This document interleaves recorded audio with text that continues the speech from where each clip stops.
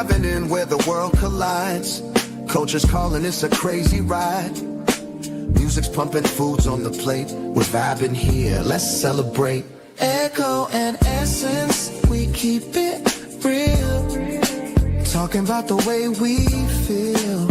Essence, essence. From the beats to the love we share. Everything in between we care. Essence, essence. Yeah. Uncle Freezy, vibing all night and all day. Coach Malpica, always something to say. Our main man in the cut, he is Soul Finger. DSJ always showing up as the soulful singer. Ron, Bully, and Corey always being so thorough. Don't forget from that ain't rap Triborough. It's not just water. Echo and essence, we keep it real. Talking about the way we feel. Essence, essence. From the beats to the love we share. Everything in between we care. Essence, essence. It's not just talk, it's how we groove. Life's a rhythm, we all move. Spin the wheel, what's next to see? Culture flowing endlessly. Echo and essence, we keep it real. Talking about the way we feel. Essence, essence.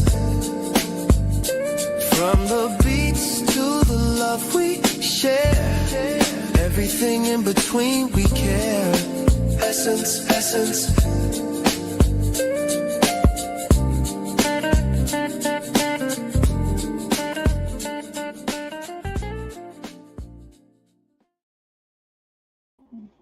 You ain't gotta be on camera.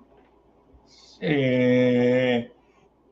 Party people in the place to be. What's good? It's your number one Chief Rock, Uncle Freezy in the building. Salute, salute. And salute to everybody out there watching us on X. Salute to everyone watching us on YouTube. Salute to y'all. Salute to also our audience on Instagram. We're trying to make us a little push on Instagram, man. Trying to grow. Y'all know, right? I just don't know. I just have some things on my mind. It's late summer.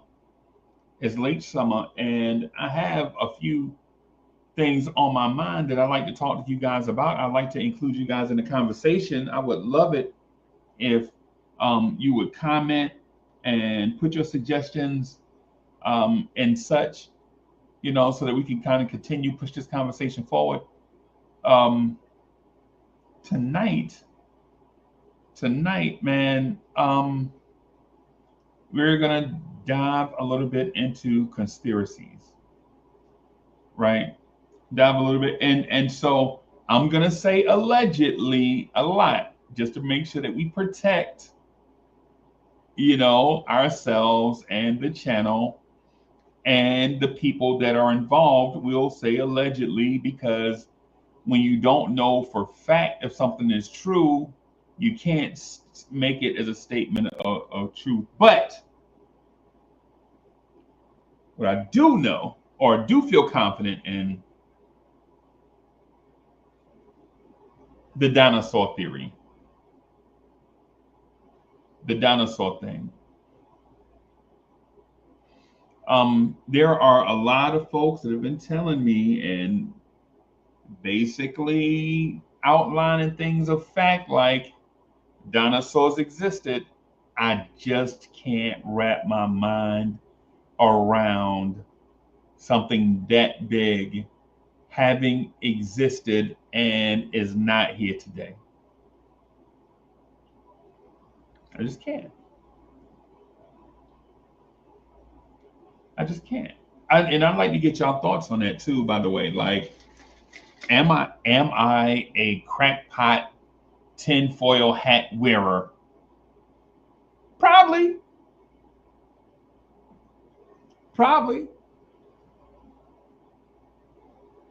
You know,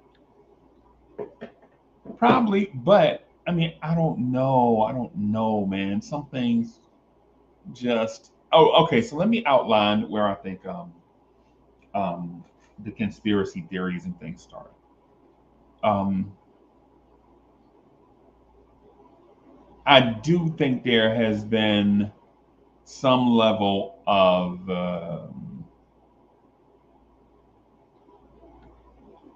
do think there is some level of contrived plans to keep urban neighborhoods under a thumb. I do think there is a systemic forced labor um, motion in place to keep certain people down, right? I do think there. I think there is a complex there.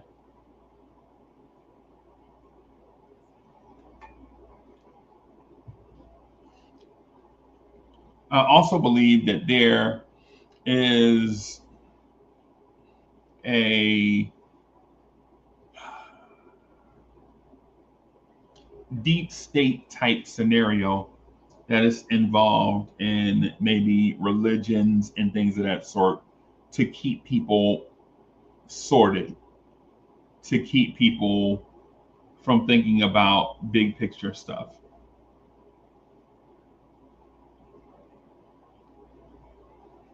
My big, one of my big thoughts, I guess, is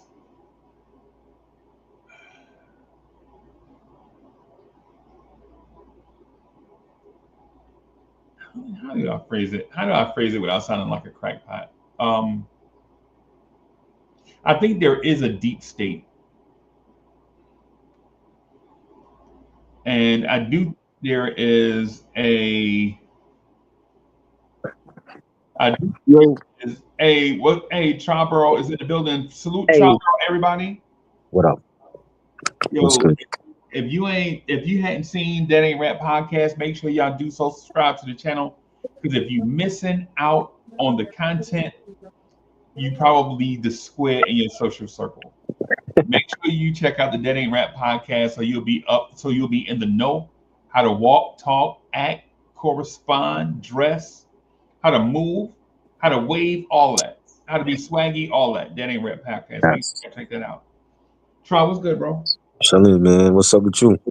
Yeah, I got this conspiracy theory stuff on my mind, bro. It's a late Uh-oh. Saturday night. It's a late Saturday night, man.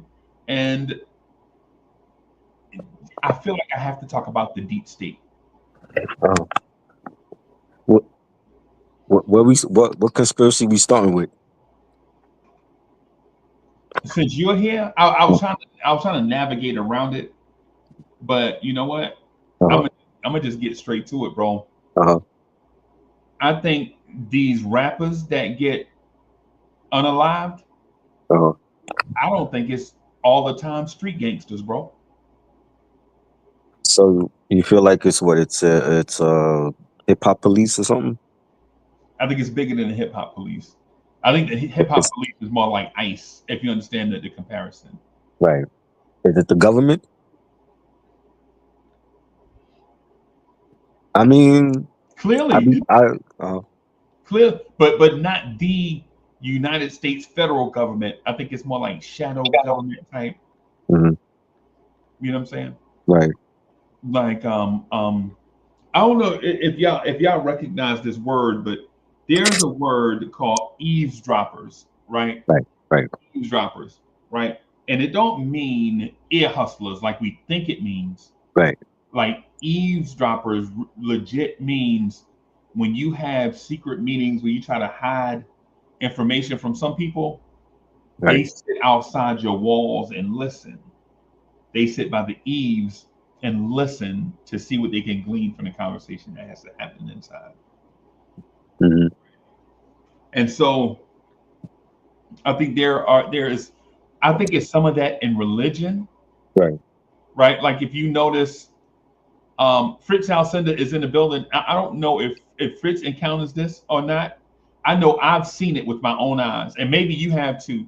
But Uh, have you noticed that in every big organization, there's always some type of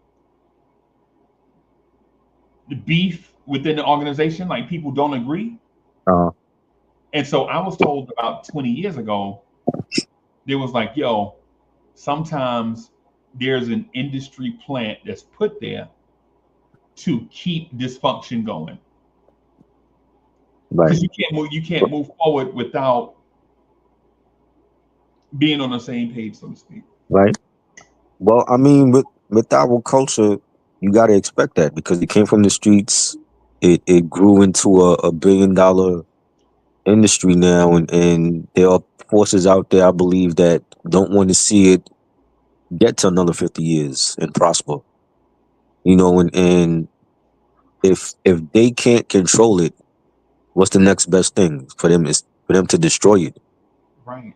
You know what I'm Right. saying? And I've always felt like that when it came to, our artists that they're gunned down in cold blood, and still to this day there's no killer for Biggie Smalls.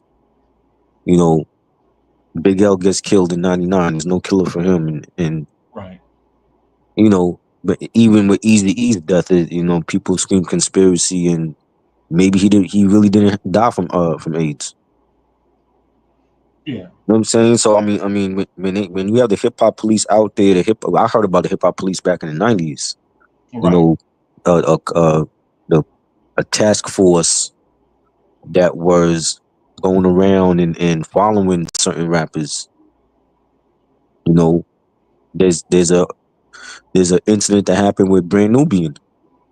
I think it was up in Harlem where they stopped Lord Jamar in his Jeep because he was black, and that was a thing. And Busta Rhymes, he's been stopped by cops and had his issues with them, and so many people, and Big L and Fat Joe they have a song called "The Enemy" on the DITC album that came out in 2000, and they talk about police brutality and being stopped by cops, and that's I've always felt like that was a real thing. You know what I'm saying? And I just wonder if it wasn't an artist like you know Elvis Presley or Johnny Cash, and they couldn't find a killer.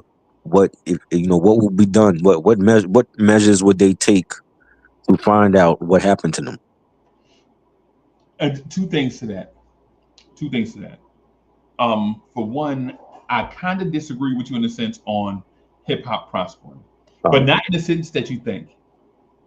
Right. okay, I think the deep state wants hip hop to prosper, but not saying the positive messages that black folks generally try to convey to each other, but by saying these negative messages that keep um, society pushed down and in the place that they want them to be. right, Right? Like if you notice songs like "Don't Let It Go to Your Head" uh, be smashing the hood, right, right? Nice little joint. Don't really do nothing globally though, right, right? Don't do nothing globally. But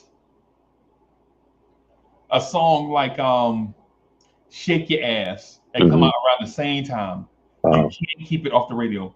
right. Shake your ass, watch Watch yourself. yourself. Yeah, Come out around the same, you feel me? right, Right? You feel me? Like two hmm songs that come around the same time, right? right, Around the same time. Like one is like, yo, be a poor righteous teacher, and they barely get radio. It's a nice joint, but they don't get radio play. The other one is like, yo, be a buffoon. Do all the right, buffoonery, and you can't keep it off the radio. right. You know what I'm Yeah. saying? hmm So in that sense, I feel like hip hop is successful in putting out these um coonery songs, Right. right?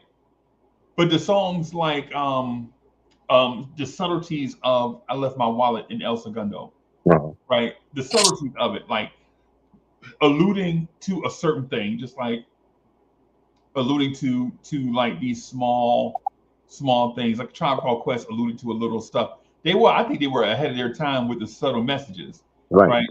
But then at the same time, they, one of my favorite hip hop songs is and not to offend anyone, but it's on the Chronic. It's a song called "Bitches Ain't Shit But Hoes and Right. Tricks," Right. right? Because the beat is so Yeah. fire, Oh yeah. right? Oh. And sorry if I offended somebody with the language. Just bear with me because I'm not gonna cuss through the whole thing. I'm just saying, just in general, right? So you have Fritz Alcindor is in the building. Salute. Salute. Hey, Salute. hey, what's up? So yeah, Um, hey, so I'm getting into my conspiracy theory bag, bro, because I feel like the deep state there's a deep state, right? I kind of had a little experience with it, but I feel like YouTube's algorithm is a part of it, right? And I'll say this because the three of y'all have busting YouTube channels, right? Right. Like we're all like the three of us are all in trying to get to a place where Mr. Beast is, right? But Mhm. how do we get there? Well, for one, as soon as I feel like as soon as I put my black face on the screen, I was doomed to be not that. Right. I think I told YouTube that a number Um, of times, and they say it's the algorithm, and not to be anti-Semitic and all that stuff because I'm not. I'm not like a racist or wanna peel people apart. That's not like what I want to do. As a matter of fact, it's the opposite. Bring people together. But I do feel like there is um, shadow forces at play that look to keep people down. Like you ever notice mhm. when you ever notice when a minority defends itself against three or four people, right? And the three or four people get hurt. He's a Right. thug. The person's a thug. Mhm. But if that person was white, that person is a hero and Right. believes in liberty and safety. Right. Yeah, Yeah. that's culture. Yeah, it's culture. It's yeah, that's just the culture of how. So I guess social engineering. I guess I think you could call it social engineering. Um, Right. yeah, that goes on. Like that's I don't think that's any secret. It's just social engineering. Right. But here's the thing. If there's an ulterior motive, then there's a conspiracy theory. Like Yeah, because conspire is the root of conspiracy. yeah. But I think yeah. When it comes to yeah minorities, they do want to keep minorities down. I think that's not. I don't even think that's even A secret. con- a controversy. Like that's not controversial. Like Okay. there's certain things that just isn't right. Like why isn't like the hood should be a place of transition. You know what I mean? It should be like you stop there, but then you get out. You know what I mean? Right. But it isn't. Is meant to keep you there. And there's messages that like just drag us down. Right. Right. See, And I, I'm with you, but in that instance, we also have to believe in the power of one, right? Because all it takes is for one fool to mess it up for everybody, right? Like say if you have like say for instance, New York City builds the biggest project, the biggest set of projects in the world in Queens, New York. Just say it happens, mm, right? Say they put it right on the edge of Queens and Brooklyn. Just say they just build a big, humongous project. It kind of almost is like a little city almost to itself, almost, right? There are going to be people that want to live there until they get their feet up under them so that they can go somewhere else. mhm. But then in that power of one rule, all it takes is for one fool, right, to make it difficult for everyone. And then now the other nine people that are around that fool are in jeopardy.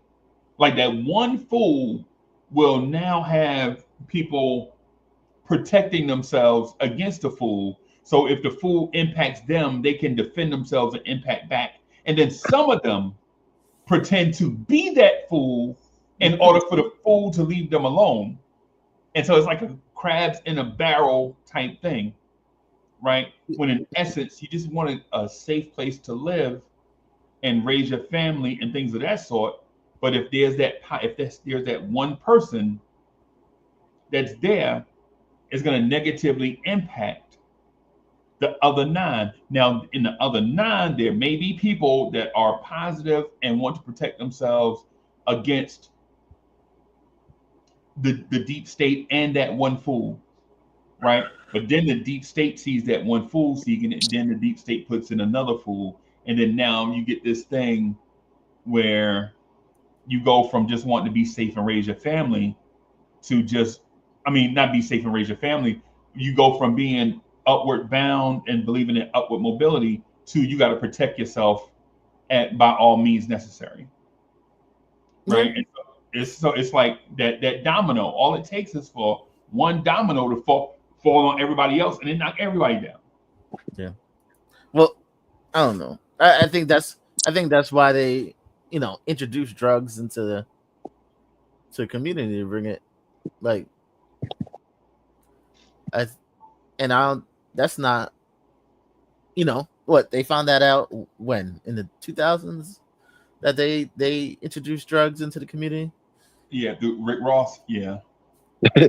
So I mean, Well, is his real name Rick Ross or is it Freeway Ricky? What should we call him? The real one or the rapper? No, not the fake one. The fake one ain't nothing but a fat the, bastard. the real one. Yeah, the real one, not Yeah. the Freeway Ricky Ross. yeah. But yeah, there's a lot like that. Like there's but also but they also like social engineering the messages. Then you get messages like, oh, like now it's like no snitching. Like I got like little 12-year-olds talking about no snitching, like because you can't get these people out because the messages are like, oh, this is the people who are doing the worst are considered the best of the community, the elite of the community, and I was like, man, that is so stupid. Yeah. But we keep perpetuating it. Yeah. We keep perpetuating it. Keep on. Still glorify it.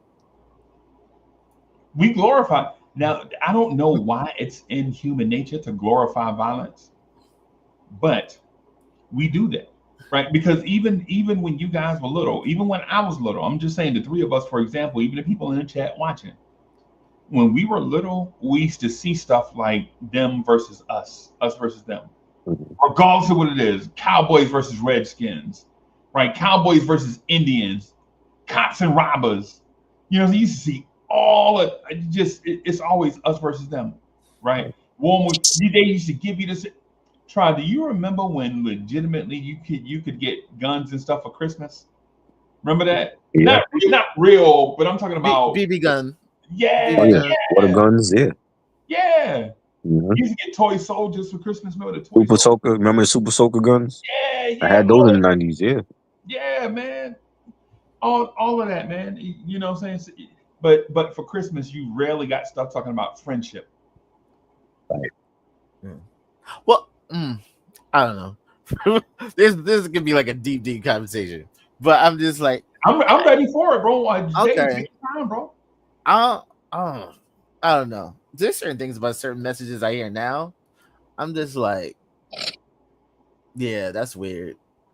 But religiously, I kind of like look at it, and I'm like, okay, we know who rules the world, who runs things, so it's not really a surprise to me. A lot of kids, like, I think a lot of people try to be godlike, like they want to be gods themselves. Like, I want to be invincible. I want to be able to do what I want, when I want, to who I want. And that used to be, and that used to be like a minority among people, but like now it's like everybody. I walk around like I just want to be able to do what I want, when I want, to whoever I want, and I'm right. I feel you. I understand where you're coming from. There, try what I think is the issue is um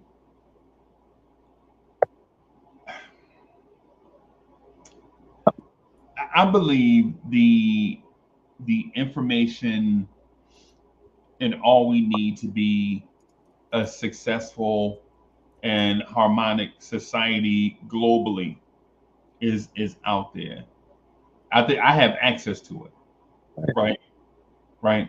Yeah, like I know better because I learned at an early age. I think I learned that I was like 27, 20, 28 years old, right? 27, 27, 28.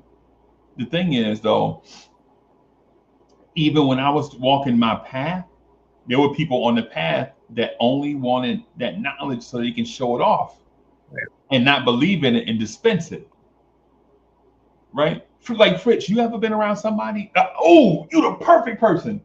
Fritz, you ever met somebody who can spit the Bible backwards and forwards? Yeah. And then you see them and you see how they act. You're like, this person don't act like this. You know what I'm saying? You ever been around a person like that? It's not in their. It's not in their heart. Like Right, but they it's, know it though. it's information. It's information. Yeah, yeah, It's information to them. It's academic. It's academic. Like it's an academic exercise for them. Yeah. But getting back to the violence thing, like if you really look at it, like when we little kids, we're watching violence, like cartoons like G.I. Joe and Transformers. It was nothing but violent. Yeah. You know, the movies that they put out, the Terminator, Rambo, Cobra, you know what I'm saying? Like all of that had violence in it. And you know, it's cool when it's okay to use a firearm when you're actually in war. You know, when you're fighting for this country, but on the streets in the hood, nah, they don't want you with a firearm in your hand. yeah. But yeah, it's a conflicting message. Also, probably even a bigger conflicting message I see in like every movie and every TV show is like revenge is okay, and in society, in no way, shape, or form is revenge okay in society. But in a movie, it's absolutely It's like sought after. Yeah. yeah. It's like, oh yeah, somebody touched me, I can do whatever to you I'm gonna because touch it's revenge. everybody. You know But what I'm saying? then you do it in real life, like yo, you going to jail. And then the premise or the guise of it is, well, you should know better. You know that that's only art. That's fiction, right? But at the beginning of a movie, there's no disclaimer saying this is art and fiction. Y'all notice Yeah, that? Right. yeah, Right? They yeah, present so some movies bust off in the beginning Yep. with violence. Yep. yeah. But but the thing is, people actually believe it. Like I know everybody's been in a situation where somebody done them dirty, and they think it's okay to stab somebody. Like, where did you get that from? Like, you know what I mean? Like, because somebody did something to you, you can stab somebody. Like, as revenge. Like, where does this come from? Like, where's that programming come from? Mhm. That's a different level of revenge, just like from their upbringing. You know what I'm saying? They might have seen that in their own household or on the streets. Yeah, Yeah, yeah, yeah, man. I'm not. yeah. I ain't go for like. I learned the story of Cain and Abel early, very early, very early, right?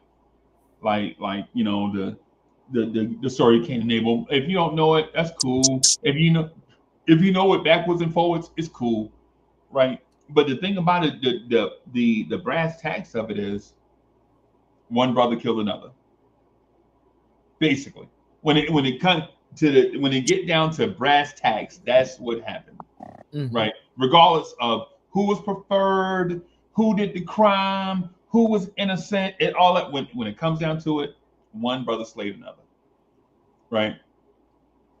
And when we see that, people use these quotes, Bro, they used a quote in New Jack City. Yeah. Fritz, you ever saw that movie New Jack City? I seen it in pieces, in pieces. I'm telling you, like hood stories. It's like horror to me. Like it's horror to me. Like it disturbs me because in back of my mind, it's like, yo, could this really happen? Right, Like it's horror to me. right, right. Yeah, it's oh yeah, yeah, wrong.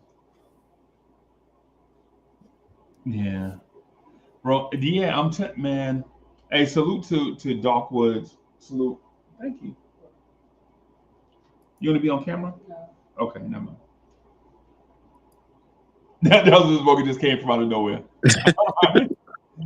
Okay. Yeah,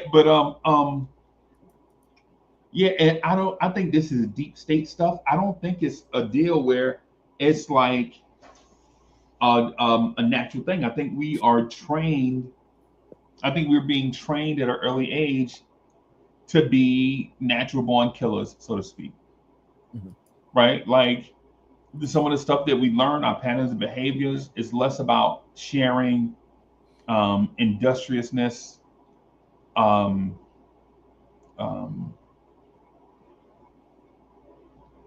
um, what's the word I'm looking for? Custodians being like when you like Fritz, when you hear the word custodian, what's the first thing you think of? Ownership, like or yeah, caretaker, Right. caretaker. Yeah. Try when you hear the word custodian, do you think the same thing? Yeah. Um, I'm not gonna lie to you. When I first heard the word custodian, I thought janitor. oh yeah, that too. That's what I Yeah. Yeah. Yeah. growing up. Yeah. That's the first thing. Yeah, the first thing comes to mind. Yeah.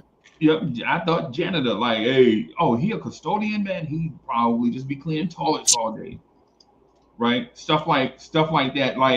Like being a caretaker means you're beneath the rest of society.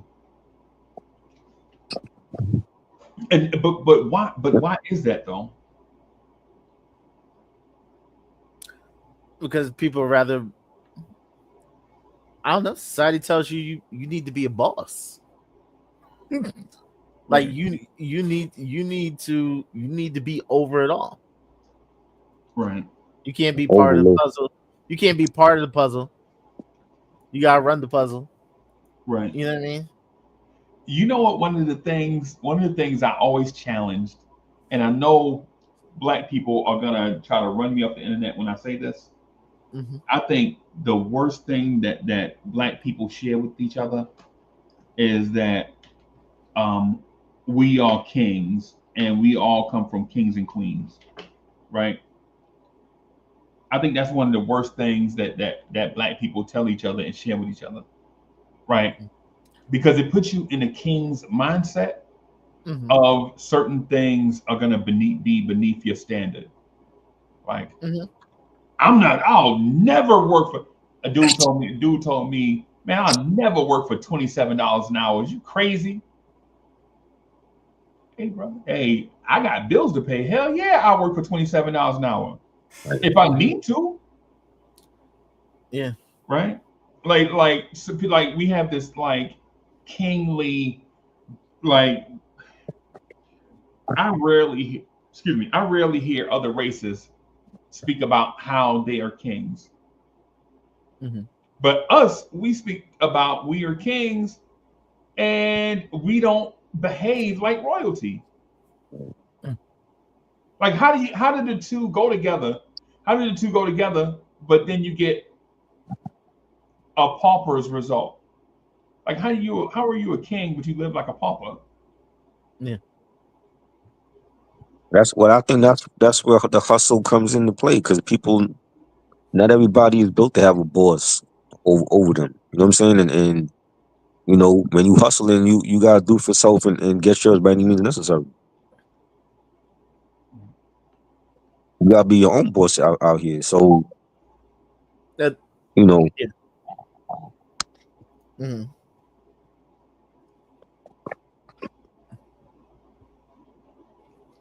Right.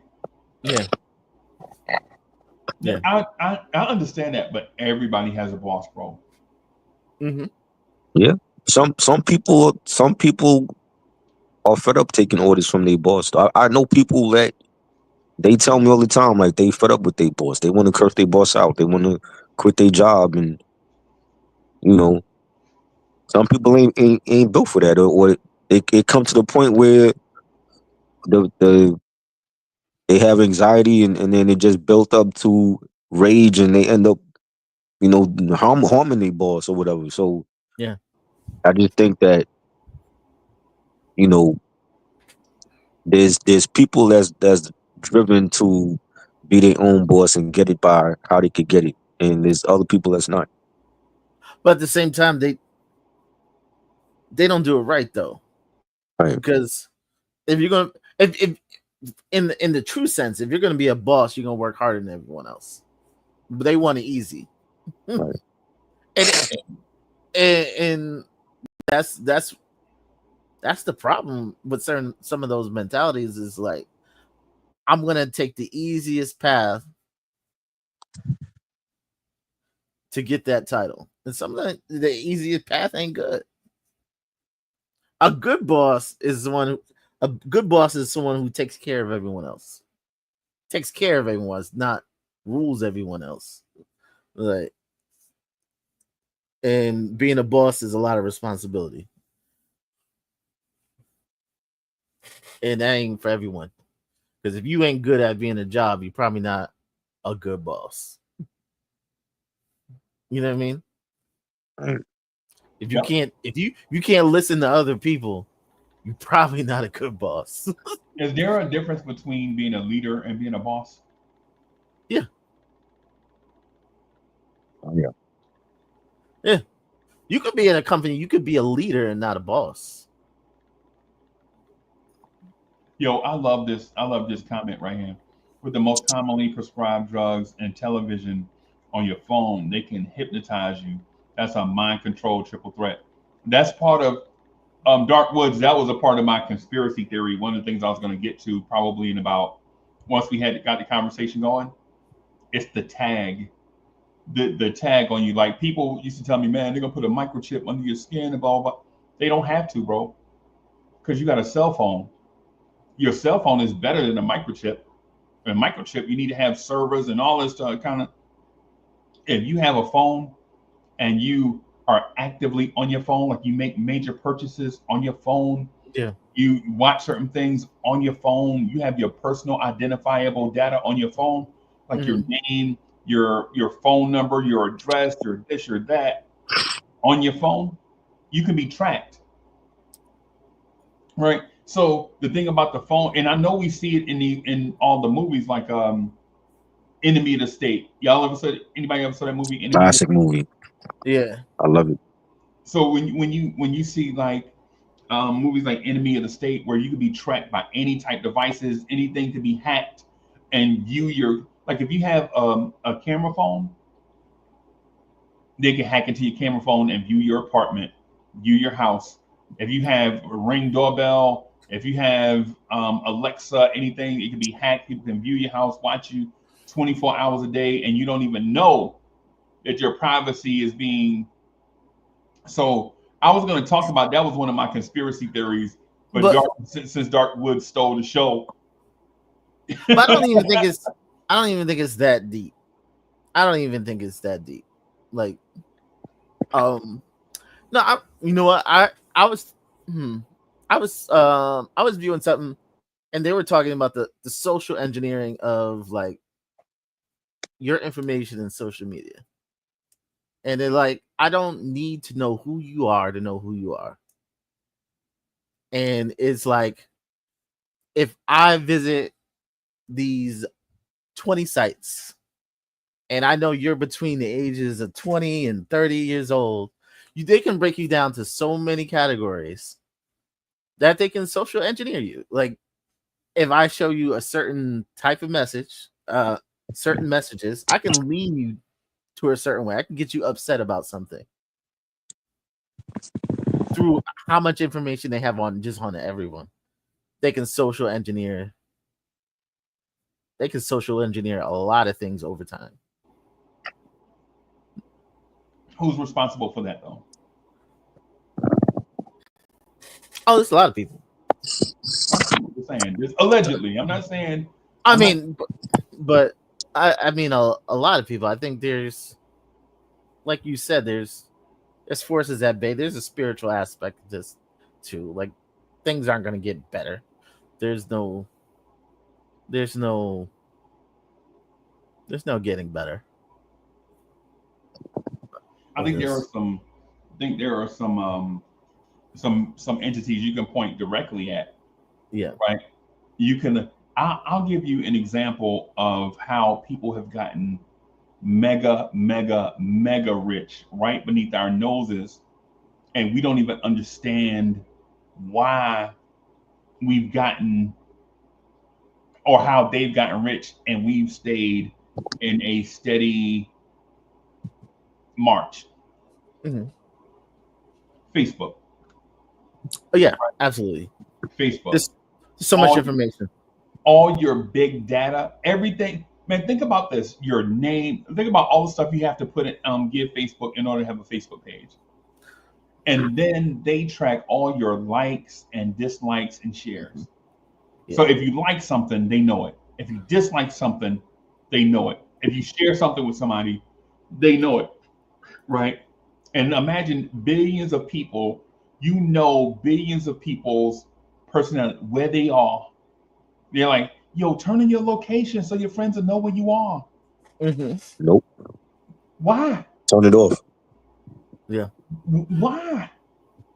So Facebook can know where you are and Right. relate that information to your friends, Yeah. or so that the deep state knows where you are, right? Yeah, I wouldn't call it deep state, but I think yeah, I did, like, someone was talking about that, and it's like there's information that you would never give someone. And he's like, I don't need to know that, because he's I can automatically know it. So like, would you tell somebody that you're he said, I'd never put online that if I'm a Democrat or Republican. He said, I don't need to know that. He's like, I could just go to your Facebook information. And he said, I know you have 100 friends, and 90% of them are a certain political affiliation. And the posts that you watch Yep. go in a certain situation. That's all the information I need. I already know what you are. He's like, I don't even need to know. Like, he's like, And we don't have to ask you directly. yeah. He's like, I have that information. And he said, because you've been clicking around. I know where your eyes go on the screen. You know what I mean? I know everything about you. It's crazy. Yeah, I don't that new Instagram feature they got with location, adding your location and letting your friends know. I turn it off. Mm-hmm. They don't need to know unless I'm linking up with you in person. They don't. Not everybody needs to know where you at. Mm-hmm. You know, that's another reason. That's only another reason for the government to spy on you. You know.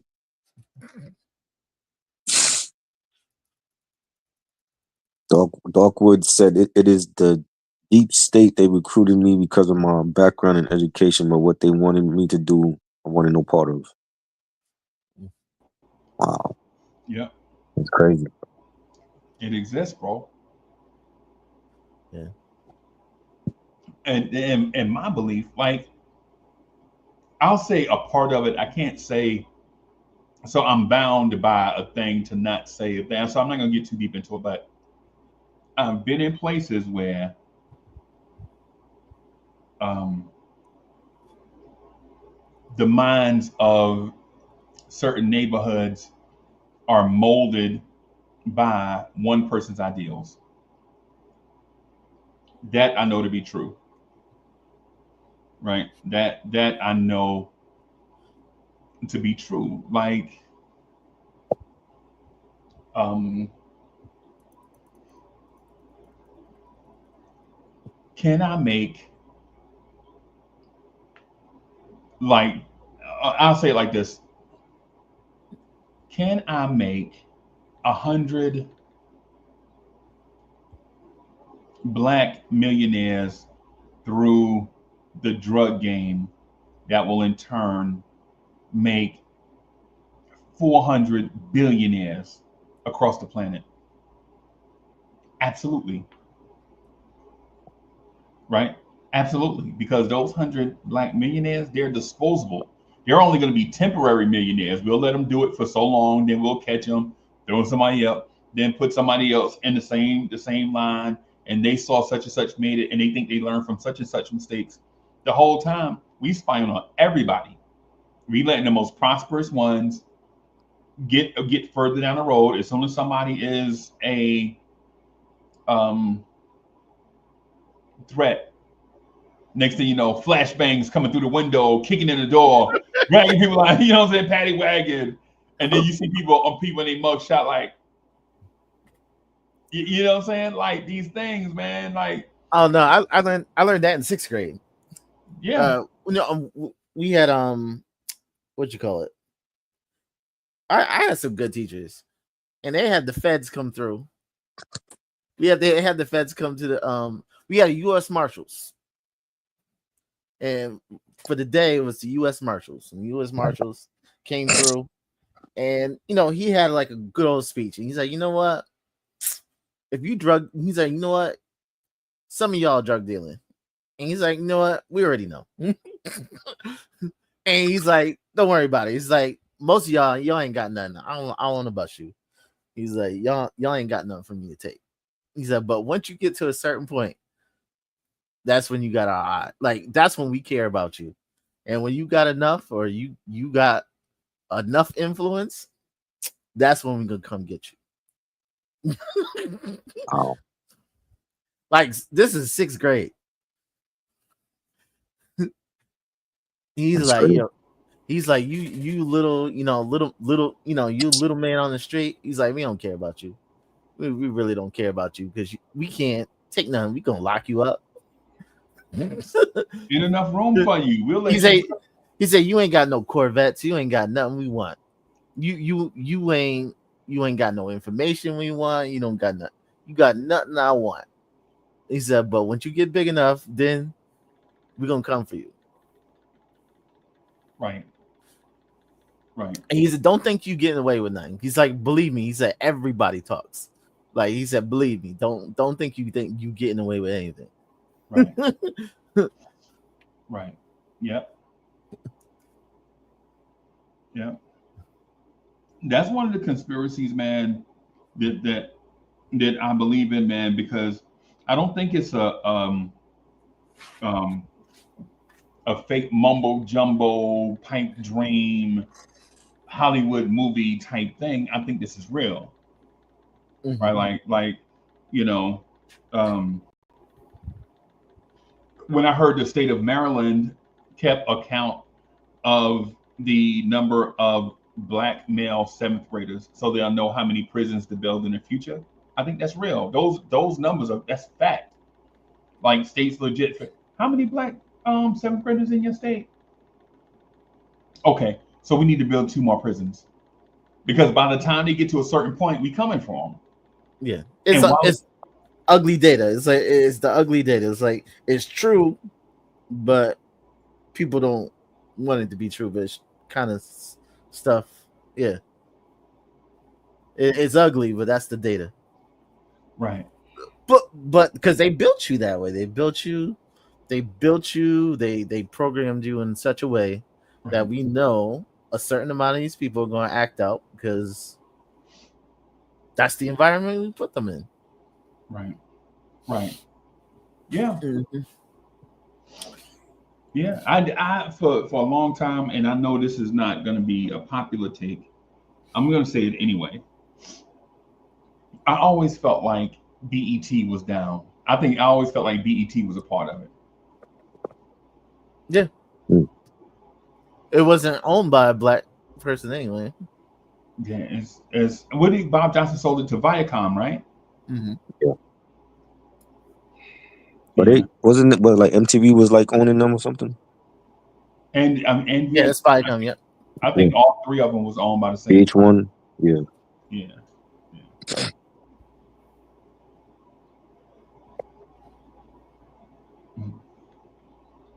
Wow, Doc Woods, that's crazy, bro. That's wild. That's wild. Oh That's, yeah. They court like yeah, like your cell pings everywhere. That's the first thing they check. Like right. on these cases, like where was your cell phone? Yeah. You know what I mean? They Yeah, can tell this. They can tell that you left that cell phone on the nightstand, or were walking around with it. Yeah. Yeah, they know. Yeah, that's what I'm saying, bro. This thing is deep, man. And Like, then if you have a watch, even worse. Like you know, if you know, because it knows your heartbeat, it knows your vitals, it knows all that stuff. oh You yeah, know, yeah, yeah. And see, man, I gotta one of the things it's one of the things somebody told me was and not getting away from the main topic. I want to stay on the main topic. I just want to add this as an aside. So I want to add this as coleslaw. I did the ancestry thing, right? You know, the ancestry yeah. DNA thing to find out your Uh-huh. and the black people. I don't want to call them that word, but it was like, man, you out here sending your DNA to the man. They out here making little freezies right now. Right. Little Right. clones. They out here making clones. Yep. You gonna see doppelgangers sooner or later. I'm like, Yep. you don't even know what a doppelganger is. You just heard that word in the movie and think he's smart, right? The thing is what's the difference between that and you going to the hospital for something and them drawing stuff from you? It's the same. You think you know that they're disposing of your stuff. You trust that's what they're doing, but you don't know that for sure. Right. You're not seeing what they're doing. Right. Like, Fritz, how many times have you went in for a checkup and they take like mad blood and fluids? Hey, pee in this cup. I need to do a blood test to make sure. Like, damn, that's a whole lot of blood for a test. You got like 3 vials over there. I mean, what kind of test is this? You know what I'm saying? And so, you know, that's why I'm like people telling me like you did the ancestry thing. Yeah, because y'all not telling me where I'm really from. Like y'all legit told me I was Haitian. Y'all told me I was Haitian for 55 years, right? I mean, we Haitian. They making up fake ass Haitian. Parlez-vous français? They don't even know what they talking about, right?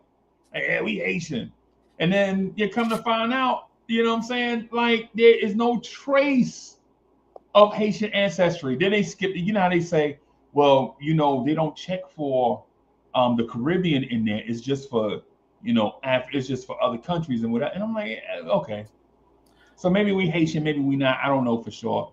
I'm gonna just say whatever, right? But how you gonna judge me on doing the ancestry thing when y'all out here doing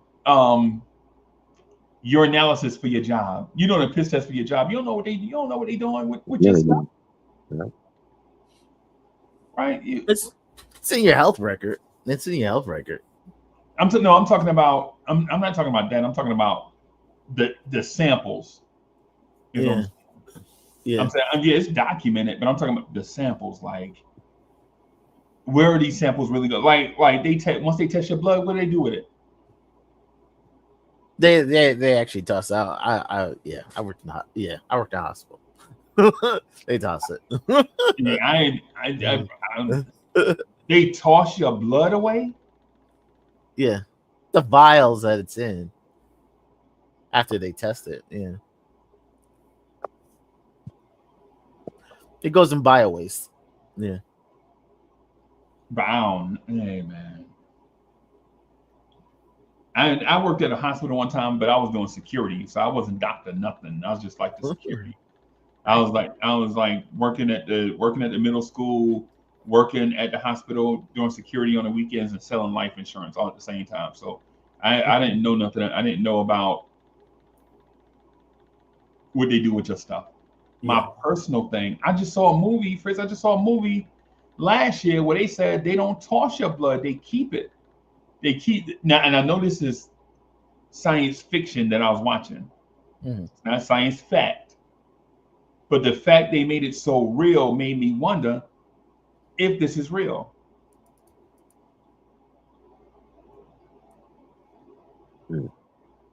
Oh no, they toss it. They toss it Where do they toss it at though?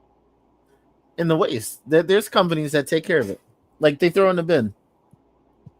They put it in a bin and then a company come get it. Yeah. So what's the There, company there's doing it then? yeah, their companies just dedicated to biological waste. Getting rid of like stuff that, yeah. You know that's what we thought about 23andMe, right? Well, no, actually, 23andMe. Yeah, there's some like more stuff to that stuff than what most people know. Because there's some like religious organizations like connect to that too. So To 23andMe? to like some of those, yeah, I never heard that. yeah, there's some like organizations connected, like looking up people's past, like ancestry, like looking up their, yeah, looking up to connect to their like ancestors and stuff like that. Yeah. What's the purpose though? Just for that? Just to find their ancestors or something? Nah, it was like when I heard about it, it was like pretty deep. It was like pretty deep. I was like, oh, okay. I didn't even know there was like a certain connection like that. Like, From what I heard, they kept people's stuff. And no, but it's searchable. It's searchable. Like certain things like cops will use that database. Like they'll go through it.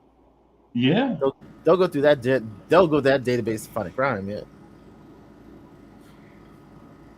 bro. I don't know. Coach, what's good, bro? What's up? You never sent me the link. No, I told remember the other day I told you I was putting it in the chat so that Man, I'm an idiot. Yeah. Mold. I was putting it in the link so if there was a problem with the echo, anytime tech issue, whatever, it'll be. Right. I got you. Yeah. Yeah. No, I never get that notification. Still, it's so weird. It's the deep state, bro. The deep state don't want us to have it. Yeah, I hate that word so bad. they don't want. They don't want us I hate that white word and so black bad. people to be so friendly. Yeah, man. They want to keep I it think- separated. I think certain words are like do more harm than good. Deep state. And What? that's one of the word that's one of like those sayings that does more harm than good. For me. Yeah, I get it. I get it. It's a personal thing. I get that. No, because it may mean something to you, and then somebody uses it as something else. They And it's like weaponize nah, it. and yeah, and it's like nah, that's not what it means. Like it means one thing. It doesn't mean all these things. Like you could change a word's meaning, Right. over like time. changing the word, like changing the term woke. Yeah, that's one of the words I hate. They changed. Yeah. Because I'll still. Because the same way you use the word deep state, Fox News uses it, Yeah. and they don't mean the same thing you mean. And you don't mean this. No, I get it. I get that. I mean, you actually think that it's like the government, like this covert networks and unelected Yeah, officials, like up to no good on Yes. behalf of the government and stuff, No, like hired guns. no, not quite in that sense. I Were think there is. They're doing this on our own. No, I think there is a deep state behind the governments and societies, like somebody, and it's not like in that sense of Illuminati, right? Not in that sense, but in a sense of global entities recognizing that. For instance, I'll give an example, and this is for a man, Fritz. Fritz, if we find out that a comet is about 7 months away, or no, not even 7 months. We find out that a comet is 3 years away from hitting Earth, and it's about the size of Texas, right? Yeah. A Did you see comet about the Paradise? size of Texas is 3 years away from hitting the Earth. Do you think your government is going to take care of the little guy? Yeah. That's the theme of Paradise. The But Paradise. the thing is, if a meteor the size of Texas hits the Earth, there's nothing they can do either to save themselves. So they're essentially gonna keep them have themselves in danger as well by not letting us know too. Right. But So I heard someone say this though, that the deep state is prepared for an apocalyptic event like that, and they have legit um um underground bunkers and stuff. no they're working on the spaceships and things to get off the planet Oh, if the planet can't survive. Right. And it's not even a large number. It's like to move out like 3 or 4 million people out yeah. of 8.5, 8 billion people on the planet. Now So it's like to move like the legit 1% or less right. to I, have them survive. I have a. I don't know if it's a conspiracy, but I have a historical theory that's similar to that. That the story of Noah's Ark. Yeah. Okay, I'm not trying to offend any religious people. You know what I mean? But there's those kind of stories sometimes are told simplistic when there's a more complex, explanation behind it all. But to make it a simple explanation, like, oh, two of every species was on a boat, and blah blah blah, and there was a flood. I don't mean to offend by simplifying it so much, but anyway, it's a sense of, in the bigger picture, how the sun is always expanding, Mhm. right? Because all stars do that. They expand, they expand. And this is over millions of years. In the early stages of the sun, because all Earth is, we're the perfect distance when it comes to science. The Earth is the perfect distance from the sun to maintain life with our atmosphere and the amount of heat, and all the formulas just right, where they're just the right amount of distance from the sun. So as the sun expands, it's going to eventually get too hot to live on the Earth, whether we speed it up or not with our carbon emissions or plastic or styrofoam or all the cows farting with the manure or whatever it is that might speed up the heating up of the earth, whatever. But you can believe what you want with all that. I'm not trying to get political. But anyway, so eventually the earth is going to be too hot and inhabitable. So in nature and in science, the true meaning of life is living, keeping your species alive. That's why some species adapt. Different bugs and different animals adapt to Like their dinosaurs. their environment. Yeah. Yeah. So our main goal is to stay alive as a species. So even though we may not be able to save all of us, I feel like there was a time when Mercury, because the sun was less expanded and less hot, Mercury at one time was habitable, and we had a cycle of an Earth type cycle of life that happened on Mercury, right? And then eventually Mercury got too hot, and we had to do this big celestial event where we had to maintain the life of our species. And so we made a sort of satellite or ship or Noah's Ark type thing where with science, because we can do this with science, we can grow animals in a lab with stem cells and everything.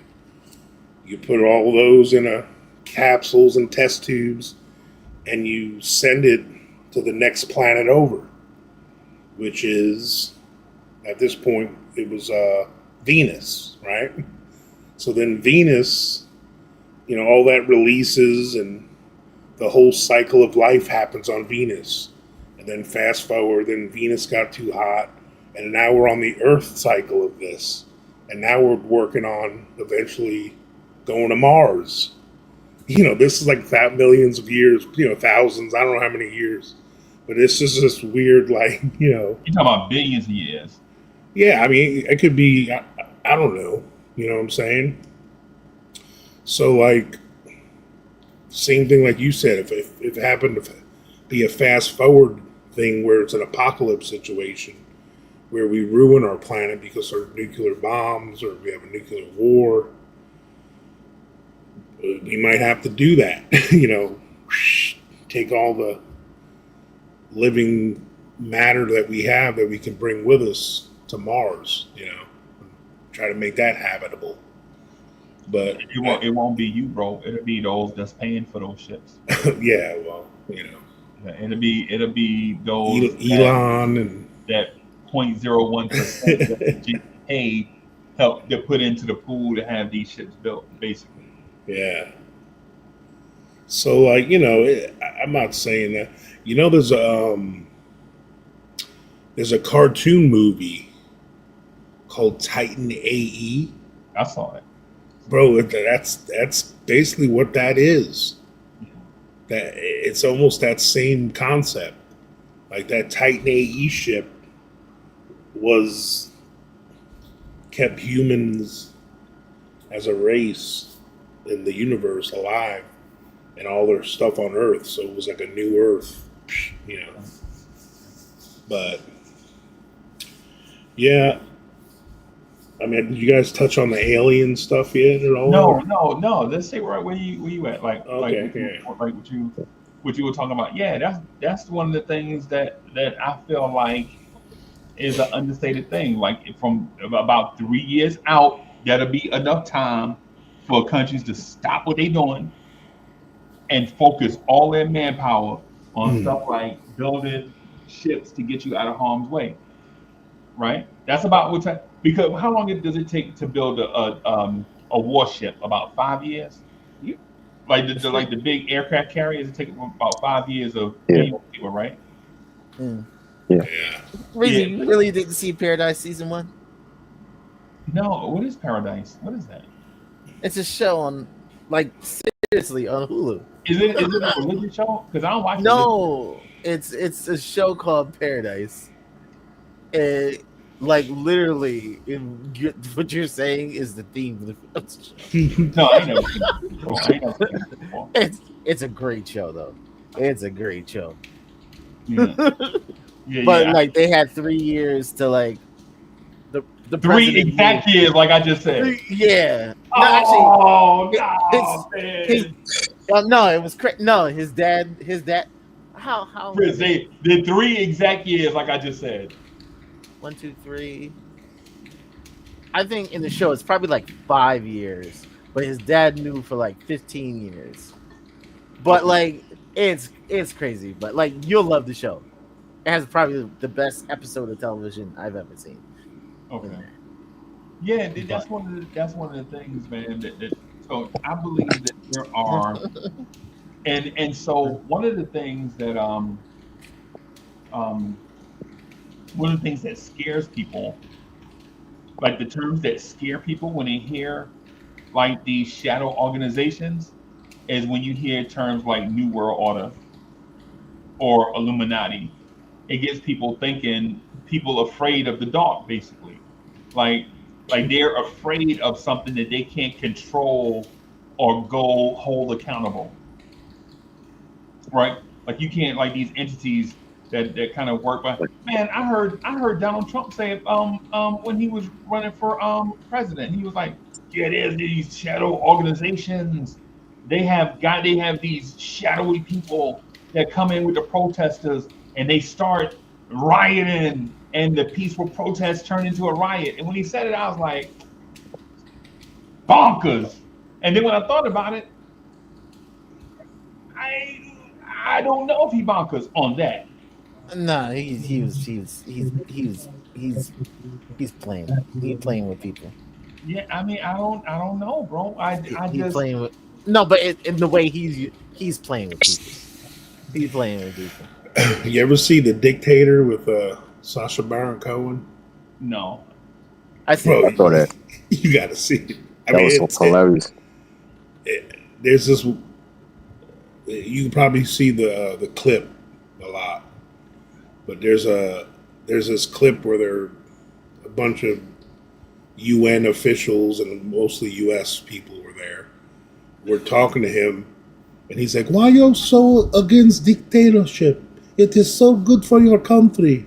And then he's like goes through this whole list of things that like dictators do and how they treat the country, you know. And it was like all the things the US are already doing. It was like so, you know, it's tongue in cheek and it's like satire, you know, comedy, but Right. it had a lot of truth to it, you know. It was like Nah, man. Yo, coach. I'm gonna keep it a stack. I don't know because with the theory you just mentioned, I think I Yeah. heard that in the 80s. I hadn't heard anybody talk about it recently, right? So Yeah. when you were saying that, I was like, yo, you know what? I did hear that. It's just been like 30 something years since I heard yeah. somebody talk about it. I think you know what? I think I saw it in a book or something. I can't remember, right? But one of the things though that you mentioned, like relating it to the Noah's Ark thing, I don't know if that's exactly what you were talking about, unless you're saying that the Ark itself was the spaceship that moved people from planet to planet. Yeah. Okay, all right. Because here's the thing. When the people at the timeline of when the Bible was written, okay, and you could give or take the timeline. It's different with everybody, but it's right around this same time. They didn't have Google, okay? They didn't have science to help explain certain phenomenon to them. So because of their limited resources on what the meaning is of some of the things that were happening around them, they have to explain it just with the vocabulary and knowledge that they have at the moment. So Like Yeah. if like you us. see if you see a burning bush, you know, it's easy to say like, oh, you know, it's a miracle. But we know with science that dry temperatures, if you're in a drought, extreme heat can just form forest fires and form, you know, lightning can strike and form fire. You know, it's like, but the way people explained it is like in the Bible, you know, there was all these scientific phenomenon that could happen, and but they Well, made it more I don't know. I biblical. believe the You know, Bible, and I'm not saying the Bible's wrong. I know, but human history is only 5,000 years old. Like 5,000, six Yeah, thousand, five no, thousand, 6,000 years old. sorry, that's where you and I are gonna nah, have to I don't think disagree. I don't think y'all disagreeing. I think because the thing is human and human history are two different things. Because history is not the events that occurred. It's the recording of those events that have occurred. Like when we Right. started tracking those events, No, right? I'm literally 5,000, 6,000 years. Yeah. Hey, Literally, okay. All Adam right. was born 5,000, 6,000 years ago. And see, I can't discredit the Chinese and Japanese people that have documented history that predates that. And what do we say about the human bodies that were found that are aged to be like thousands and thousands of years old? Yeah, million. Lucy was like more than like when they She, found I don't out. think was Lucy human though, or was she humanoid? I think it was a humanoid. Okay. Yeah. Yeah. But Yeah, Miguel P. I understand where you're coming from. Miguel P. trying to get us deeper in this conversation. Miguel P. is like, y'all hurry up. I know where Miguel P. is going with this. yeah, man. But yeah, I'm gonna take the Bible at his word. Also, That's okay. like, I don't know. You have to look at what the flood was and how it happened. So it just, yeah. So before the flood, there was an expanse. So there was another layer to the atmosphere before the flood that isn't there anymore. Why not? Because that's what came down. Like that's what came down. Can you explain that though? Just Okay. So prior to the flood, the world was one climate. Like it, you know how it says it never rained. Now, are you referring to the Jehovah's Bible right now?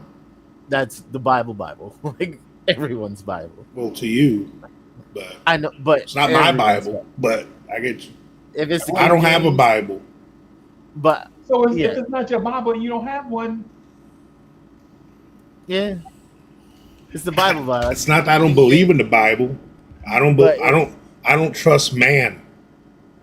Yeah, there's a lot of people like that. So Like, anything that man has touched. Coach, hold on, let me finish. Yeah. Oh, I'm sorry. Go ahead. No, but I mean, just up to that point, like the world was one climate. Like it never rained. Up to that point, because there was an expanse. Like, you know how we have, there's 7 layers of the atmosphere. There was another layer, a layer of water, and the whole Earth literally was the same climate. And when the flood happened, that layer came down. That's where the water came from. But now we have climates. Like everything moves. We have rain. We have snow. We have seasons. Before that, there were no seasons. There were no seasons before the flood.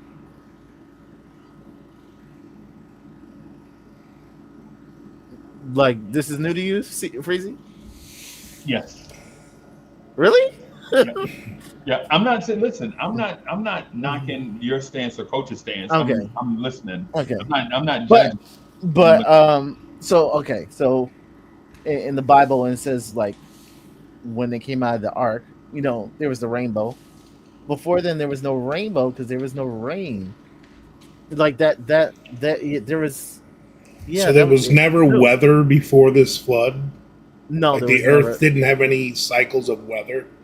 No, it was just always sunny. No, it was always cloudy.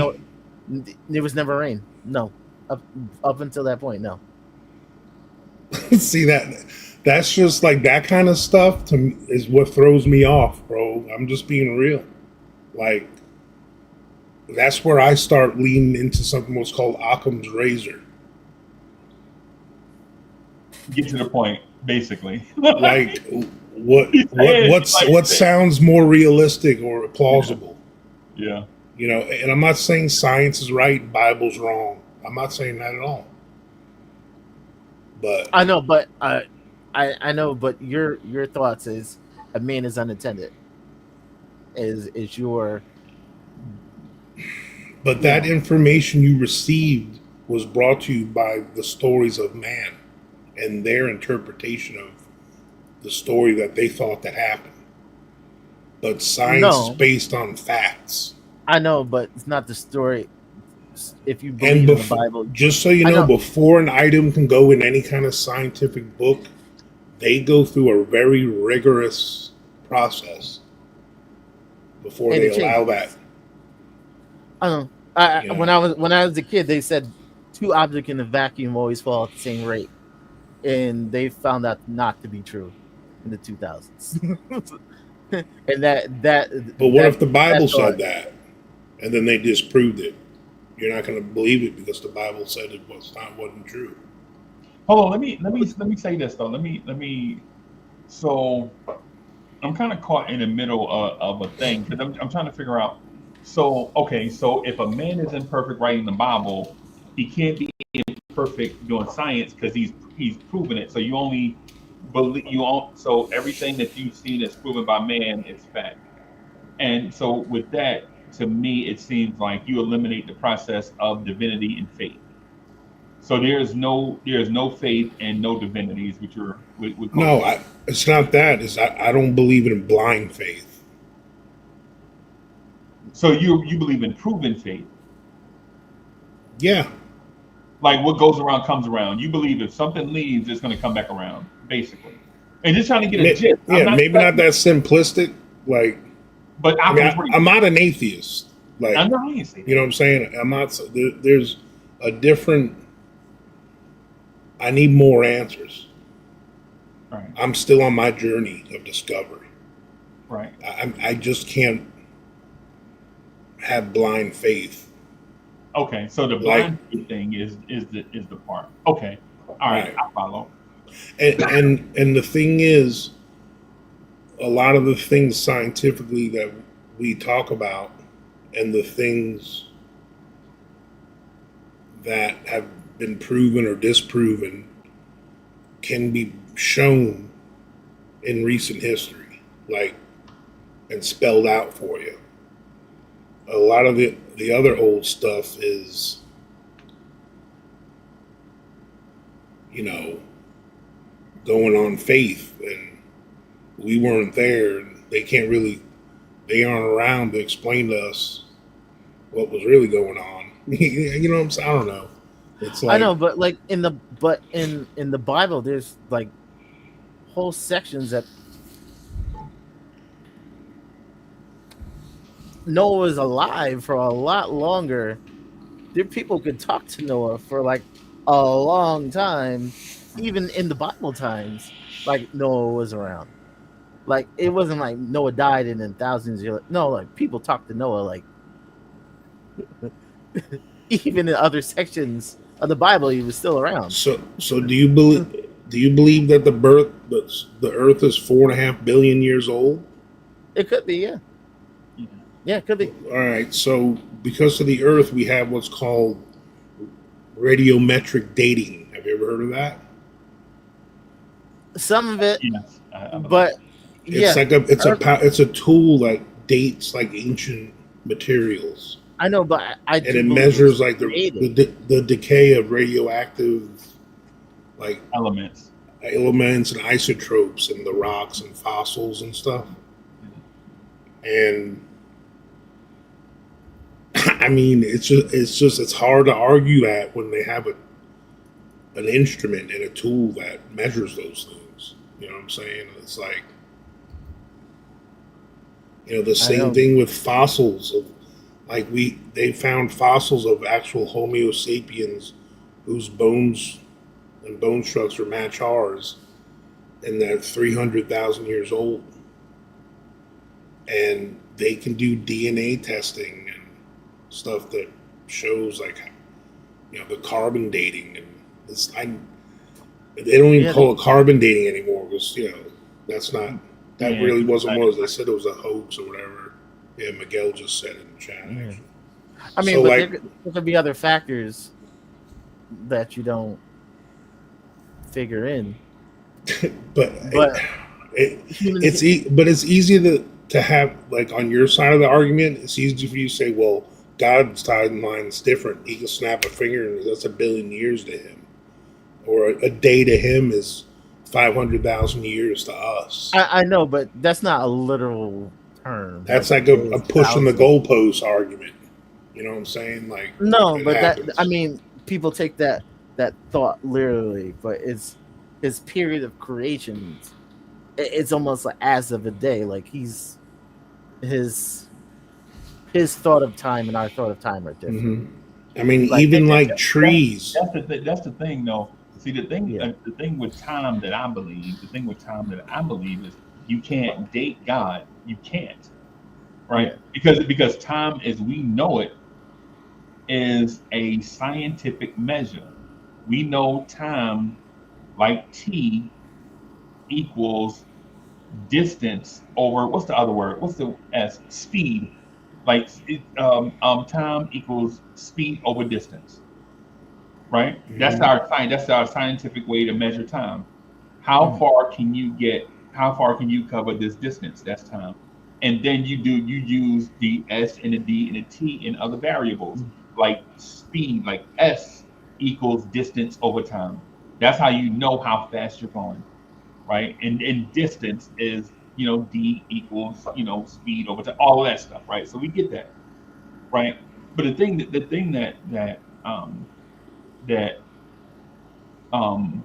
I guess where I'm at like a crossroads with is how trusting we are with science versus how not trusting we are with belief systems. And it's not because of coaches here. It's because of something I heard from Neil deGrasse Tyson. Right? Yeah. I heard Neil deGrasse Tyson say something, and it was so bizarre and arrogant.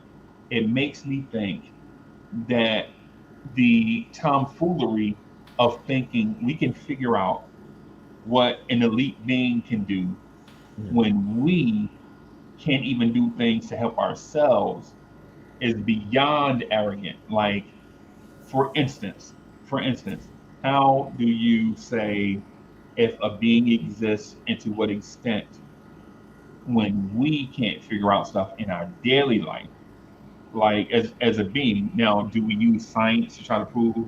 What that means to me is a million people like me getting together with the stuff that they believe are fact, and they test those facts and compile stuff, and then have a belief built based on not a faith in a higher being, but faith in that what we're doing is accurate. But at the same time, we know that we can't use all of our potential.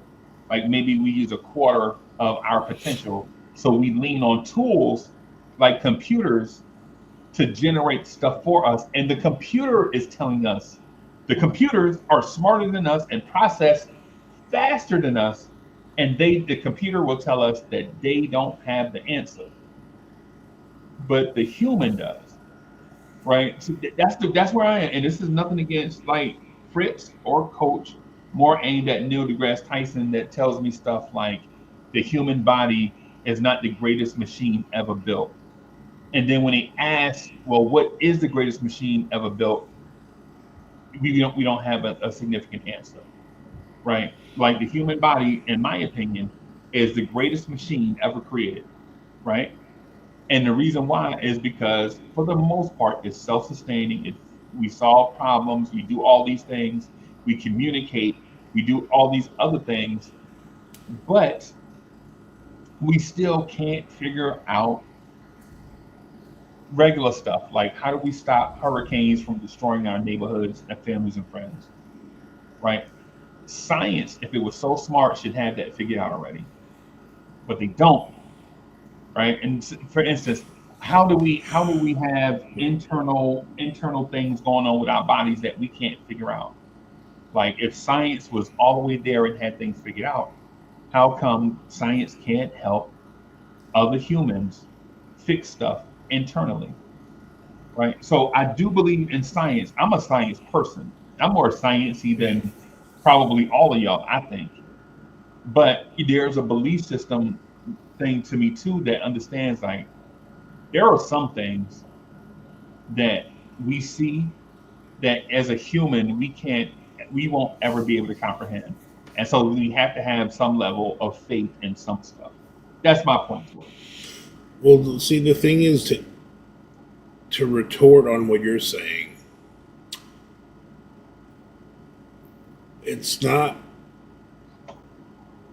wrong of us to, or out of bounds of us to theorize and imagine what higher levels of being could be, or what our eventual possibilities could be, because we're only limited by our imagination.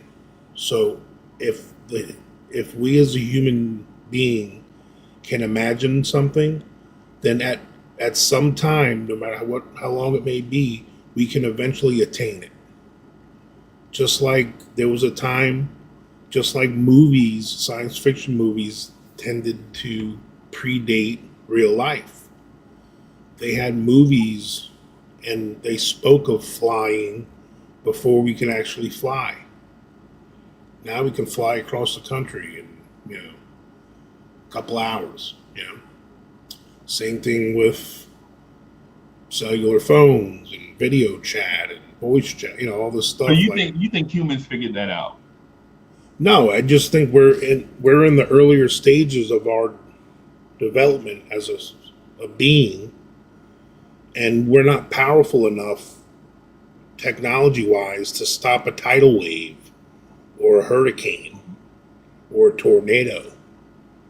Now, we've been strong enough and powerful enough to figure out how to slow down like flooding somewhat with dams and the sandbags and the walling. They still can't do it though. It's It's nature's preventative.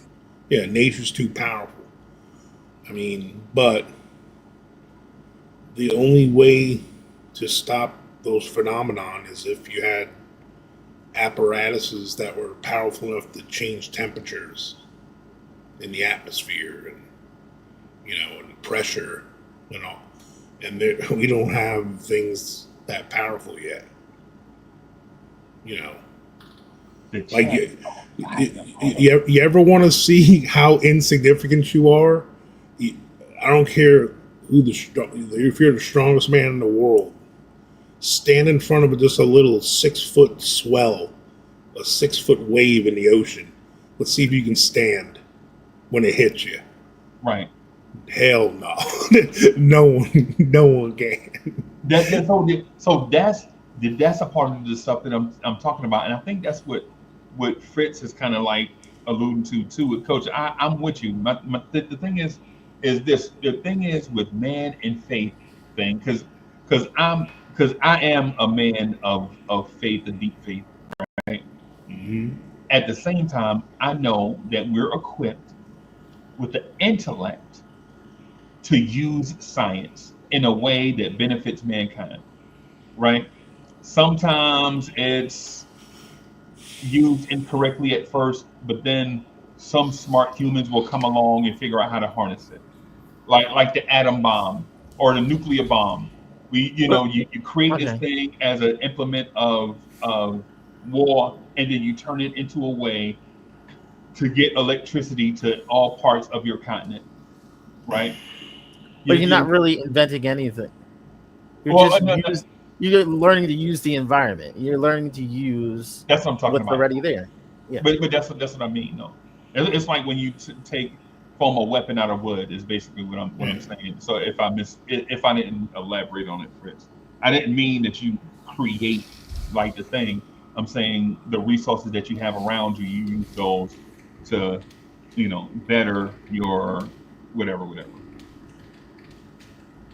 Yeah, like they learned, we learned how to split an atom, Yeah, okay? right. And it creates an explosion. That if you cascade those explosions, then you get to a point where you have nuclear power, Right. right? Like one splits into two, and then you make it in a butterfly effect, where by the time you know, in the blink of an eye, that thing has happened like a Yeah. trillion times, and you have all the power focused in one area. Right. Well, they have that one, God, what was his name? I forget, man, but he made one that was even more powerful. But that's when they were like, all right, let's stop. Enough in the yeah, Yeah. so you Because, have to plan it off. Yeah, yeah, there's enough nuclear weapons to blow up the world like 10 times over. The U.S. has that arsenal alone. that's a whole nother show. But Yeah. but this is the Fritz. What I'm, I know this is gonna be a rock and Fritz shoe, and Triborough probably is gonna hate me for the rest of his life when I say this, bro. But I'm here to tell y'all that I think the human race had an assist in development. Hmm. What do Yeah, you mean? I think that too. I think we talked about that one night when we were What you Fritz mean? know what Fritz, you off know what I'm camera. talking about, bro. Yeah, yeah. This is not like we're not on our own. Like, you know what I mean? We're I not. Like here's where my and the thought process I am with Freezy on this, and I don't know if we're exactly on the same page, but this is where the Bible story in your timeline, Fritz, that I'm somewhat willing to coincide with on, and because the way people had explained things, when we talk about God, who doesn't know doesn't mean an extraterrestrial being or a higher life form from somewhere else in the universe. You know what I'm saying? That could be who we're referring to as God. Okay, it's plausible. It could be a thing. It's a supreme being of some sort. And I'm not saying it has to be the take me to your leader, egg shaped head and big eyes, not that kind of supreme being, the just cone whatever. heads. Yeah, however you want to picture 'em. Like, the painting of, when it was the Michelangelo's painting um, where God's touching Adam and giving him life. Yeah. I feel like that's a representation of there was a time we had early man before we were Homo sapiens. They were like Neanderthals, there were Cro Magnon, the cavemen, and all the different forms of humanoid type creatures that walk the earth. And this supreme being came down and like, oh, look at these life forms on this planet. So it looks like this group here can handle a little assist, as Freezy says. Yeah. And like they went down and touched, that. Now that's a very vague process. I'm not saying they just touched them, but they did some kind of, they found a way to get up in there and experiment with them, or maybe somehow breed with them, something. Where all of a sudden, that fast forwarded our process as humans, and that was our jump start into modern man. Fritz, I heard someone say, and I know this may be a little sideways for me to say. I'm not saying this is what I believe, but someone told me one time that Eden is Earth. The reason why people can't find it is because they're on it. I heard somebody say that before. I don't think that's true. I What do you don't know mean? how, You or don't let me think say, Eden's on? You don't think Eden was on Earth? no, you gotta listen, Fritz. That's not what I said. Oh, you mean just the whole Earth Yeah, is yeah, Eden? Oh, yeah. okay. That's not what I said, bro. I'm saying that someone told me, like a few people told me that Eden is Earth, right? And on top of that, I'm also told that the place that we're in, basically, I'm told or was told that the reason why God is omnipotent is because we're living within God, right?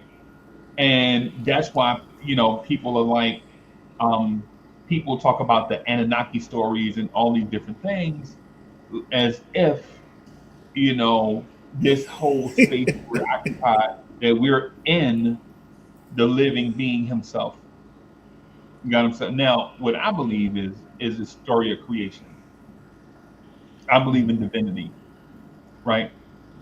I also believe that for those that don't have as much faith as I have, is because they didn't get a chance to see the miracles of the Old and New Testament with their own eyes, right? How people were converted to be believers because they actually saw things happen. Like they legit saw with their own eyes Lazarus be raised from the dead. But in 2025, you don't see these things, right? And not that they don't occur, it's just that people don't see these things. What's your stance on that? Like people don't see miracles, that's why they don't maybe have faith. I mean, people are like that. Like, but there's enough information. He gives you a whole Bible to be able to have that faith. But yeah, yeah, people. I believe in creation. I believe that man and animals are truly different things. We are not animals. Right. We are not just more intelligent animals. We are separate. We are created to be separate. Right. Um, yeah. So We're how, not, how, we're, how do you explain the similarities no, like of we the were created. DNA content God has the of same tool set. us and animals? God used the same tool set, but we're separate. We're we are created in His image purposely. Like we we have a need to look higher. Animals have no need to look higher. Animals live How do on you know? instinct. Have you talked to an animal?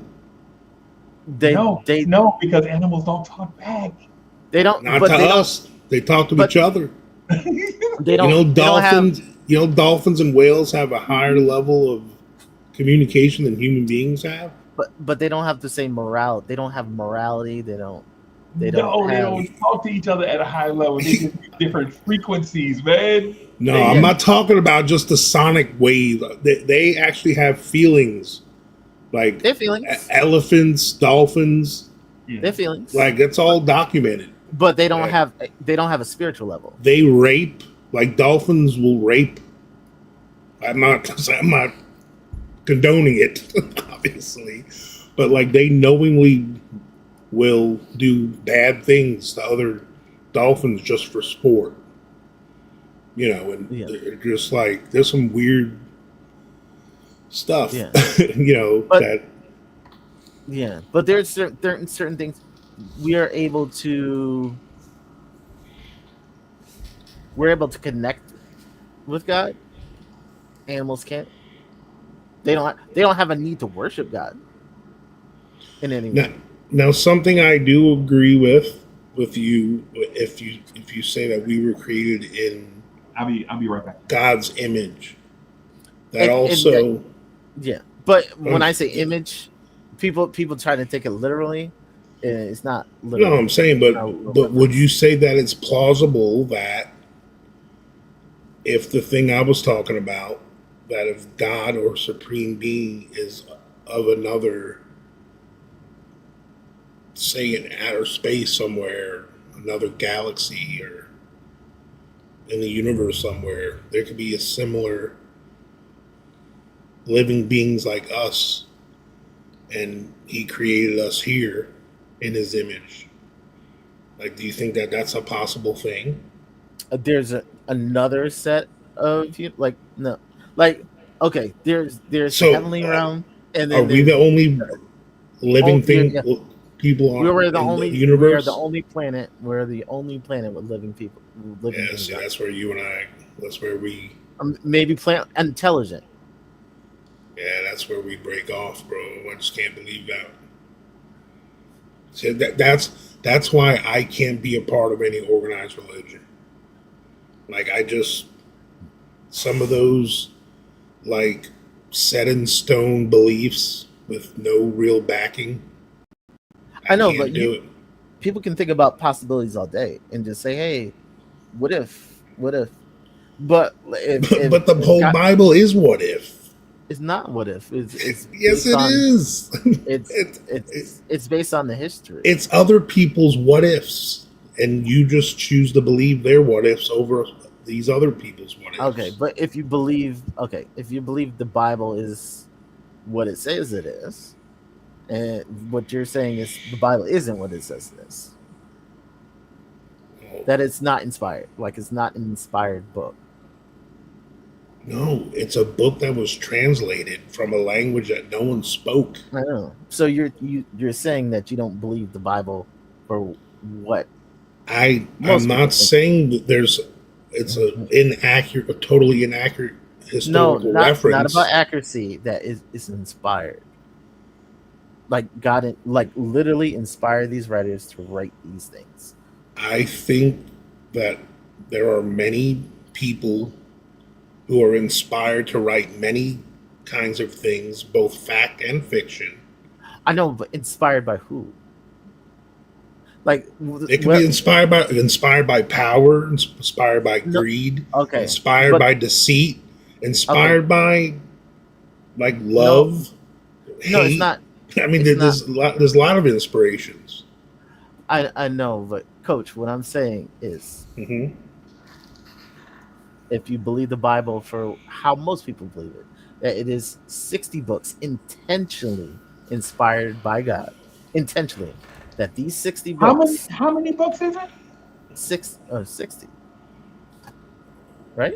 It sounds No. like they didn't get it right. Then there's a lot of people trying to rewrite it and redo it, and how many ways are there to skin a cat? 66. My bad.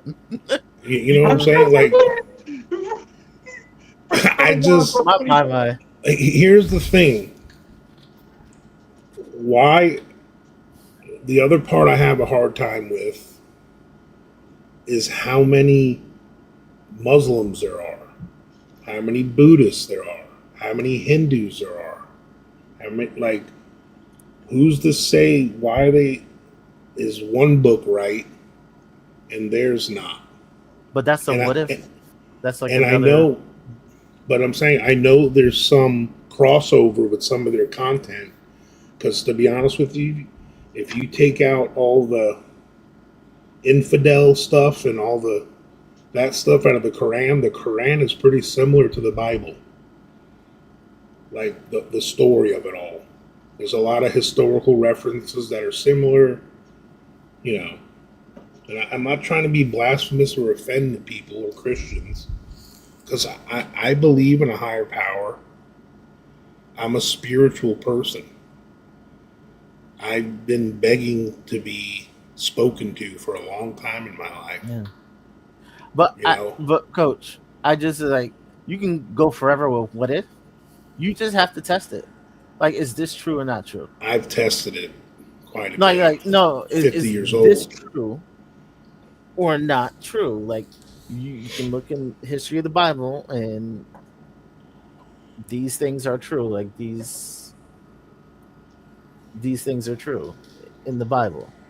So that's how I take. I don't have to look at every YouTube video So and test every theory someone has on aliens, or like, okay, if I'm going to believe the Bible, this is my history. This is yeah, my history of the world. and I respect you for that, Yeah. and I respect 99% of Jehovah's for that because they know their Bible, and for the most part they live by it, and I respect that about you guys. So Now you there's know, up. I'm not Jehovah's Witness, bro. You don't respect my stance? No, I feel offended now. I respect I respect him and their stance, but I fuck with your stance. You know what I'm I'm saying? joking. I'm joking. I'm joking, man. Good. Like my stance is coincides with your stance, so I don't have to just respect yours. I live your stance. Pretty much every day. And there's nothing wrong with being in the church of what if. What says that's wrong? Like for me, that's why I consider myself an agnostic. Okay, because I'm not an atheist at all. Because for me to say there is no God, I would be just as much of a hypocrite to the people that say they definitely know there's a God, because I don't have a proof either way. So being agnostic is I I can't say there is and I can't say there isn't. Most people are agnostic. Even people who say they're Christians, a lot of them are agnostic. But I don't think. And plus, when people say atheist, it's an actual religion. Like it's an actual Yeah, I mean teaching. they Yeah. they have blind faith that there is no God.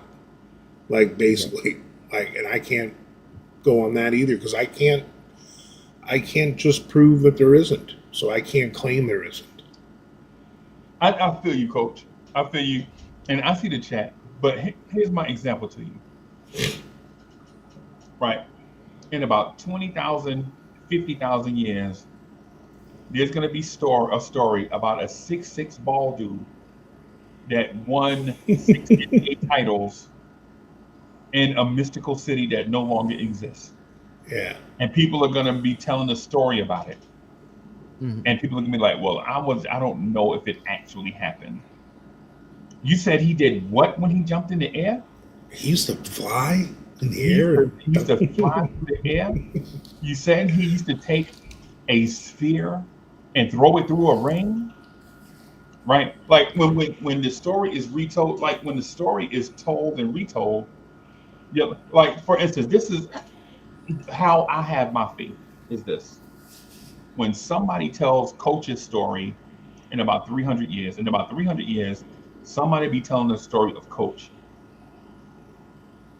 and people are gonna doubt it. They're gonna be like, "There's no way that a dude that was 6'4", 310 pounds, ran a 3.8 I'm only 40. 6 foot. No. But you are not telling the story. I Someone else is know. telling the story, right? Yeah. So you'll be like, there's no way that a guy that was 6'4", 310 pounds, ran a 40-yard dash in 3.5 seconds, Yeah. right? And people are gonna be like, no, it really happened. He actually played a sport where he carried a leather or an Cowhide. object, and he ran through an army of big guys that were bigger than him. When they tell the story, right, people are like, there's no way that happened. There's no way that one person ran through an army of men carrying an object and he was 6'4", 310 pounds, run to 40 in 2.8 Hmm. seconds, right? Because when they're telling the story, those people weren't there, the story's been passed down to them. Some things have been added, some things have been taken away, right? We trust that the essence of the story is true based on the thing that actually happened, and have faith in that. Now, where a lot of people get that level of belief or non-belief is whether Coach was red or blue, whether his name was Coach or was it such and such or was it such and such and such. In my mind, I feel like these events actually occurred for the most part the way that they occurred, right? But when you get the retelling of it over time, I think there are some things that may miss the mark. I'm not going to say Yeah. that there are lies. I'm saying if you were not there and the story has been told to you and you pass it along and it was passed along and it was passed along, by the time it gets to a place where we write it down, now I believe the Bible is um, written and divine. I think it's holy. I think it's, for the most part, everything there is true, right? The only thing is perspectives of people that were there. You can't make a Bible big enough to include everybody's perspective. So you only include like the most important factual parts, right? But if there were room if there was room to elaborate more on this thing, the Bible would be too big for you to carry, right? And so this it's the same thing with Fritz. When somebody tells the story of Fritz, they're like, "There's no way." And I'm gonna tell Fritz's story, y'all. And Fritz, I understand that this is your story, and I'm not doing this to be disrespectful. I'm doing this for illustration. There's no way a 7 foot tall dude fell and snapped his leg off, right? Put the leg back on and walked home with a snapped leg and laid in the bed and then decided to go seek help after he caught his breath. I'm telling Fritz's story, but guess what? These things actually happen. I mean, Fritz wanted me to tell y'all he looked like an R&B singer, and he smelled like, and Fritz smelled like the best cologne you ever smelled. And as he ran on one and a half legs, he was dropping $50 bills all the way and helping the economy. Fritz want me to add all that. I'm not. I'm just gonna tell the basic story. But what happened is the essence of that story is true. The essence of Coach's story is true. Over the years, right? When people tell it, that's why there are portions in it. That's why I was told that you can't add anything to or take anything away from the Bible, because you have to give the factual account as it happened in the Bible and believe in it and have faith in it. Right? Like when people talk about Jesus Christ, they want me to believe that's the story Horus. Right? They want me to believe that's the reason why you say amen at the end of every prayer for Amen Ra. That's what they want me to believe. Right? It's like all these different things that go along with, if you're a Bible scholar, like all of these things that go along with. Yeah, but you're right. All those parallels are there. I understand that. I understand that. But what I'm saying is, in order for me to digest it in a palatable way, I'm just going to take the story the way I received it and have enough faith in it that regardless who the name of the person was, what their skin tone was, what region of the world they were in, or whatever it is, I believe the essence of the story is true. Just like the essence of a 6'4", 310-pound running back ran through an army of people that were bigger than him, and he ran for 40 yards in 2.8 seconds. The essence of the story is Coach was a very good athlete for his time, and he was successful at it. And for the most part, people couldn't stop him. That's the essence of the story. Fritz, am I wrong for looking at it like that, or should I look at it in a different way?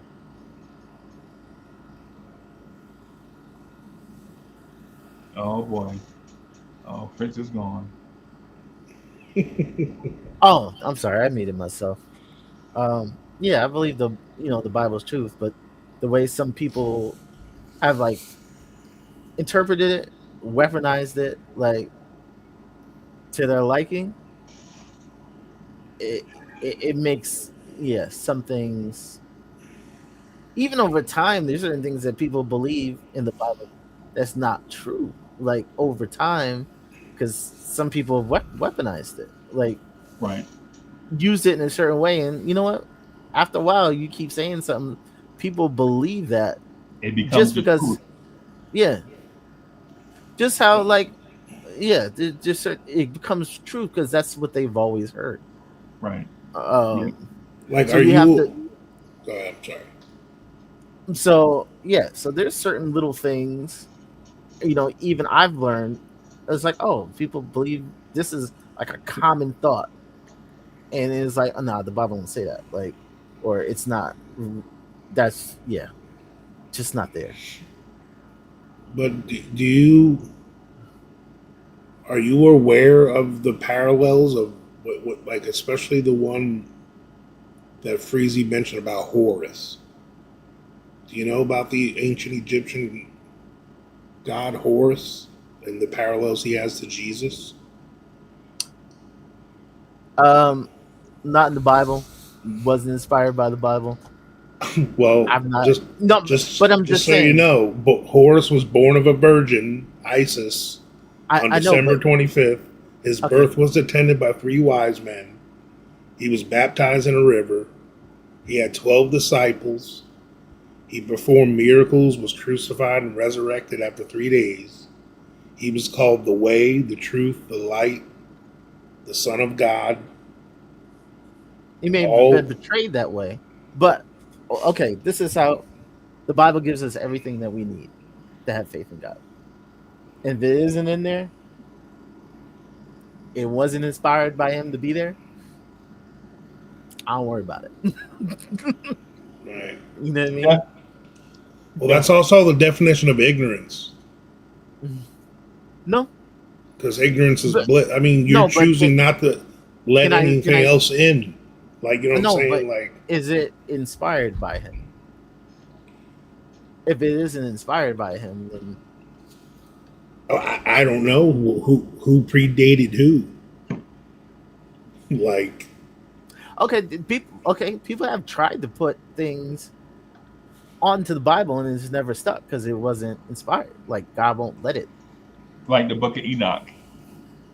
God won't let it stick there. Like the Book of Enoch. Am I, Fritz? Am like, I stepping on a toe or no? yeah, No, yeah. I mean, the whole fallen angels thing and the ancient Jewish like parts of that. I mean, there's the Dead Sea Scrolls that the Vatican was hiding. I mean, what's your stance on that? well, well, it confirms the Bible. Yeah, Like the but there's yeah, some naughty stuff in there. the Bible is plenty. No, I know. I'm not saying it's all good, all bad, but the But Dead like, Sea Scrolls kind of discredit some of the other things in the Bible. but is it inspired? It's an inspired text. It was It's It was a part of it's the a Bible that was taken out. it's a secular it's a secular document. It's like, you know, The version that you choose to follow now isn't what the original version of the Bible is what I'm trying to say. Like, the original version of it is like what Freezy said. we try to get It's close like to. the biggest game of telephone in history. I know that's why you have to go back to like the more original versions. But we can't. 'Cause We none of us can't. were there. But some of those still exist. Unless you believe in time travel. No, some of those versions of the Bible It's still another exist. conspiracy theory. And that's not a conspiracy. It's like some of them still exist. That's where No, they I go meant time back. travel. But, you know, I, I Well, know, but Fritz, what about this? Like, my belief is that these stories were written down and were on text, and they were separate, and then they were all brought together by one person and one at one time in order to I'm like, have. they were built, but even Jesus, he had the scrolls, and then but, they had the scriptures but at the time. what language was But that it wasn't the in? Bible, though, is what I'm saying. Like, that was in a language that hardly any of the world spoke at the time. So Many there's did, some and then lost in translation. It was the last news flash. The Bible wasn't in English. You know, I mean, but they can go back to a lot of those same versions and compare the text.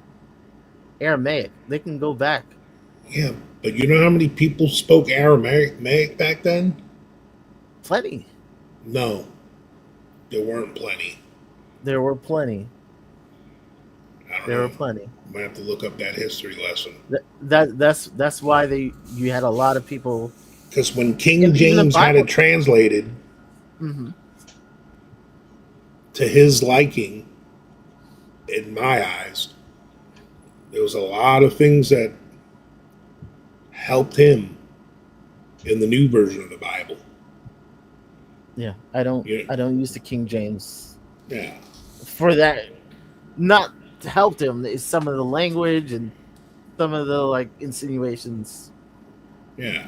Yeah, But it's just like, even in modern language, in today's language, when we speak to people that speak Spanish Miguel P, or what's good, bro? or What up? What Creole, up? What up? yo, or they speak Creole or Italian or Scandinavian or German, when they speak English, sometimes they'll want to express something that it just doesn't fit. The English word doesn't fit what they're really trying to say in Yeah, their language. You know what I'm that's saying? translation. So there's a lot of that going on. when it Yeah, was translated. but that's not unusual.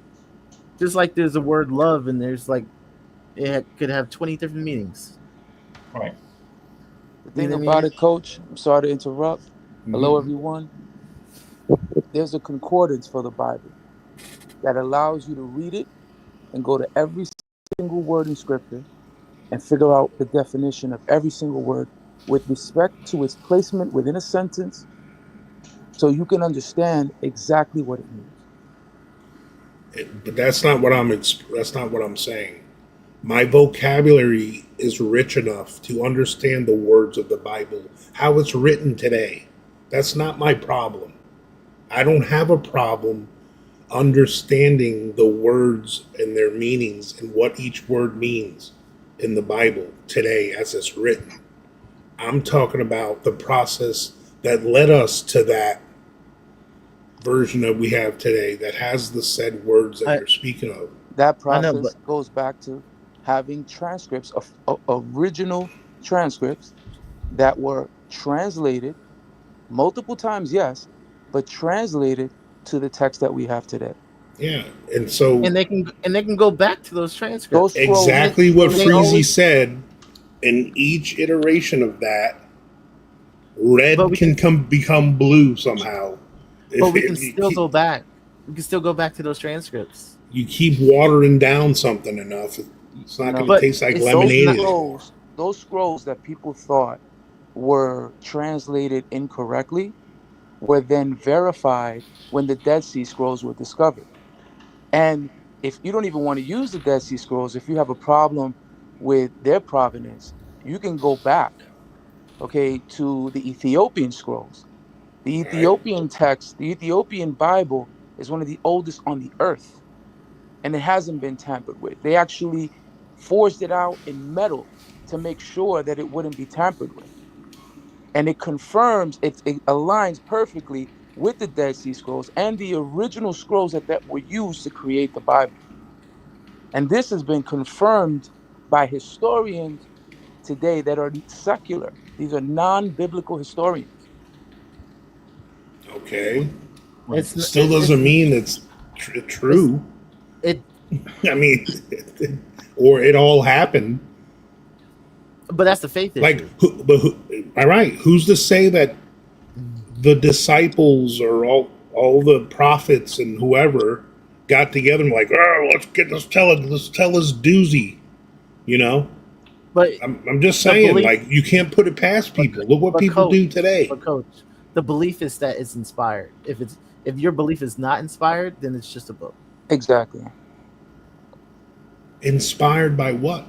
By the Creator. Yeah. I understand that. But my thought, it's not just a book. Like, it's not just, hey, this is Catcher in the Rye. This is not just another book, and say, hey, you know what, this this book is like the other books. This book is protected. This book has, like, is being governed. But So to what speak. Okay. also substantiates Yeah. the book itself is Yeah. prophecy. Because when you have prophecy written in the book, for example, in Isaiah and Daniel, when you read those prophecies and the fact that they were confirmed to have taken place hundreds of years later, it gives you that confirmation that this was the inspired word of the Creator. Yeah. Okay. Now, whether or not you want to believe which version of the Bible was put out, who put it out, because there's a lot of controversy. You have the Council of Nicaea, you have the group that was put together, Constantine put together to put the Bible that we know together and put it out into the world. And then you have all of the denominations that followed, all of the different translations that followed. So it's understandable for someone that has a secular mind to say, I can't trust that. I don't believe that because it was written by It, man and it was tampered with by man. It was controlled by regimes that lasted hundreds of years, in many cases, thousands of years. So how can we trust it? I get that. But when you right. read it, you have to make a decision as to whether or not I have read. you believe I it. have read most of it, not No, I get front to it. back. But that's what I'm trying to But say. It's a personal choice. You have to decide if it's something that makes sense to you. And if it doesn't, it's cool. But if it does, then you live your life according to what the scripture says. You try to, at least. No, I just live by a normal, everyday moral code, and I Right. go to bed at night. Because if there's a judgment day, there's no book, there's no fancy temple on Sunday, there's no prayer, there's no um, fancy song that's going to tell Jesus or God or whoever comes down to make the judgment or who's pure of heart. Because that's what Mm. it's going to come down to. No matter how many prayers you do, no matter how many times you went on Sunday, you know what I'm saying? It's like that's just what I, believe in, and I go to bed at night knowing I'm a good person, and I live by a certain moral standard that I get from everyday life that I don't that coincide with some of the things the Bible says too. I just don't choose to let that one book guide me in all my ventures in my life. You know, Yeah. and it doesn't mean that only because man had his hand in it, I've wiped my hands of it. I'm just I put that as a part of my package of just one of the many reasons I am skeptical. You know, that's not the main driving force of why I'm skeptical, because I've read a lot of the Quran. I've read the Kabbalah stuff from the whatever that's called. I forget the Yeah. name of it now, but Right. I've seen many Buddhist things and Hindu, and a lot of it has all the same message, guys. You know, and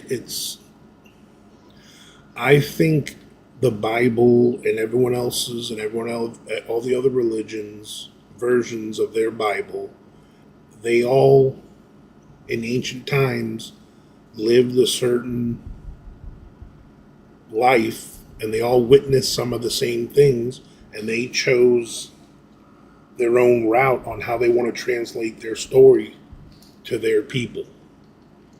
So like it, Native Americans, which I'm not a big fan of that term because they weren't Americans. This was their land before we invaded it. Aborigines in Australia, all the tribes in the Amazon, and some of the forests and things that. How are they to ever know about Jesus Christ and Christianity and religion? It's never brought to them until Christians go to them and show it to them. Like, and a lot of Christians have been taught and coached up. This is how you convert people and get them to believe what you believe in when they don't know their way. They're lost souls or whatever. I'm not saying that's what you guys do. You're being predators about your religion. I'm not saying that. But like, if I was born in nature, in the wilderness, in the woods, what am I going to worship? You know what I'm saying? Like what? That's why I'm wanting. That's like, what's your stance on those groups of people? That's like, for me, that's like multiple issues. That's multiple issues, but um Jesus, one of his, he was an example for us, and also he really started the preaching work, and they were supposed to bring that throughout the world. Mhm. Not everybody has heard that message, Right. Now, and yeah. Now, I believe there was Jesus Christ that walked the earth. Now, this I don't want to offend you guys. Do I think he was the son of a God? I mean, that's what he said to everybody, and he convinced a lot of people that's what he was. And if you want to really look at what Jesus Christ really was, he's the original hippie. Everybody love everybody. He's That's the not he's the that's not original. true. That's not true. Coach, We are the world. You know what no, I'm saying? that's the way he's been portrayed by the media, coach. That is not who he is. That's not who he is in scripture. In scripture, Jesus Christ Well, was I like that actually version. right, almost that's fine. Yeah. But if you're gonna tell it, right, in scripture, if you go through scripture, Jesus was not actually a kumbaya, type person. He was he was actually pretty violent in the sense that he said that he was there to make people essentially upset, to make people uncomfortable, because he was there to actually prove that the commandments that were given by the Creator were actually doable. Okay, he was perfect in those commandments. That was his intent, part of his intent. But there's more to this conversation. The point is that a lot of people take what they hear in the media and they ascribe it to scripture, but that's not true. Yes, he showed everybody love, but he actually was very aggressive in multiple parts of his story that you if you read through the scripture. So Yeah. it's kind of like a misrepresentation of who he was. Yeah. He Well, was He not well, set that's the afraid. well, that's he what I'm set the saying. Like, there's he all set these the stand versions. but No, Like, he there's set the standard. He set the standard, exactly. and he set the standard. He said, "This is how you're supposed to live." This is allegedly, the, set the this no. standard. He set the standard. Okay. He said, "This is how we're supposed to live."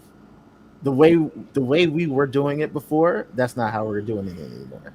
And if you want to have a relationship with God, this is how you do it. And Yeah. that's what we take from that example. He was convincing. He convinced a lot of people of that. But there's been Well, other people that started things like that, and they called them cults. yeah. Okay. Well, Yeah, but Like, I'm just saying, look up the definition of a cult. And but Jesus started a cult. That's what it was. Like, he had people believe, like, when if someone today did what Jesus did back then, they would call him a psycho and a cult mhm, leader. You know what I'm I don't. saying? Like, But I don't know I about that. don't mean to call him that, but but you're questioning faith. Like you're questioning faith. You're questioning. no, That's I'm that's questioning that he convinced a bunch of people he was the son of God, Mm, and it was and he had to prophesied. try, and it was his life's work to prove it to everyone. If you don't believe me, and I'm gonna make you believe me, He doesn't. according to you guys. But it's a choice. Like he doesn't. mhm. If you don't want to believe Jesus, you don't want to follow his path. Jesus Yep, is perfectly okay with that. But exactly. he's like, but if you But you're want, gonna die and burn in hell forever if you but don't. I don't believe in hell. But Okay, it's There's a that's no good. choice. mention. First of all, But I'm there's no yeah. Go mention ahead. of hell. Okay, in scripture, like the way you're describing it. What But no, you scripture? can't say that. And that's What? just Yeah, no, he right, because coach. you Coach, there's no but mention. in their version. But Coach, just coach, like there's no I coach. can't say all Christians believe the same thing. There's a No, bunch of Christians that believe there is a hell that people are going to if you don't believe what they believe in. You can't say they don't. yeah, coach, I'm telling you, bro, you can't like fall into the miseducation because there is miseducation. Like a Christian's intent is not to miseducate you. But Now but the now devil, now the devil, his intent is to miseducate you and I have understand that. things that you would normally not do. Luke Skywalker Visions is in the building. What's up, bro? But what I'm saying is we're picking and choosing which Christians we're going to believe in.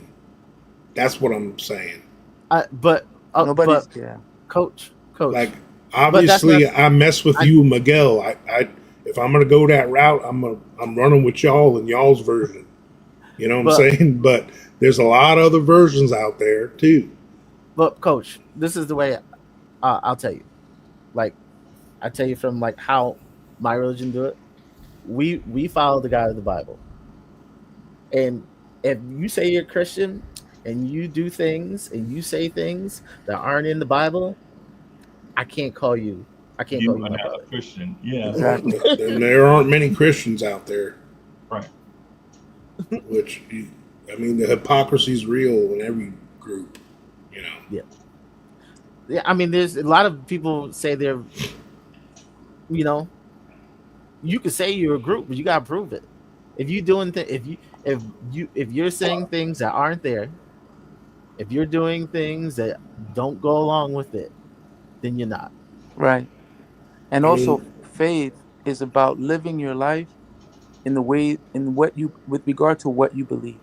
So, what you show faith according to your actions, the way you exist in the world, right? So, if I believe that the Care Bears, that cartoon, though that bears are nice and cuddly, if I find one in the woods and I try to hug it, then I was living as I believed at that point. My faith was very strong that Care Bears look like real bears and they're not going to harm me. So you're going to move, you're going to walk in a manner that basically displays your faith, right? So faith is about what you truly believe. And if you don't believe, then it's fine. It's your choice not to. That's why you have free will. But if you believe, your actions are going to show it. The way you behave, the way you interact with people, it's going to be obvious. And like Fritz is saying, when you're not when you're talking but you're not walking that path, it's going to be very obvious to the people around you that are also trying to walk that path. oh, I know what you're saying, man. There's that, and that's the other part of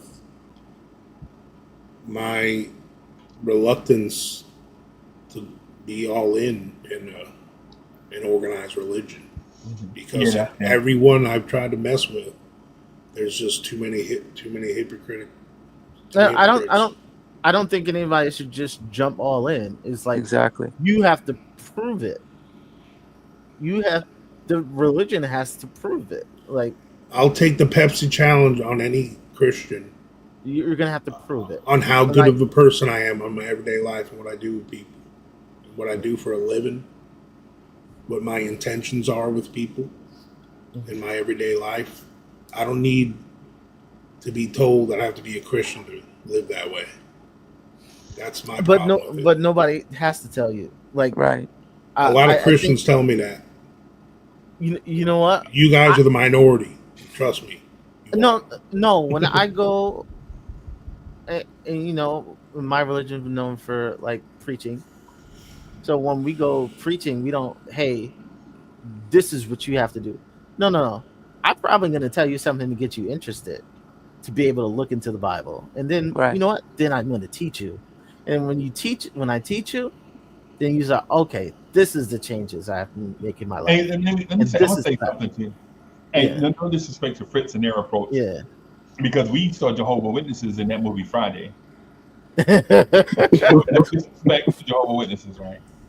The thing is, like, the thing is, as somebody that is Baptist, is I'm like, hey, coach is my brother, regardless of what he believe in or not, right? He my brother.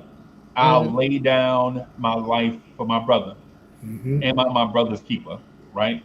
Will I do that for coach? Yes, Mhm. right? Like this is the example, and I'll use some so I'll use some Illuminati term, right? If coach's head is on a chopping block and coach says, hey, all I want to do is go see my family one more time before I face the executioner. I will go to the executioner and say, I will put my head on a chopping block for coach for him so that he can go see his family one more time.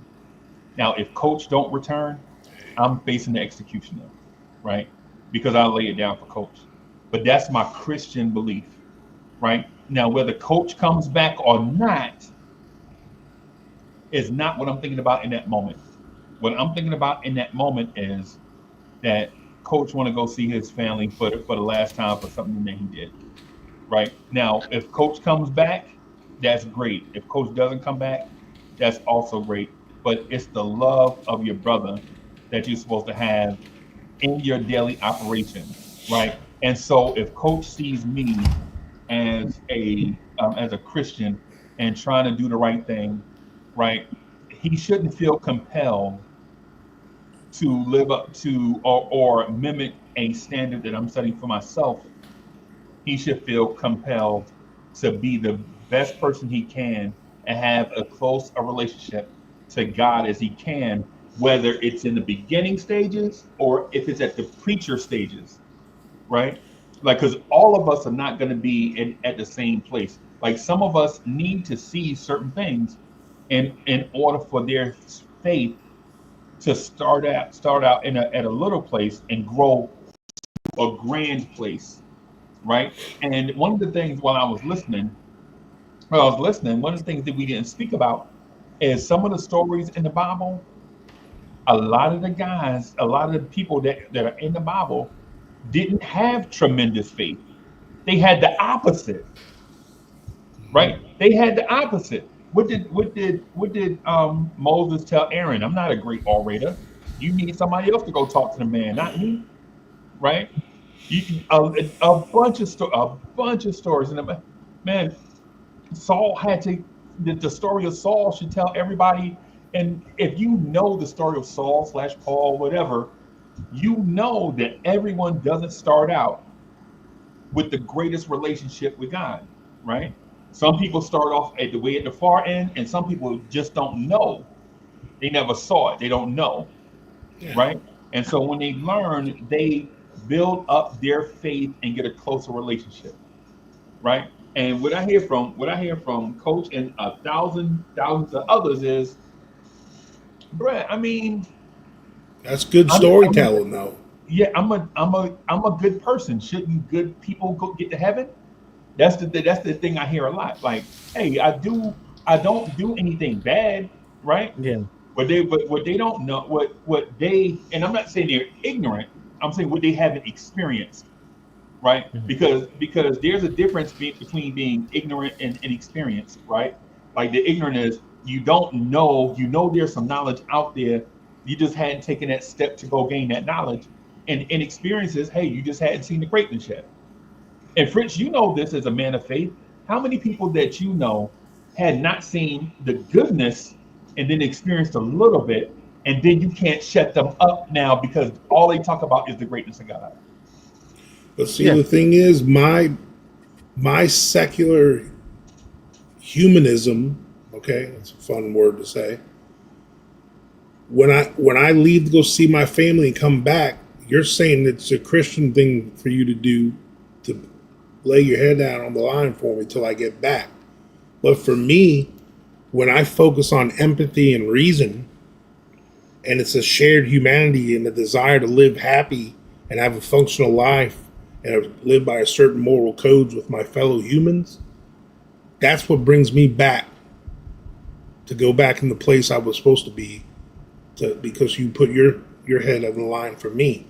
So Right. my own personal secular humanism led me to that same moral code, and I don't have to claim I'm going to heaven now because I was being a good Christian But what was the reason why you to came? make What was the that reason why you moment. came back though? Was the reason why you came back is a moral obligation, or was it because of love for your brother?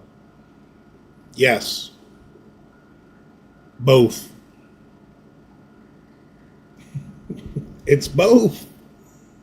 It's because I have love for Now, you, now and he it's. just now he just showboating. Now he just trying to be I'm mean. just saying, you both could be true. Like I have it's a moral obligation. Because the thing is, Coach, your head don't get on the chopping block if you did everything morally right. Your head is on the chopping block because you did something wrong.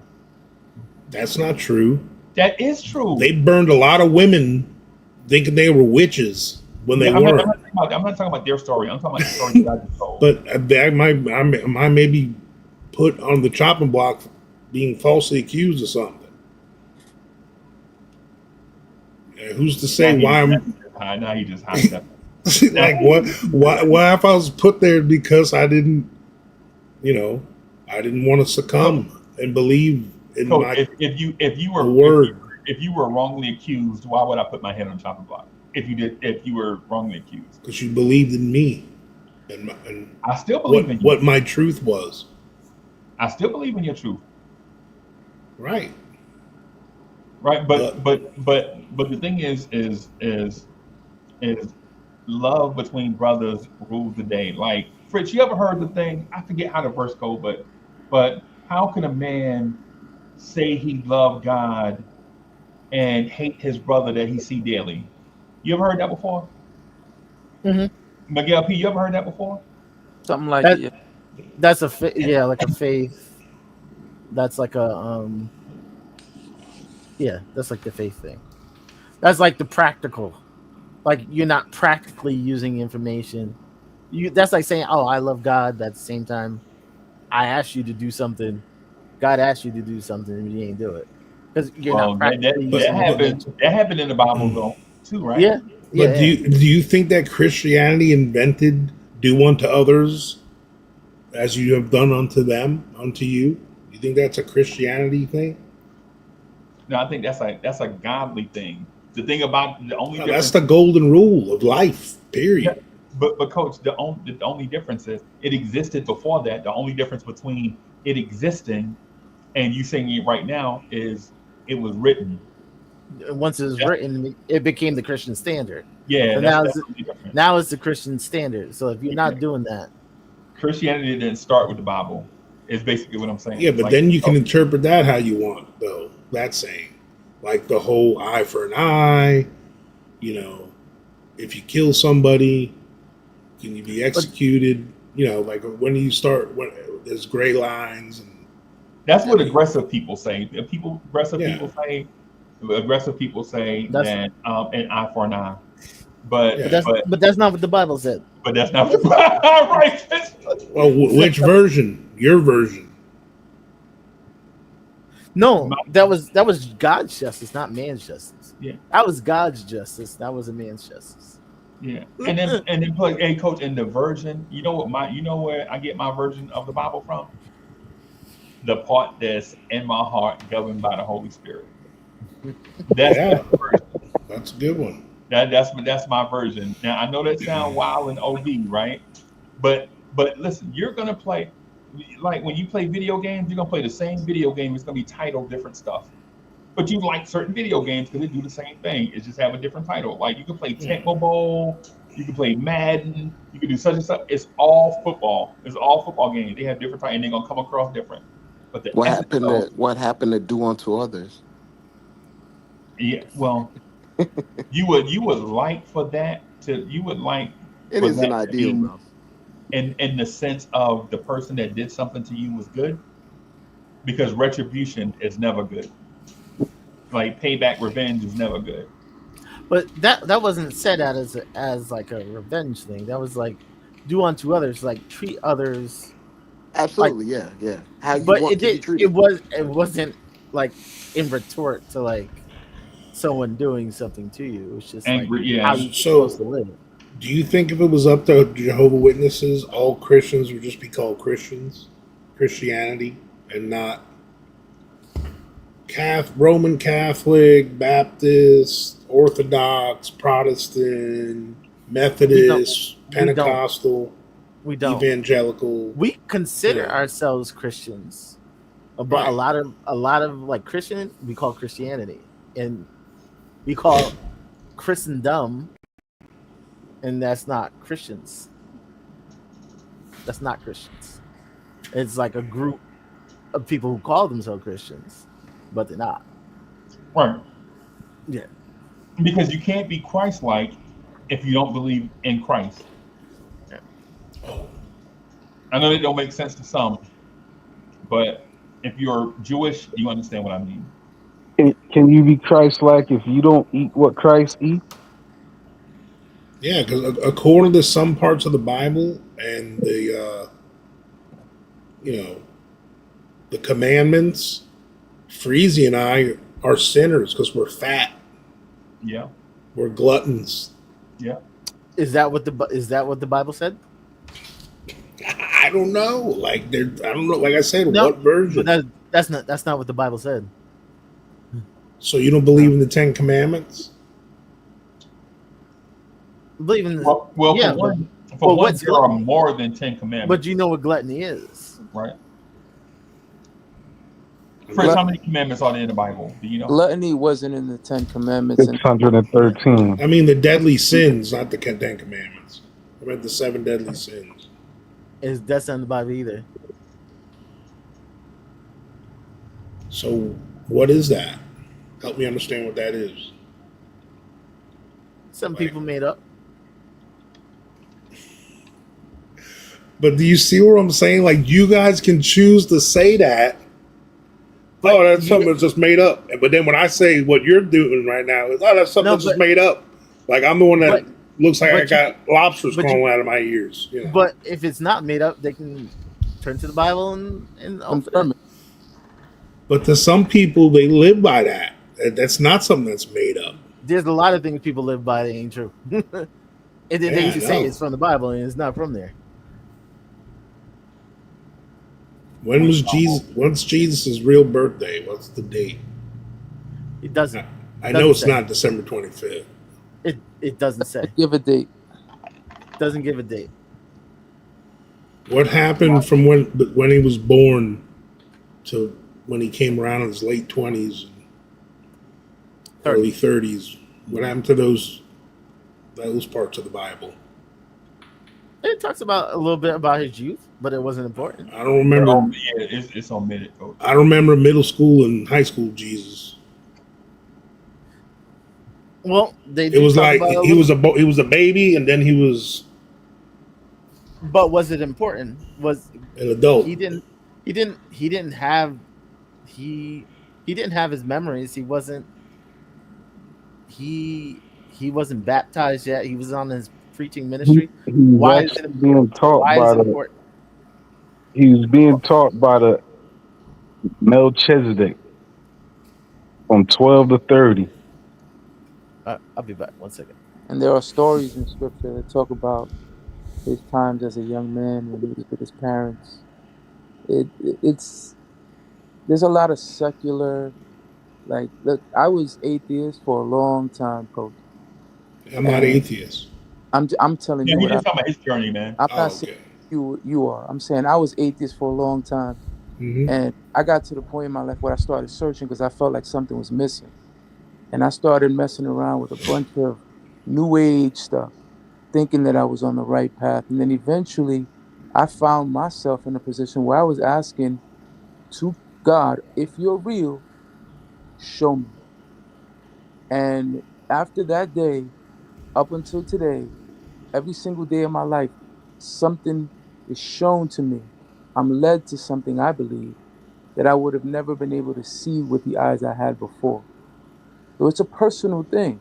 And if you feel the way you feel, it's fine. No one's, I'm just saying that it requires you to look into it, to want to look into it. Oh, And I have.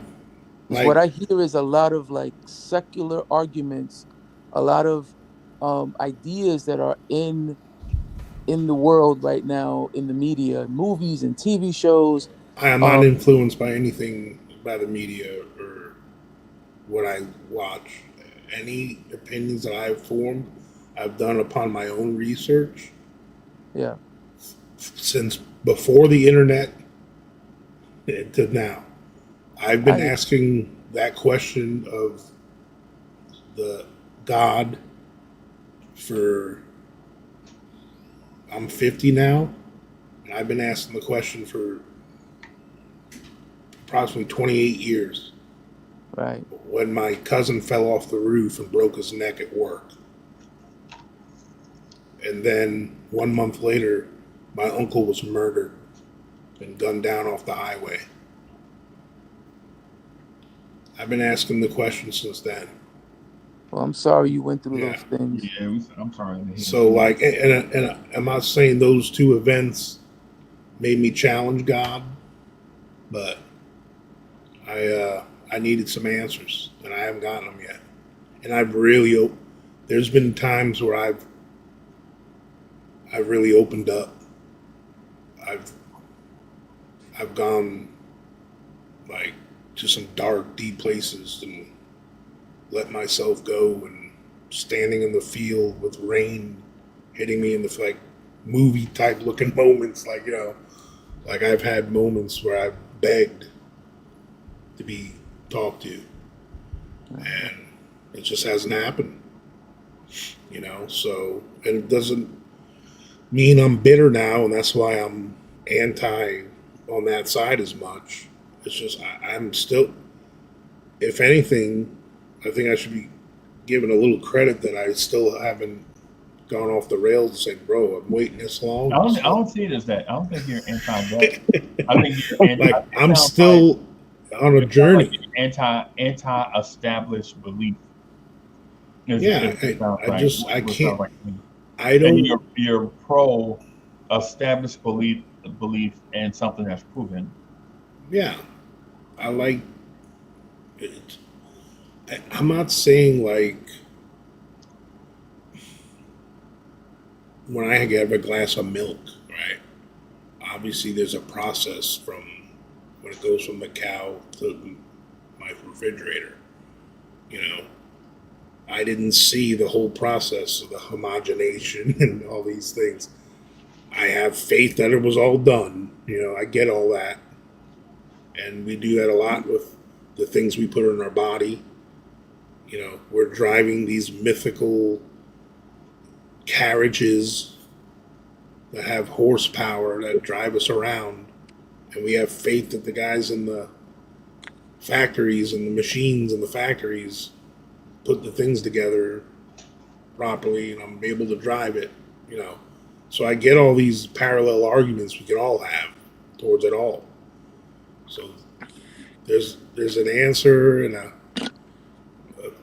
an argument to both sides of everything.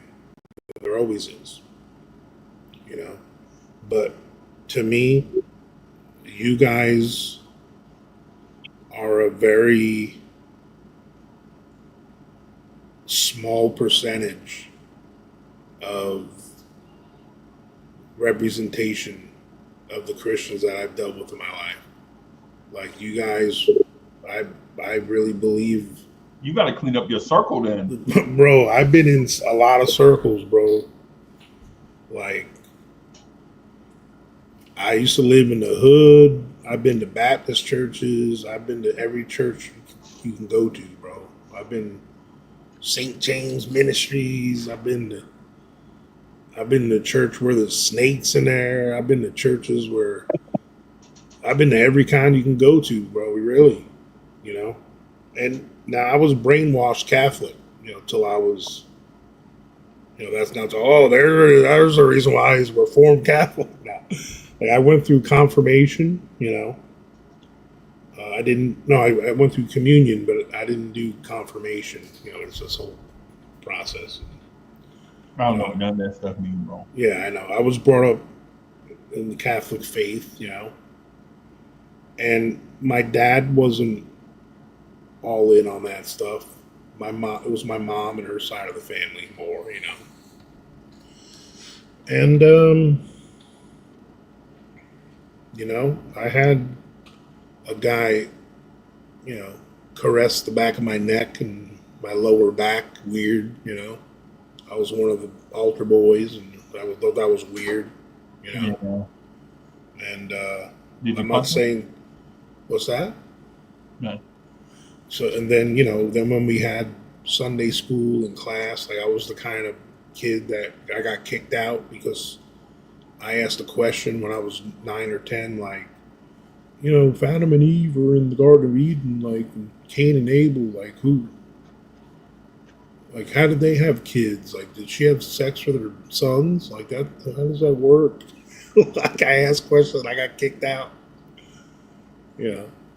First I got smacked on the hands with a ruler by the Sunday school teacher. Then I got kicked out. But you know, I've always, I'm not saying been a doubter. I've been a questioner. I've always questioned things. Well, I had a similar experience to you, Coach. Yeah, I was raised Catholic, went to Catholic school, questioned things, got in trouble. I rejected Catholicism up in, I would say my late teens into my 20s, and I found myself all through my late 20s into my 30s searching because I felt something. Hmm. I felt something inside of me, and there was no answer to it because I had already rejected what I was given from birth. And I kept searching, and nothing was fulfilling that until I asked. I genuinely asked for that proof to show me, and it started to come. And I don't follow religion today. I don't declare myself to be, a Baptist or an evangelical or any kind of Christian. I follow Christ, the word, his words, as they were documented by his apostles in scripture, and I try to understand them the best way that I can. And I try to apply that to my life the best way that I can. And I kind of feel that you're already doing that. You're already doing something Hmm. similar. So it, I don't think you're too far away from where we are and vice Right. versa, Yeah, and I agree with you 100%. That's why, for me, the labeling of any of it, I feel is unnecessary. Like me, like the path of Jehovah's that go around and educate other people. Like, don't tread on me. It's like I don't believe in that whole thing. Don't tread on me, but like, what I believe in a certain sense of, you know, what I got going on in my backyard is like what I got going on. You know what I'm saying? If it doesn't infringe on your life and doesn't affect you and your being, and it's not hurting anybody else, then you shouldn't have to convince me to live life the way you're living it. When I feel like the way I'm living life is just as justified and moral without the label, Well, the you thing know? is, even if you don't have the label, we're commanded to spread the word, to spread the good news, right? And the people don't really understand what the good news is. They don't really get it. They hear that those words and they kind of associate it with religion. Hmm. It's not really religion. It's the message that Christ came to give. So for people to try to share it with you, I don't think there's anything wrong with that. Whether or not you want to accept it, whether or not you even want to listen, that's up to you. That's your choice. That's what you're essentially saying. But I don't Right, think it's treading. I think it's from the perspective of a Christian, it's more like sharing, like saying, "Hey, I want to share this with you. If you're willing to hear it, if you're willing to accept." And it's kind of like a gift because people that believe feel like they've been given a gift and they want to share it with someone else. And but I respect the fact that you just don't want, you're not ready for that, or it's not your thing right Or he now. just sharing his perspective. I don't. I'm Yeah, I've never been a fan of that turn. That like, see that's another thing that some of y'all do.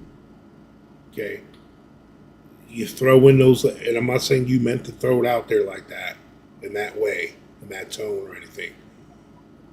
Not ready. Like it's an attainment that's above me. No, That's not what I mean. I And I know that's not what you apologize. mean, Yeah, but man. that's insinuated a lot. So like at least it comes across that way. Like, Yeah. oh, you're just not ready yet, or you're not truly asking him properly. Well, You're not really believing it in your heart enough. what I If you mean to say cared is, enough and wanted it enough, he'll enter. Like I hear that from Christians. You know what I'm saying? I'm not saying you do that or Fritz represents that, right, but I hear that a lot. right. What I mean by not being ready is that you might not be in a place in your life where you want to even hear it. So that's If cool, I didn't want like, to hear it, I would have left this call 2 hours ago. nah, hey, I just mean in life, as you go through Yeah. life and you interact with people, if somebody comes to you with it, because I was in that same situation, people would come to me and I'd be like, okay, nice, and that sounds cool. I would entertain it for a little while, then I would walk away in one ear out the other, and I did that a lot. So I'm speaking from experience, Yeah. from an experience that you're describing. I I'm don't just disrespect other humans by putting things in one ear and out the other ever. Like all the I, things you guys are telling me tonight, I'm really letting it enter me and yeah. stay inside. So, Mhm. Hey, just so you hey, know, let me. Hey, Luke Skywalker Vision is in the building, bro. What's happening? pause. I wanna I wanna say What's on your salute, mind? Hey, what's freely. on your mind, dog? What's good? Salute, Salute. salute, salute. I have to definitely commend Coach, man. Coach, you're doing a great job. I have such another level of respect for you. How you're Appreciate it. dealing with everybody. I came in here to give you a little backup, but I didn't. I just had to sit back and listen I because you're appreciate. doing a great job, bro. And it's about, you know, we understand people have their religious beliefs. And as you grow through life, you want to do a little more investigation. And sometimes certain things don't really add up. Hmm. Mm-hmm. So you get your own internal perspective of how to go through and navigate. Me personally, I guess tonight I'm representing for the atheist. I don't Yeah. like to call myself an atheist, but for the purpose of conversation tonight, I'm representing for the atheist. Yeah. And the thing is, power to you because for some reason that's become a naughty, bad word to some people, and it's not at It's all. not. It's not. It really just means we don't believe in the mythos. Yeah. It's all it simply means is that these myths that y'all are giving to us that are parables for us to live better, to give us certain personal characters, and for us to cope with some of the stuff that we don't understand. You know, Right. for me, religion is a mass coping mechanism. Right.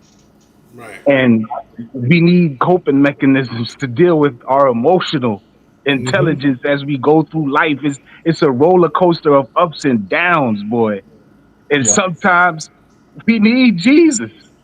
Sometimes Yeah. that Jesus will work for us because we're going through something that we just cannot explain. Right. And Jesus will help us get through it. Or Allah, or Buddha, or the river god, or the sun god. These are all anthropomorphizations of natural phenomenons to help us deal with our emotional reality as we grow from baby to elders to deal Mm-hmm. with death. You know, it's life is an experience. It's a ride. And me, I personally believe in life. I believe in the ecology of life. Okay. I believe that as long as we sustain the natural flow of life, we can produce and keep on living. I don't believe that we have to believe in anyone's God to be a good person as we live through life. Right. Exactly. Because But I understand the coping mechanisms because atheists have not given us a coping mechanism. Right. We don't have that brotherhood, that sisterhood where we can grow together and learn from each other. Right. That's happening in the church. So that's the stuff that I respect in the church is the brotherhood, the fellowship, growing together. Me, I'm of a specific diet, so I be wanting people to eat better. I Right. think that's the first and foremost. I be hearing a lot of Christians coming out, and I simply ask them, "Are you eating what Christ ate? Right. If you're living like Christ ate, are you eating what Christ ate? You can't give me no hog maws and chitlins and tell me that you bless the food and I know it'll keep me sustained for the night, but if I'm eating this 10, 20 years straight, I'm gonna catch a heart attack. Right. Right. Right. This is the science. Right. This is I believe in the science of life, and the life is the divinity, is the that planting of the seed and watching it grow and picking a fruit off of it. Ain't nothing more spiritual than that for me. Right. You know, I and can chime in on this. yeah, go Yeah. ahead, Dre. My stance is I genuinely don't know. Like Yeah, sometimes I feel I lean in certain directions, and humans, as we become more and more complex, our motivations change.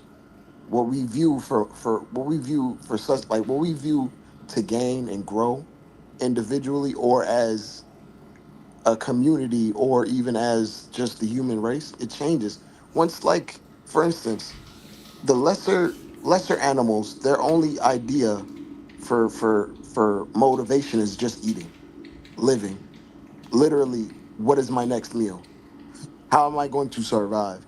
And this when you create the ability to just have food and have the ability, like when we become as complex as we are as individuals, our motivations change from when you're a baby, from when you're a teenager to when you're an adult.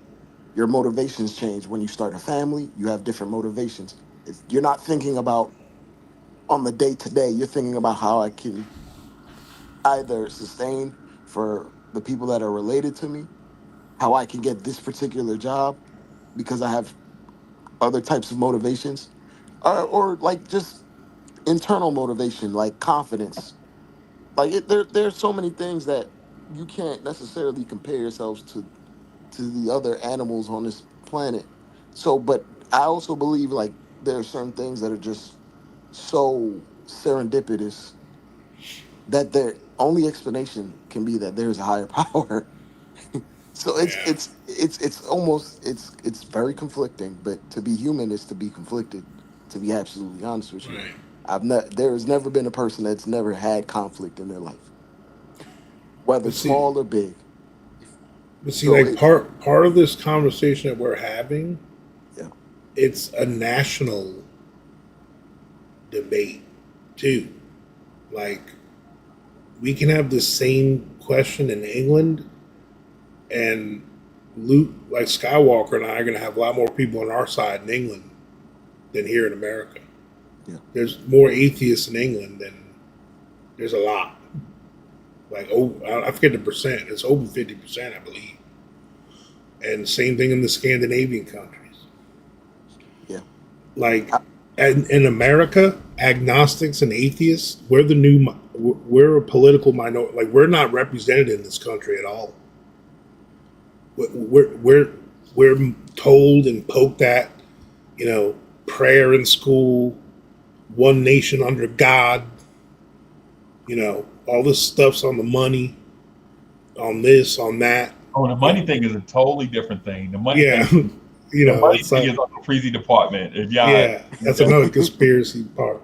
But yeah, like, I think if I that's not a just, conspiracy. That's the truth. That's yeah, true. That's I just googled there's 5%. This is the 2019. It's probably some new numbers, maybe a little more or less. There's 5% in America's agnostic, and only 4% that are documented atheists. I personally was never asked this in a census before, so I didn't vote in that. But um, you know, it it's something that, and I'm not, I don't want to disrespect my so, Coach, brothers here. basically, you're saying 91% voted either they're religious or they didn't vote one way or the other. No, they believe in some sort of organized religion. Okay. 91% of America does, whether they're Jewish, Muslim, Christian, you know, Or other Hindu. Hindu, yeah, I think Buddhist. it's one of those So, things where like, we're the new minority and when it comes to that kind of stuff here in America. and you're kind of because for agnosticism, like there's a slight difference between agnosticism and atheism, Yeah, and some like one is just not believing organized religion, and one is like not necessarily believing there's a higher power in general. Like it's just not there. And for me, it's just like when I see certain things happen that I can't explain, it feels like certain things are being manipulated. But then I also view it from this point of view where it's like we are in a big blue ball in outer space hurling at thousands of miles per hour, Yeah. maybe even faster. And random things are just supposed to happen. But Hmm. when it's not random enough, it has me questioning myself. But I think that's part of the psychology of humanity. We we as humans have the incessant need to feel owed owed an explanation. Like we feel the need to know why this is what it is. And I feel like sometimes even from a religious standpoint, I think some of it is like natural human ego. Like when it's written in the books that God made us in us, God made us in his image. Is that the case, or do you want to believe that we look like God? Yeah, like, that's what I'm saying. That's how like that's the part where for me, and like I said, it's not my only driving point of it, but when man has his hand in relaying the information, the person with the power of that pen or the chisel or whatever they were doing back then, you the know, winner creates the history. like they just like the power of the people that create stories on the internet or on Fox News or on CNN or on MSNBC. There, unless you were personally there to personally see it, you're counting on the information that was given to you. Just like for me, when I see a scientific thing, I'm assuming some genius, but at least there's dumbed down versions of explanations of those scientific things. Like that show us what, like, Yeah, there's, oh, just to say, I want to interject something. The yeah. thing is, when I hear this, I'm like, y'all saying this shit. Y'all don't believe that shit. Y'all saying that shit to be different. This is Believe what I'm what? believing. And so because here's the thing. You don't want to know everything. You want to know a specific thing. I want to know everything. Right? No, you don't. No, you don't. Why You, not? you What know, do you some people mean? don't even want to know how hot dogs are made. Right? You don't want to know The everything. process of making hot I dogs kind is of like do, Yeah, it's gross. crazy, right? because I really like them, and I know it's, you know, it's the And then, but here's one leftovers. thing too. It's up to because the thing is once a pure thing is corrupted a little, it's corrupted in full, right? That's where the Like skepticism comes in. yeah, it's like when you add a little chocolate to chocolate milk, it's no longer white milk, it's chocolate milk. It don't matter if it still look white.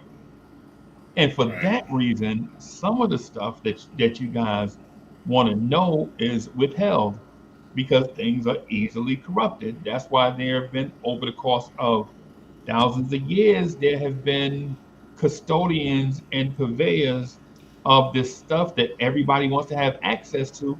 But at the same time, we all know that man is born into sin. Like the world is corrupt. You take one thing and you don't like the way it's written, and you have a pen, the likelihood is that you'll change it. Hey, Freezy, you ever played the game Telephone? Yeah, I know. Yeah, we talked Have about you that have you earlier. ever talked about Tom Thibodeau rotation? Well, some people will interpret it as good rotation. Yeah, So, I know. This is what I'm saying. Some people would want Kevin Knox to still be here. But oh anyway, my God, the point I'm getting is if everybody had access to the pure stuff as the way that it is written, man, people would bro, y'all know what it is. Y'all are men. Y'all are men that I Yeah. respect. And y'all know, like on nights where we see, say, a press conference. When we talk about that press conference, we're going to have different opinions on what we thought we heard and what it alluded to, and we're going to say Perception. that it's yep, yep, yep. And when we say it, it may sound similar to the intent, or it may sound different because we're going to listen to words, but we're also going to read body language. Like he said that shit, but he's lying, right? You know what I'm saying? Like it's that is my thing. Now, in terms of people's belief systems and what makes them go, I'm gonna love y'all anyway, even if we like, maybe not on the same page with some stuff because of our backgrounds and our experiences and things of that sort. Like with me, am I gonna be considered naive or soft because I believe in this thing called humanity and like this thing that links us together? Probably. You know what I'm saying? Probably. Now and then are the say the atheist gonna say something along the lines of, I don't see as much evidence. There's no evidence out here for this thing to exist. Maybe. Maybe. Am I gonna love them any different? Nah, I'm gonna respect them though. Because the main thing with me and Dre and Coach, I know this from day one. Um, the main thing I don't jive with is um, the false pretenses, the fakeness. Like if you come around Uncle Freezy and then just say what it is that you think I want to hear, I don't respect that shit. Right? I just tell people straight up, like just be yourself. I be wanting to Stop be, shooting me the gas. yeah, don't shoot me the gas, bro. Be yourself. You know what I'm saying? I mean, I'm a big boy. I can deal with it. You know what I'm saying? If I can't, I'll take a break from it, take a deep breath, and come back for more. It's what we built for. Now, in terms of like the is God real thing, everybody's gonna walk their own. They're gonna walk their own journey, and for some, it's not gonna be real. For some, it's gonna be absolutely real, right? And so I respect that. But what I would say though, what I would say, and I don't know if Christians get a bad rap for this or not. They probably do.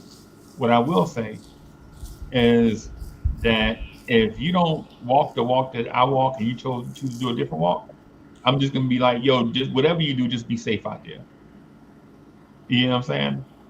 Yeah, Because because it's a lot of people out here that don't honestly that don't give a shit about you one way or the Hmm. other.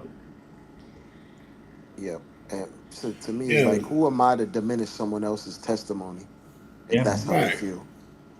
I Yeah, don't believe that's my place, but there are self righteous people that diminish other religions at the behest of their own yeah. Or religion. diminish me or Skywalker if we don't Yeah, 100% believe with it. Because like everyone's truth is different. Like all Yeah. because it's what your truth is doesn't mean your truth is what the truth is, and my truth isn't. Everyone's got their own version of the truth, Perception.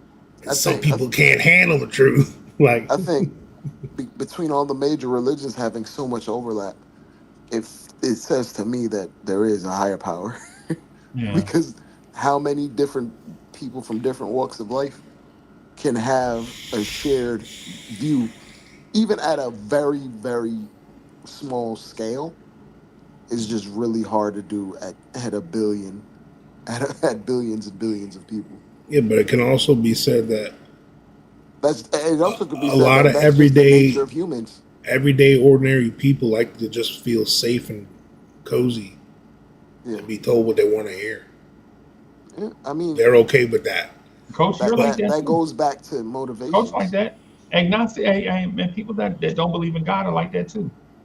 Yeah, They want to hear stuff like, "Hey, bro, I love you, bro." They want to hear stuff like that, whether they deny that shit or not. Because if they tell you that there's stuff that they don't want to hear, or stuff that only makes them feel comfortable, they lying. that's a malfunction. That is Yeah, sociopathy. yeah. That's It's not it's normal. That's abnormal. yeah, Because at our lowest level, we all seek community. We all seek love. yeah.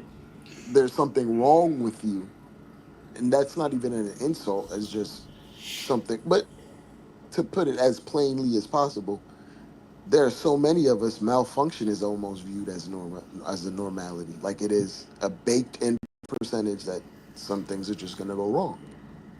Jay, you ever And But seen?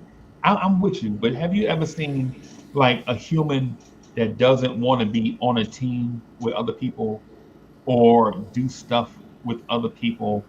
Or here's one: how can you be say do stuff like draw or paint and keep that stuff to yourself and not want to share it with other people? Is that part of the community? Like you feel like you've done something that you don't know is special or not. You may feel that way, but you won't know until you get the consignment from others after they see it. I think but I people think that do at that, oh, I was gonna add, oh, okay. Go no, ahead, I'm Coach. sorry. People that are creative and do art, it it's a release. It doesn't always have to be shared. Like Okay, for like for someone like myself personally who dabbles in creative things like that, I do. me sharing it doesn't mean I'm being selfish or don't want it to be looked at. I just sometimes I need to do it because it helps. That's my like what Skywalker was talking about.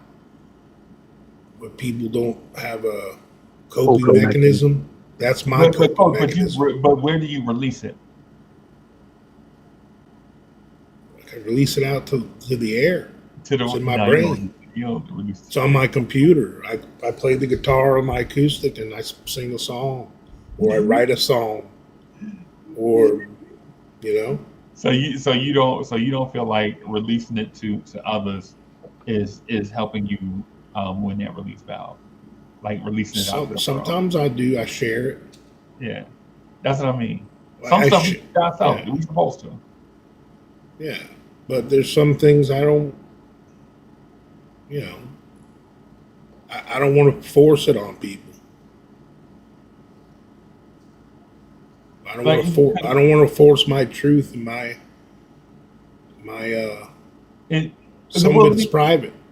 yeah, and that's what everyone. Everybody's got their thing. Like some stuff they keep to themselves, and some Yeah, stuff they share. Some stuff they accidentally share with the world, and some stuff they yeah, accidentally. It's like however yeah. it works. It's a vulnerability thing, you know.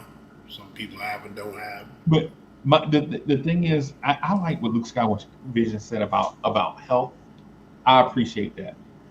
I don't know if I can. I don't know if I can eat like Jesus though.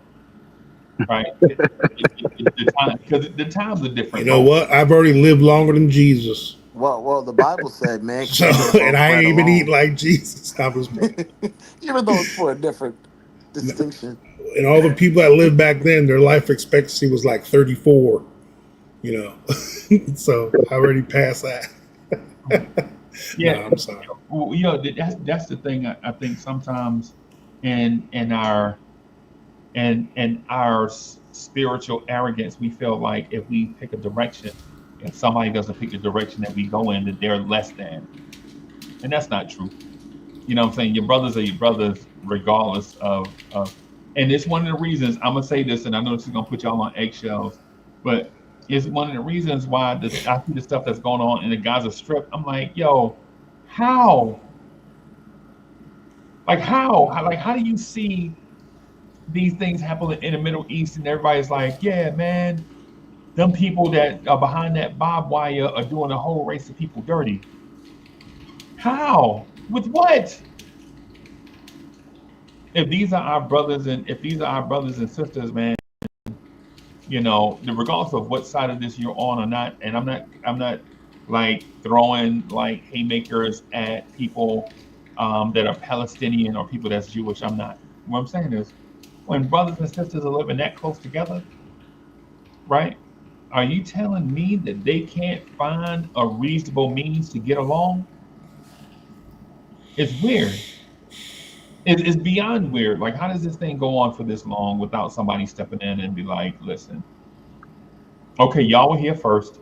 They moved in on y'all, and now they've been here for 75 years. Yeah, and like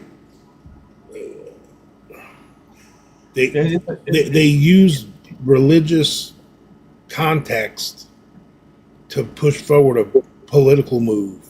yeah, Okay, yeah, basically, like like what they did when they discovered America, what they did to the Native Americans. yeah. Okay, pretty similar. Like, here, you can have this patch of land. Ah, we won't tax you. That's your piece of land. You can gamble there and do stuff. Be sorry, but the rest of this is ours. You can have your little section. Yeah. You know, I mean, come on, man. And these I mean, and to be honest, these types of invasions have happened for thousands of years, yeah. right? Thousands of years. But here's the thing. Here's the one thing why this is different, right? The reason why this is different is because you know that in a in political unrest, one has the bully on the block supporting them, and the other is fighting with one arm behind their back, Yeah. right? And to see this as a fair fight and the one with the bullies on their side claiming to be victims is not fair,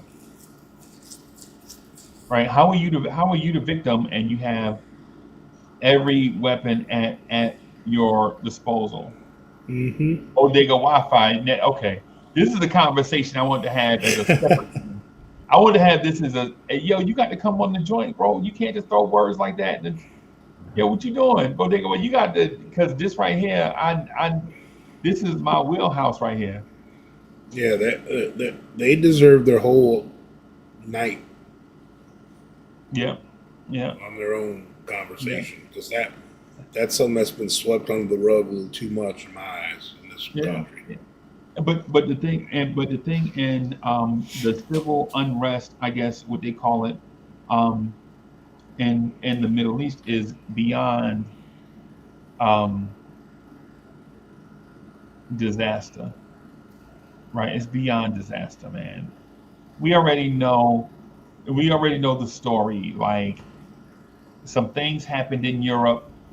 Um, a group of people were ran out because of the way they looked. They relocated in another area, in a place that they thought was ordained by them, a place they wanted to call Zion. And since then, they've been pushing the people that were originally there further and further and further away to the point now Mm-hmm. where they're damn near caged up and don't have running water, don't have schools, don't have hospitals. And every time say a group of them try to fight back, they look at them as And terrorists because they're terrorists. using car bombs and because Yeah, that's the yeah, only weapons they have. right, right. And Yeah, it's not fair. And then for us to like for the most famous Palestinian in the world not to say anything, lets me know that this is not about the beliefs that they put out there. It's about power. another one.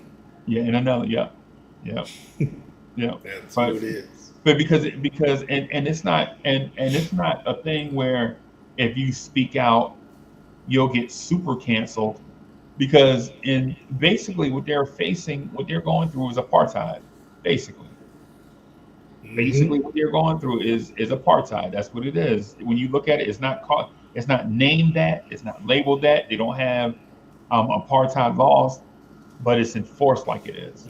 And politically, our country has chose the side that's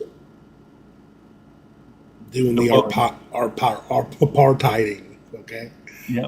And it's not even in my opinion, it's not even because the relationship with them is beneficial in a friendly sense. It's because our country gets to station weapons there and point them at our enemies that are Across the water, yeah.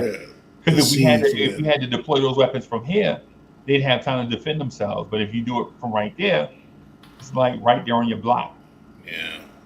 It'd be like if imagine if Russia back in the 50s had taken over a country that was off the coast of Florida and what this country would feel like. Mm-hmm. I'm just saying, just some stuff. Yep. Hey Dre, let me shift gears. I want to shift gears. I want to ask y'all this, man. So to my man Luke Skywalker Visions, man, Miguel P, I legit want to get y'all input on this because if I'm crazy, y'all let me know and I'll put my own straight jacket on.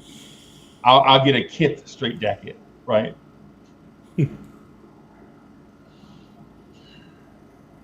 In y'all minds, and it's gonna sound crazy. Do y'all believe in the dinosaur theory? Which one? I do not.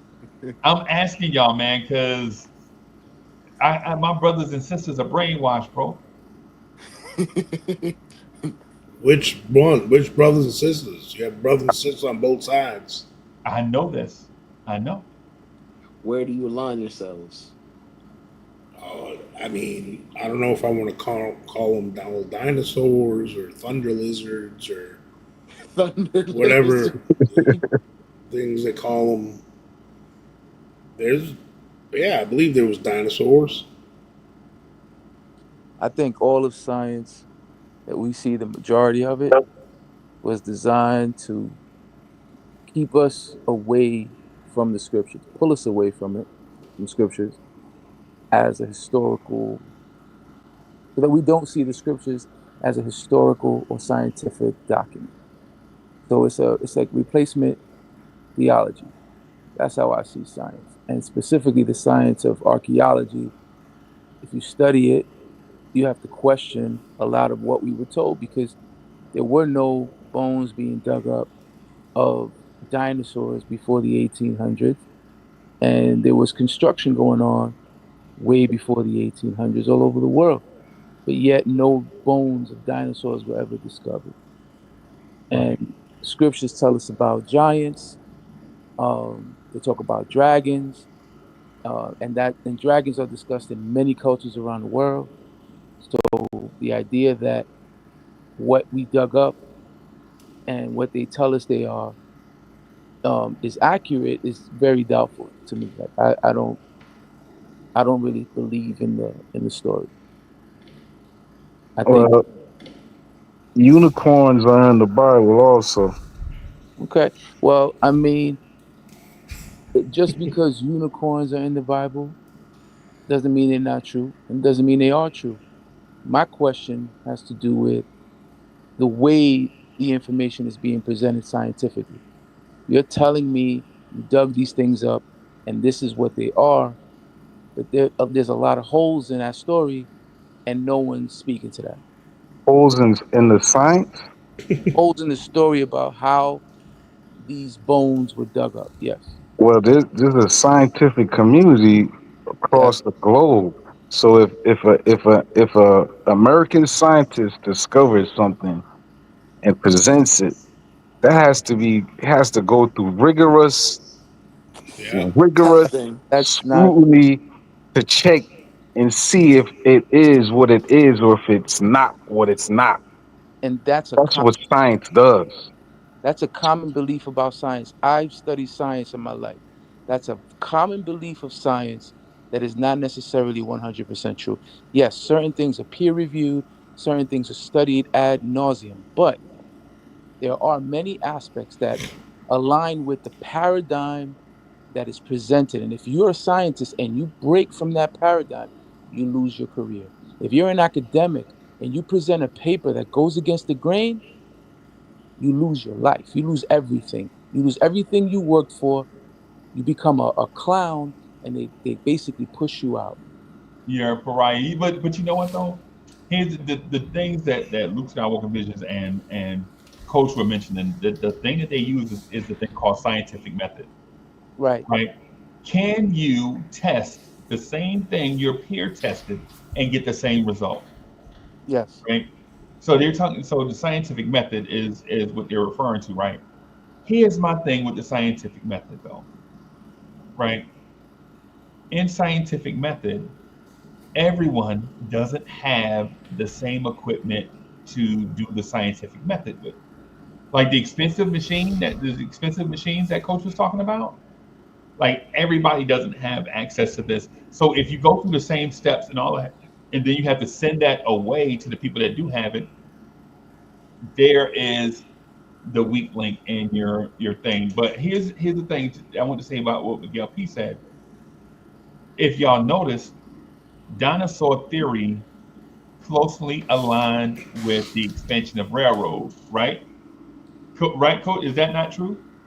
Once we start digging in the ground to build railroads going further and further, once the industrial age started, right? You notice stuff like dinosaur bones were discovered. They were not discovered in the 1700s or the 1700s, 1600s when slaves were digging up land for rice plantations and tobacco plantations. You didn't discover dinosaurs. You discovered dinosaur bones when you needed tourism. Come on. I'm telling you, bro. These are think about, bro. I know this. My ancestors were slaves, bro. I know that. I know this. Dinosaur bones aren't that close to the surface, bro. You got to dig pretty far. Okay. And think about the Earth is 8,000 miles wide. Right. You're talking about finding a needle in a haystack. It ain't like there's dinosaur bones scattered all over the Earth every 3 miles. But so okay. With that said, then how do you know where to dig to find dinosaur bones? And using basically what you just told me, how do you know where to dig to find dinosaur bones? Had the same place that when it's convenient biblically for archaeologists to find things that prove things in the Bible, archaeology is a good thing, right? Like the dinosaur bones. The dinosaur bones. I'm getting to that. So how do archaeologists know to go to a certain area to look for biblical proof of things? The archaeologists didn't. Yeah, they do. No, archaeologists. No, bro. They use archaeology to dig up the ancient Egyptian things, like the old holy lands. They found like what they thought the Bible, and they found what they thought was like Jesus, like some of Jesus's like tablets or something. I don't know. They found all kinds of stuff to help what if prove they things for the didn't know Bible. what they were finding? What they had to do with dinosaurs, bro. But so what I'm saying, the same methods they're using. Where's the book of dinosaur to lead you to the dinosaur bone? They're not going to a specific area and be like, oh, they know that at a certain time when the dinosaurs roamed the earth with plate tectonics, the land was more closer together.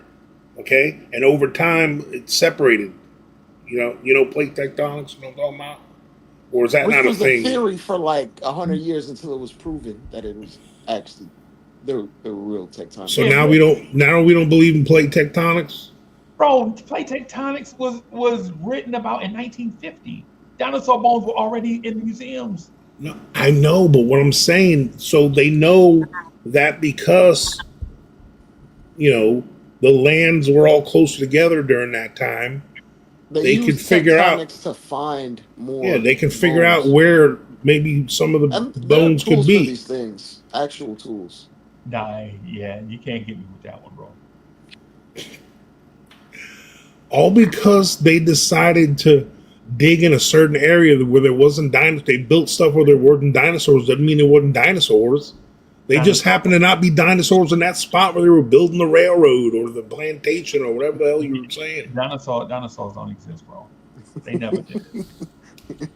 Bro, nobody. I'm saying you. Nobody. Everybody is shooting me the gas about that. Like, how do you know exactly where to go to find dinosaur bones? Right. I ask people this, and they're like, "Yo, somebody just stumbled across a Tyrannosaurus Rex femur." And then they dug it out and they found the rest of it. Really? Do you believe with woolly mammoths? Were there such thing as woolly mammoths? No. No. No, bro. So I can make this fair assertion. Saber-toothed tiger? Yeah, it's fair assertion. You don't believe in evolution. Like we were kind of humans in No, this form, in this I realm, this whole time. no, I absolutely believe in evolution. I don't believe in lies though. That's fair. Bro, there's more evidence of dinosaurs living than there is of a Jesus. I'm sorry. Bro, but you never saw. But dinosaurs and Jesus Christ ain't. They're two different things, We right? talking Okay, about then how evidence. do you know where to find Talking how Jesus we then? Like, where was Jesus? Where's the proof of Jesus then? Yeah, this is You, the you thing. want me to believe in the I, dinosaur I package need no, or the no. I need Jesus to hear a package? smart. I need to hear a smart argument about why dinosaurs existed. That's what I need. Okay, well they know where to search because Why do sharks they exist? well they know where to search Why because do they they target. exist? That's crazy, Coach. But you just asked me the same question. No, Bodega's hit it on the head. 90% of the life on Earth that ever existed is extinct. okay. Does that mean that dinosaurs were a part of that 90%? Yeah. No, it does not. But And then Freezy, here's the thing. Here's the thing. 90% is so arbitrary, right? Because you can show me the 10%, but you can't show me the 90%. Is that not the faith argument we've been having for 3 hours? And I don't believe it unless I see it. No, they, That's they how it's don't going. claim something has been extinct unless they find proof that it lived. That's what science does. They don't say, "Oh, the dodo bird's extinct," just because they thought there was a dodo bird. They found. they use well number one they how they calculate it is through carbon dating, which is a Mm. whole nother science, which is extremely complicated. But there are certain how do I say it? There's certain types of carbons that age a specific way, and they gauge its half life, and then they do calculations to figure out when certain things were born or when they last existed, rather, not when they were born, when they last existed. And that's how they calculate how 90% of whatever, even more than that, 95 plus percent of whatever life existed has been gone already. That's how they calculate it anyway. They're still discovering species of insects and But to answer the microbes. question that Freezy posed, like how do they know where to search? Well, they know where sedentary rock is, and that's where fossils are. Fossils are smushed under layer and layer of ground over years and years. Like for example, when towns are built, you can even go back thousands of years. When towns and cities are built and burnt down and built and burnt down and built, there's literally cities underground that have been built over even just modern civilizations 1,000 years ago. Now, expand that out further to millions, hypothetically millions, and you go gauge sedentary rock, then you'll see that bones and even plants are buried underneath this crust that is what 7,000 miles deep. Just the crust part. So, like for instance, the Earth is so big.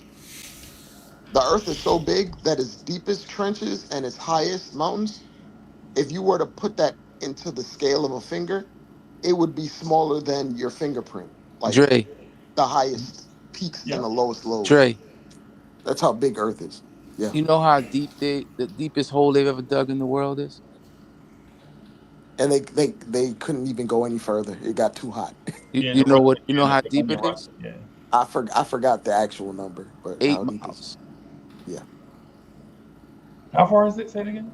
8 miles. Yeah, Ru- yeah, I know. Russians did it. Yeah. They couldn't go any further, but yet they can tell me what's 1,200 miles deep, 1,000 miles deep, 800 miles deep, 4,000 miles deep. That's my point, bro. This is the point that I'm getting at. Dinosaurs never existed, bro. I Legit, can't bro. argue A against big it pebble. completely. Legit, bro. This is how much I'm gonna tell you. I'm gonna tell y'all something, man. Maybe y'all come from this place, and maybe, but I grew up in the inner city, right? I grew up in the inner city. I grew up in Jersey City, New Jersey, between on Van Nostrand, between MLK and Ocean Avenue, bro. And in our house, no matter how clean we were, we had roaches, right? legit, I could take my church shoe and smash the shit out of roach and go get some toilet tissue to come back and get it, and that motherfucker be gone. Right?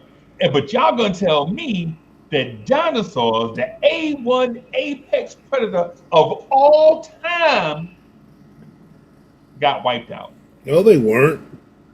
Only Some of the roaches on Van Ocean, hell yeah, Coach. no, I'm saying the dinosaurs weren't the apex predators of all time. Just only certain versions of the dinosaurs were. Yeah, a lot of them weren't Yeah, big okay. steppers like that. Okay. And So was it a what meteor or the ice age or whatever that what was the extincted them? apex predator of all time? Like which was the most dangerous animal that ever existed? Humans. Yep. Oh yeah, humans. Yeah, you're right. No, viruses, I would say that, yeah, that's what I'm saying. Dinosaurs never existed, bro. microscopic creatures are the most dangerous in the world. Dinosaurs never existed. The only reason why we even made it the story was to encourage tourism out west to grow countries. A virus can kill a human being. A virus can kill the biggest animal on earth. And Well, how come science can't cure it? Well, if can Well, I we get in my can. conspiracy theory Science, back? right? Science. We- Science we- is the answer. How come science can't cure it? we have cured a lot of those viruses. Dinosaurs, bro, they never existed, bro. I'm telling you. They didn't have science to help them live, I But guess. but what I will tell you, They didn't have Jurassic Park to keep them alive. dinosaur the dinosaur thing is the biggest hoax ever. It's the biggest joke ever played on mankind, right? Oh, come on. Right? Now you're starting to line up with the whole moon landing fake stuff. Nah, the moon, Come nah, on. man. Nah, Moon. the It was no moon landing. Oh, here we go. the moon landing thing is the moon landing thing. I'm just saying though. I'm gonna say Oh, I'll say it like this, bro. Like when it comes to the dinosaurs, we know that's a fib because no, don't. All right. if dinosaurs Don't be lumping me in that conversation. This is on the internet, bro. YouTube. you in the Don't- conversation with me, you on Don't say we like we all on this panel believe what you I'm not believe. French. Nah, bro. I'm not French, bro. You think hey, all beige dudes are like French? Nah, bro. I ain't Bro. talking, bro. You know what I'm saying? The dinosaurs never existed. And here's why. Here's why. It was the whole hoax thing started in a pre-horror movie era, right? Oh my Like god. if y'all read, bro. Hey, have you ever read the book Frankenstein by Mary Shelley? I have actually. How long have they known there's oil in the ground Bro, that could be turned into gas and all this stuff and plastic? those, Come on, man. those didn't happen at the same time, bro. But what year did that happen? When did we discover oil in the ground? Bro, it took 60 years to go from kerosene to petroleum. They But I'm used to talking go about the digging for oil part. To know we can use that. What? Well. To be absolutely honest with you guys, the dinosaur, like the bones from the dinosaurs, don't create oil. It's other things. Like, That's No, what I'm not saying that. I'm not telling. I'm not. I know. Yeah, no, I know what you're saying. I'm not saying the dinosaurs are part of the oil, but I'm saying like the same thing Freezy's saying, like, oh, they didn't dig for oil in the 1700s and 1600s, and they were digging and building things. Though, how come they didn't find oil? No, Doesn't mean it doesn't exist. They used an alternative new means of fuel, which was whale blubber. They used to go out whaling and use whale blubber to fuel your. I understand, but they happened to stumble upon oil, just like they stumbled upon some dinosaur bones eventually. What It's the not- hell it's- kind it's- of drunk? Because you're not. What are you talking about? Oh, If I told you the same sentence, Freezy, if I told you the same sentence, like, bro, there's this liquid in the earth that we can turn into all these things. We just have to dig for it. Trust me. Like, if I said that to you, you'd freaking think I'm an idiot. I mean, the first time we started a fire, we accidentally stumbled into it. Like a lot of inventions, a lot of creations were literally by mistakes. and then we built off of those mistakes. Like a lot of discovery was legitimate dumb luck, Right, to and be that's absolutely why honest. dinosaurs don't exist, because dumb luck had people thinking big ass animals that are 90 feet tall walk the earth. 90 feet tall, bro. Well, Walk the what earth. if I tell you those roaches that you spoke about when the oxygen was so dense, they were the size of cats and dogs. So have you seen you know the size of a blue whale Yeah, in the ocean, yeah. Things are gigantic, man. bro? Come on, man. But the only reason why it survives is because of buoyancy. If it was on land, bro, it wouldn't be. It'll be crushed by the Bro, pressures of Yeah, yeah, gravity. yeah. bro, elephants are pretty big. Yeah, they're gigantic. Yeah, man, but a blue whale is 22 times No, bigger I'm talking than. about land animals. Yeah, no, I got you. Yeah, But it's hard for us to fathom it because we have cities Giraffes are huge too. and like, bro, there's some. a I don't giraffe know. licked a lady at the zoo, bro, and a giraffe tongue was legit longer than my body, bro. Can I I saw it with my own eyes, bro. That shit was disgusting, bro. can I give you my conspiracy that there isn't necessarily dinosaurs, but what isn't necessarily all the way a conspiracy? Um, we've predicted like AI taking over, and it's going to surge at an exponential rate that we cannot control. I'm And trying to get there, Dre. Stop taking over the show, bro.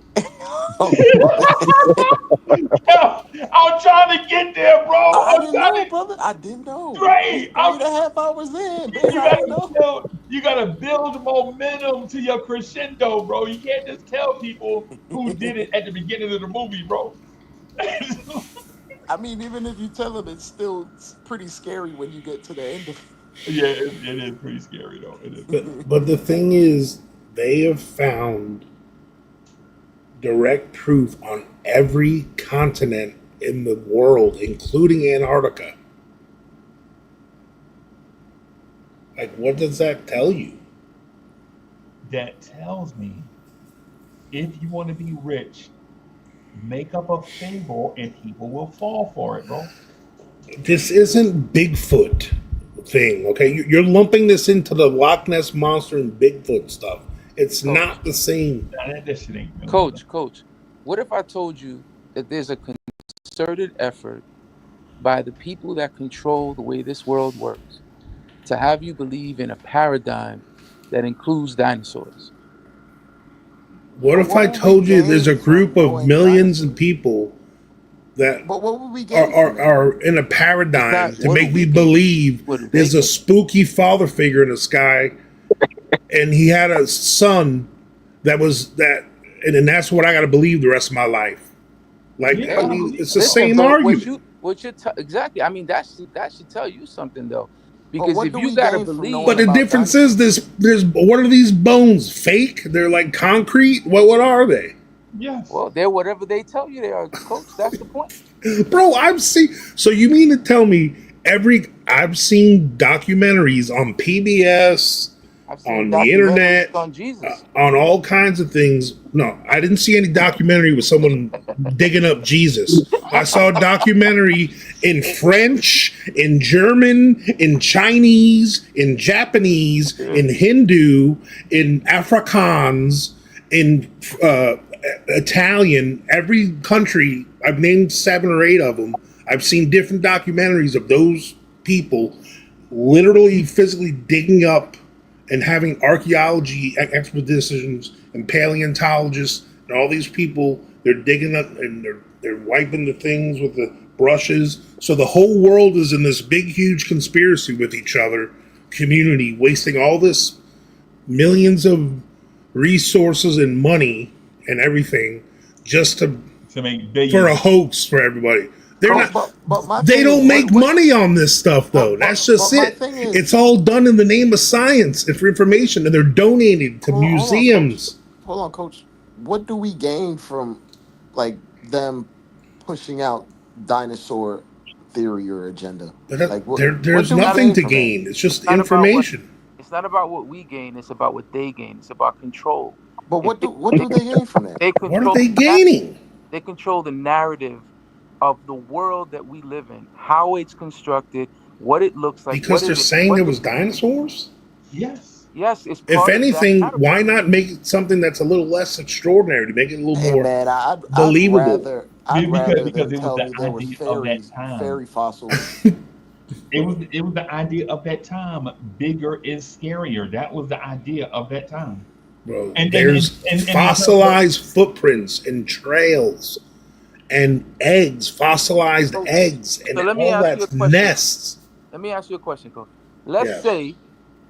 Let's say all the fossils they found, instead of them belonging to the dinosaurs that they tell us existed, let's say they belong to dragons, as described in Scripture. Well, Wouldn't, if they want to eliminate Scripture, wouldn't it behoove them to give you a replacement science that will tell you, hey, this is what these bones are. This is what you're looking at, but right? dragons ain't in the Bible. Yes, they are. But that's what I'm saying. Because, but all because the Bible's calling it a dragon, like Don't it's okay for you. But if that's just what they choose to call a dinosaur, they chose to call a dinosaur a dragon. It's okay. what Right, about but dinosaurs my though? question, the dragons fly, they have wings and all that. So did So, pterodactyls. okay, so my That might be what question they're to talking you about. is, right? If I didn't want you to believe what's in Scripture, wouldn't I give you something to replace it? But Oh no, you No, wouldn't. here's the because thing, though. Here's because the thing, though. Jesus Christ and dinosaurs can both coexist. Hold It on, doesn't coach. mean that one's exclusive to the Hold on, other. coach. Hold on, coach.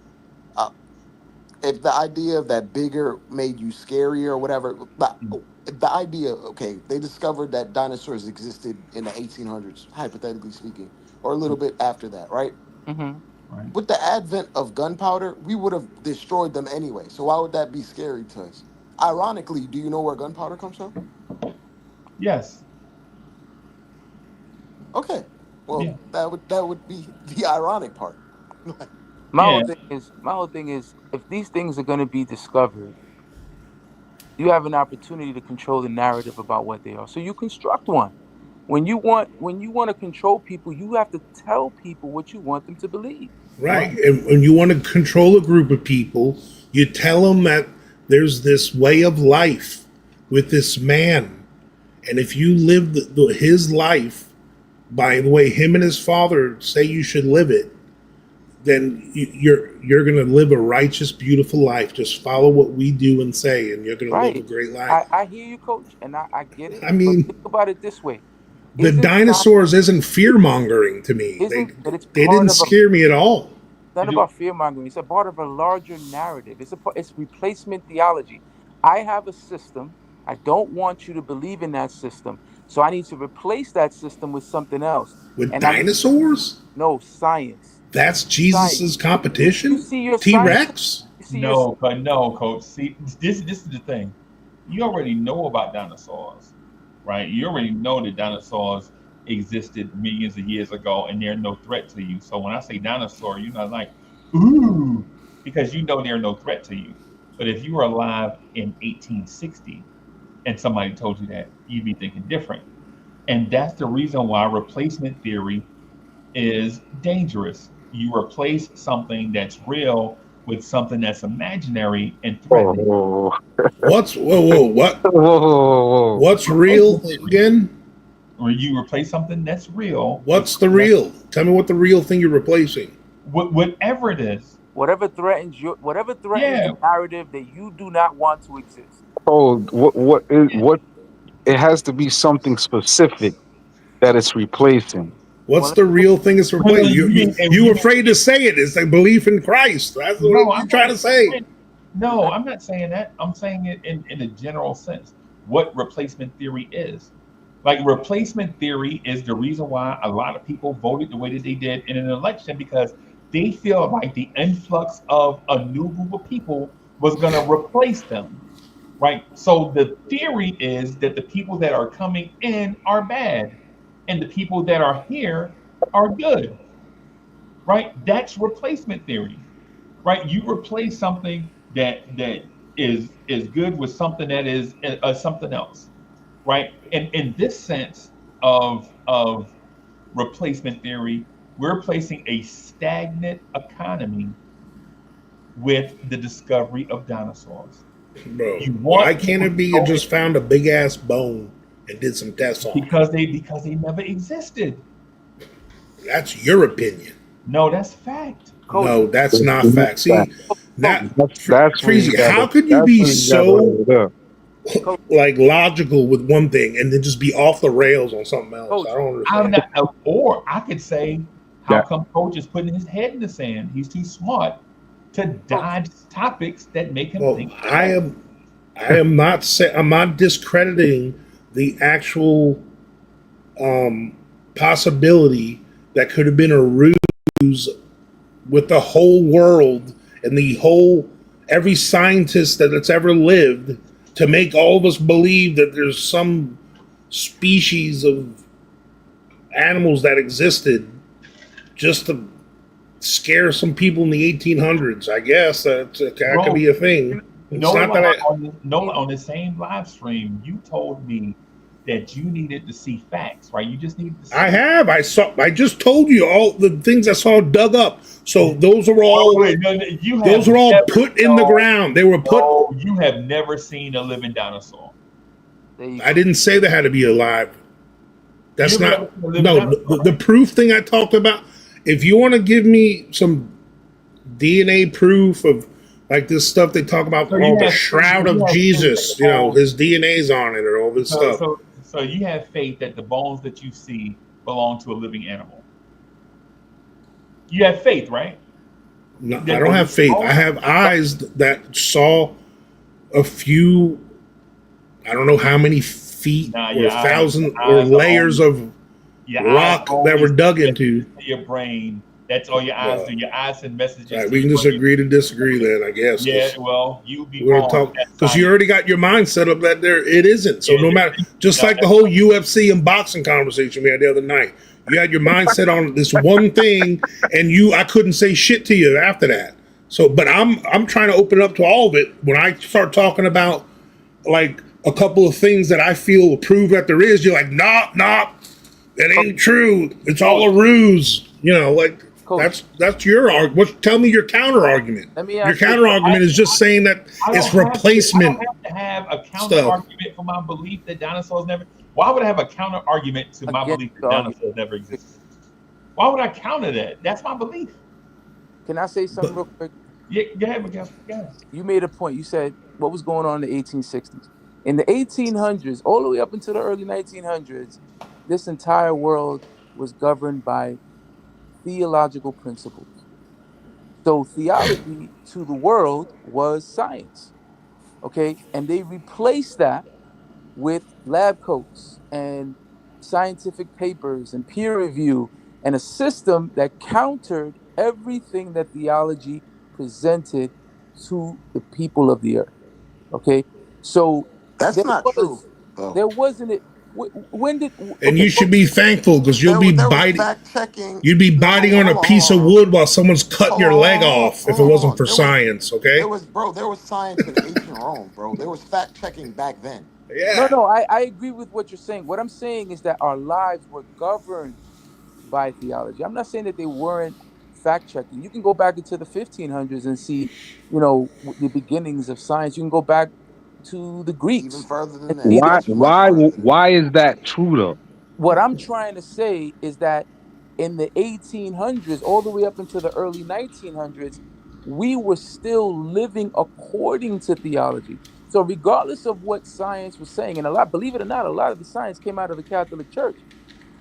There were actual priests that were scientists. Okay, so at that There time, still are today. Even yeah, there's actually yeah.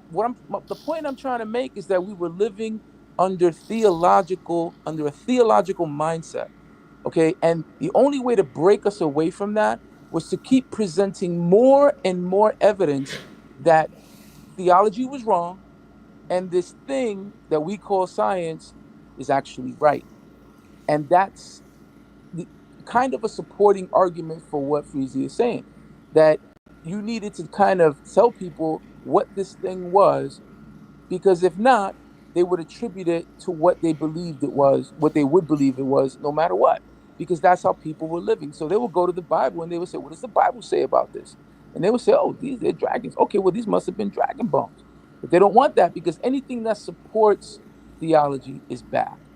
That's how you have the cosmology that we have today. Yeah, but ancient Greeks and ancient Romans found large fossilized bones, okay, back in the day. Hmm. And that's why they had like this big understanding about paleontology and all that stuff, even way back then. True. And they, because of their limited knowledge of the world or what it was then, they they just consider those massive bones to be like creatures from their myths, like When I the Cyclops or giants or the heroes. Like they found giant bones back then. when I looked into paleontology, what I found was, and I could be wrong, but this is what I read. The first bones that were attributed to dinosaurs were found in the early to mid 1800s. That's what I found. I looked into it myself to try to understand it. So I don't, I can't speak on it more than that, but that's what I read. But when like the griffins and the sphinxes and all that stuff, they you think just they're coming up with all that stuff from their imagination?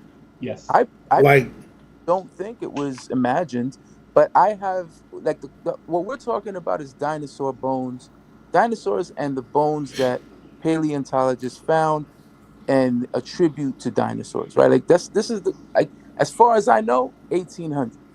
I've never read anything about Romans or Greeks discovering giant bones and not knowing what to attribute them to, and those things just existing for 1,000 years until somebody said, "Hey, look, it's big old lizards," and I don't know. It doesn't sound right to me. You can phrase that as indoctrination, or, but you can say, bro, a guy can literally claim to be the direct descendant of Jesus Christ and create a cult and then have 100 people kill themselves over it. That Hmm. doesn't necessarily mean that person is right. That just means a lot of people are gullible, or they don't know how to do or have correct discernment. Well, Like the like the like there we've seen And too that's many what I'm cults. saying about the dinosaurs, bro. exactly. It's funny. but what I'm saying is like when You can you ask don't this guy to have prove that he is the direct descendant of Jesus Christ, and he couldn't do it. But these people will have carbon dating and actual science and technology behind it, Dre, look and into you'll say carbon it's dating. wrong. Look into carbon dating. Like really look into it. don't I have. The primary No, no, science. no. I've seen it at a just replace direct the No, no. term level. carbon dating because that's a trigger word for the anti-scientists because there's some disproving of carbon dating and there's new technology Coach that's knows better it was than disproven. Yeah, That's there's carbon dating. technology that is better than carbon Just so dating. you know, next time you have a debate with anti-science people, don't say carbon dating because Yeah, because that's one of their carbon dating is an that's, outdated that's technology. one of their trigger words. it was just Carbon dating is an approximate. Like you can't really, it's It's a like guesstimate. Well, not really a yeah, guesstimation. It is using a formula. it's and sometimes it can be off by millions of years based on how old the object is that they're testing. Right? No, Like there was an object that was tested that was supposed to be like 1 million years old, and come to find out it was 3.5 billion years old on this planet. Right? So I mean, there are the carbon dating thing can be, I don't know what but for the most part, though, it at least lets you know that the thing that you're testing is old as hell. yeah, but Dre, for now on, use the term radiometric dating. They can't mess with you on that one. Trust me.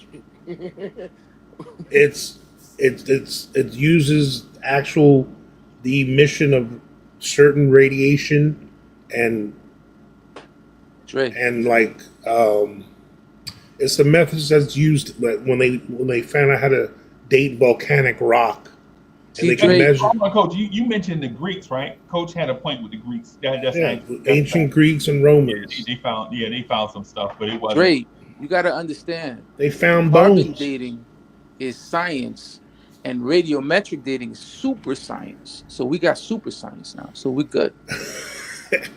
So I guess the It's periodic not table is super fake. science. The It's just periodic you table can. is just made up, and It's we just something that going could along be with it. read by I guess the whole world just, they all are in cahoots with each other to make an imaginary machine that can read these. The So do we periodic not table believe in the displays elemental table these either? Like, elements that we see and we interact with. Matter of fact, Do you you believe talking in to me right Kryptonian? now through a screen Y'all believe in is Kryptonian? just divine intervention. That like this talking box that you're looking at I was is about to say, complete why are we on divine the internet intervention. right now? Freezy, Talking. radiometric dating brought to you by the people that brought you carbon Yeah, dating. exactly. No, No, so my thing no, because they were able to fix. They're not standing by something for so long and just stay with it just blindly when they saw it didn't work anymore, or like they found more information, because that's what science does. Science doesn't rest on their laurels. That's the difference between faith and science. Science is constantly trying to better and fix, just like you guys. Unless it goes against the narrative, coach, and then you can take your science down the road and kick rocks. That's yeah. how it works. Against what narrative? That dinosaurs Okay. existed? Like, what Anybody, Dinosaurs narrative? anybody dinosaurs that's never been an existed, bro. academic This is in the scientific world will tell you that if you come up with something that doesn't vibe with your mentors or the field, the experts in the field, you're done. You're cooked.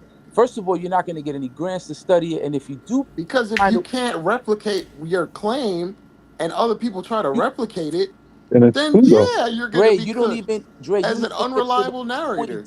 You don't even get to the point of studying it because you need to get money to study it.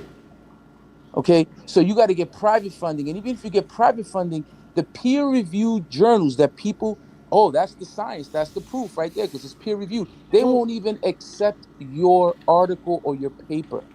Okay, that's how this stuff works. Look it up. yep. I'm telling you because I know because I see it. I'm a so part of you it. can make a claim without testing it and then be mad that other No people one is won't do it making a for you. claim without testing it. The point is, if you want to investigate something, you need to get money to do it. You need somebody to back it. Okay, But so how do you But get that money? How do you get money to back your research?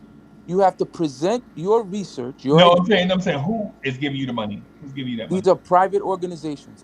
In most You have cases, to get from government and private you're either funding. getting it from the Yeah. government or you're getting it from private sources. Yes. Yep, yep. And Who from don't and who are from my God fearing experience, people? anytime you need money from the government or private funding, you have to abide by an agenda. Correct. If you try to color outside the lines, Oh, it's you not definitely happening. don't believe in global warming, man. What was that? You definitely don't believe in global warming. Listen, Dre, if I want right now to, okay, 30, 40 years ago, if you wanted to say that global warming was real, you would get laughed out of a room, Yeah, out of most rooms.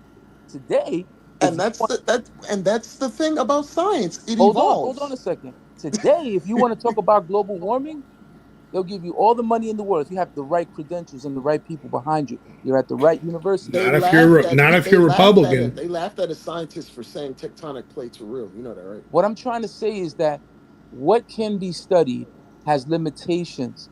So you can even get to the scientific method in most cases because you are not allowed to bring up certain topics, certain ideas, certain research questions are laughed out of the room.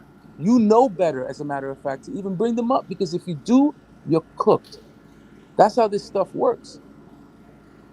Just saying. yeah. Yeah, I, but what are these things I, they're coming up with? Like, I don't understand what these things that they're being denied to be brought forward.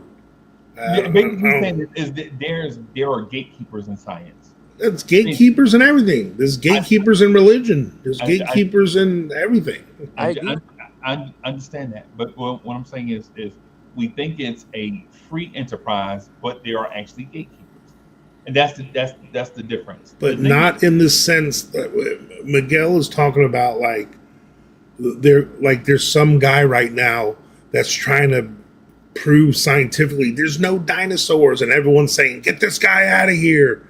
That's like What I'm telling you is that if you're a paleontologist and you've invested the last 8 years of your life, let's say, working under paleontologists, and you've read all the books that they've read and they've prescribed for you to read, and you have earned your PhD, because you presented an idea and somebody supported it, and then you researched it, and that you had to defend it, and then they said, "Yep, this dissertation is good. You've contributed to the academic knowledge that we have on this topic. You are now a PhD just like us." That's how the process works. Yeah, but At that sometimes point, it takes mavericks and people hold to on. stand by their, you know. At that And that's point, what I'm trying to do, hold coach. on. I'm At telling that you, point, you're dinosaurs in have the existed. club, right? That's Now what I'm you're doing right now. I'm standing my ground. you got a PhD. You try to study something, anything, whatever it is, you need money to do it. Either the I don't university's have a going to give you PhD. money to do it, or the government's going to You're give you talking money. about a national problem. In normal civilized countries, you don't have to do that. What are you You talking can go get an education and not be broke to do it. Okay, that's an American problem. So we can talk about political stuff another night. But Listen, Right. even if you want to talk about how academia works in other parts of the world, it does not change the reality that in order for you to study something, especially something that's controversial, somebody has to foot the bill, whether it's the university or the government. America's that way, Miguel. That's the way it is all over the world. No, No, I getting think the you need to do some more I, research. In other countries, science is embraced and Science it's is crazy, funded. yeah. But I'm yeah, telling it is funded. you, It's embrace. funded I, without question, without No, grants, no, without question. It's that's funded. that's the part that I disagree with Coach at, because I uh, think anytime somebody give you money, they gonna question you. You just have to answer the I'm question just correctly, maybe though. not on the level what we're questioning is what I'm saying. Yeah, But yeah. there's questions. But there's no such thing as free money. You know what I'm saying? That's my only. But the thing I want to point out too is that Bodega Wi-Fi pointed out that they silenced Tesla and ridiculed his discoveries, and then used them 70 years later and claimed them to be their own. In my opinion, Tesla is a perfect example for those that are fans of history, for the history fans. And I'll say this to Dre, because I wanted to get to his AI thing and the aliens thing also. But in my opinion, scientists were silenced in those days.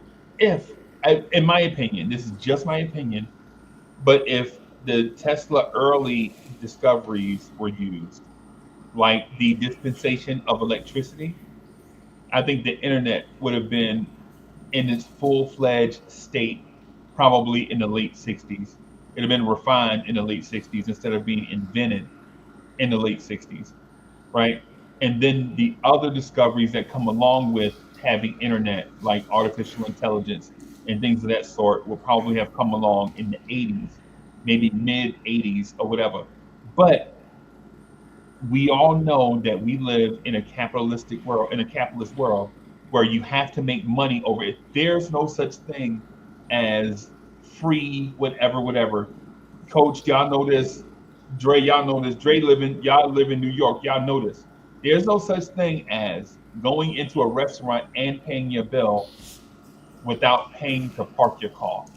Like everything you do in our society, if there's a I got a paywall spaceship, that Freezy. can be put up, if I there's a could prove it paywall that too. can be put up, a paywall is going to be put up, bro. I'm messing with you. Yeah, I understand where there's checks and balances, basically. Yeah, and if I can make you pay something and you have no other recourse but to pay it, you're going to pay it. And until that's the reason why when we heard of solar power back in the 80s, and it still hadn't taken hold like it should have been, and it's 2025. Yeah, but that's a national problem, Freezy. I thought it was international, right? I don't. No, because other. Do you know there's some countries that have roads that are made out of solar panels? They're doing that. Right. Like like they use, and I'm not saying I'm the biggest fan of them or think they should be of use. A lot of other countries use windmills and use this and use that. There's all kinds of other. That I work in the medical field. Okay, if the medical community, they have all their own agendas too. I'm not talking about the insurance companies and the pharmaceutical companies. They're their own set of That's the part that I work for, insurance. craziness. Okay, my part in the keeping patients healthy and healed and happy. If they had that same mentality, um, newsflash, they're scientists. We wouldn't have advances in medicine like we have now. Now, should we be further along than we should? Yes. That's where capitalism comes in. Because the capitalism and money and government and special interests have Right. integrated into our particular medical. But there's advances in Europe and things that they're allowed to do over there because they didn't go through all that red tape that we do here sometimes. Right. But if we had that mentality in the medical field, y'all will still be, like I said before, biting down on a piece of wood while some quote unquote dentist is sawing off your leg. Okay? If we didn't have advances in science and doing things like digging up dinosaurs and learning things about anatomy. Yeah, I feel you, man. But taking one step forward is not the same as taking 10 steps forward, bro. We know that. Like listen, legit. I'm in insurance. I know the machines that y'all use in y'all buildings. Some are recycled and sold on a secondary market and need insurance. I know certain hospitals don't get the funding that they feel like they need to keep state of the art equipment in the building. So they go to second market, they go to aftermarket sellers from, say, a hospital that improved, they're getting a better machine than the one they had. They sell the old one. They don't just throw it away. You don't see it on the side of the road. They clean it and sell it to another facility. I know all this stuff, bro. I get that. I'm not saying that science and medicine and things don't take the human approach to advancing. What I'm saying is hospitals are a business. People that come in to be seen, they get paid. People that work there, guess what? They get paid, right? The people that work in there, they have insurance. Guess what they have to do? They have to pay the insurance. The doctors in there, they have to have a certain level of insurance. I know all these things, bro. And unfortunately, that's a localized problem here in America, though. I, Again, I'm not denying, but this is where I live. What I'm saying to you is understand what you're saying. Like I get it, but what I'm saying is to say that science is operating outside the scope of monetary gain can't be our argument for science, because we know that counties give the hospitals breaks on their electric bills, right? We know that hospitals and facilities have backup generators and things of that sort. So when the powers go out, these hospitals and places can still operate, even if that means the people down the street don't have power, right? We know that and understand that, right? The house, it's a priority.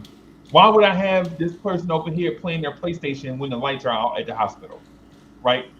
There's a human element to it, right? But at the same time, what Miguel P is saying, and I agree to what he said because I know that there are gatekeepers in everything. People that legit all along the way see how they can make a dollar out of 15 cents. It's just what it is. Luke Skywalker, hey, do you feel like I'm wrong in that? That people don't look at if there's money to gain first? but the thing I mean, is, yeah, capitalism definitely corrupts, a lot of the flow of science, healthcare, big pharma. It's the capitalism needs a cap. I propose that, we have something like what the NBA has, where you funnel the money and put a cap on how much these big companies can make. All the extra money goes back to balancing out the rest of the economy. Right.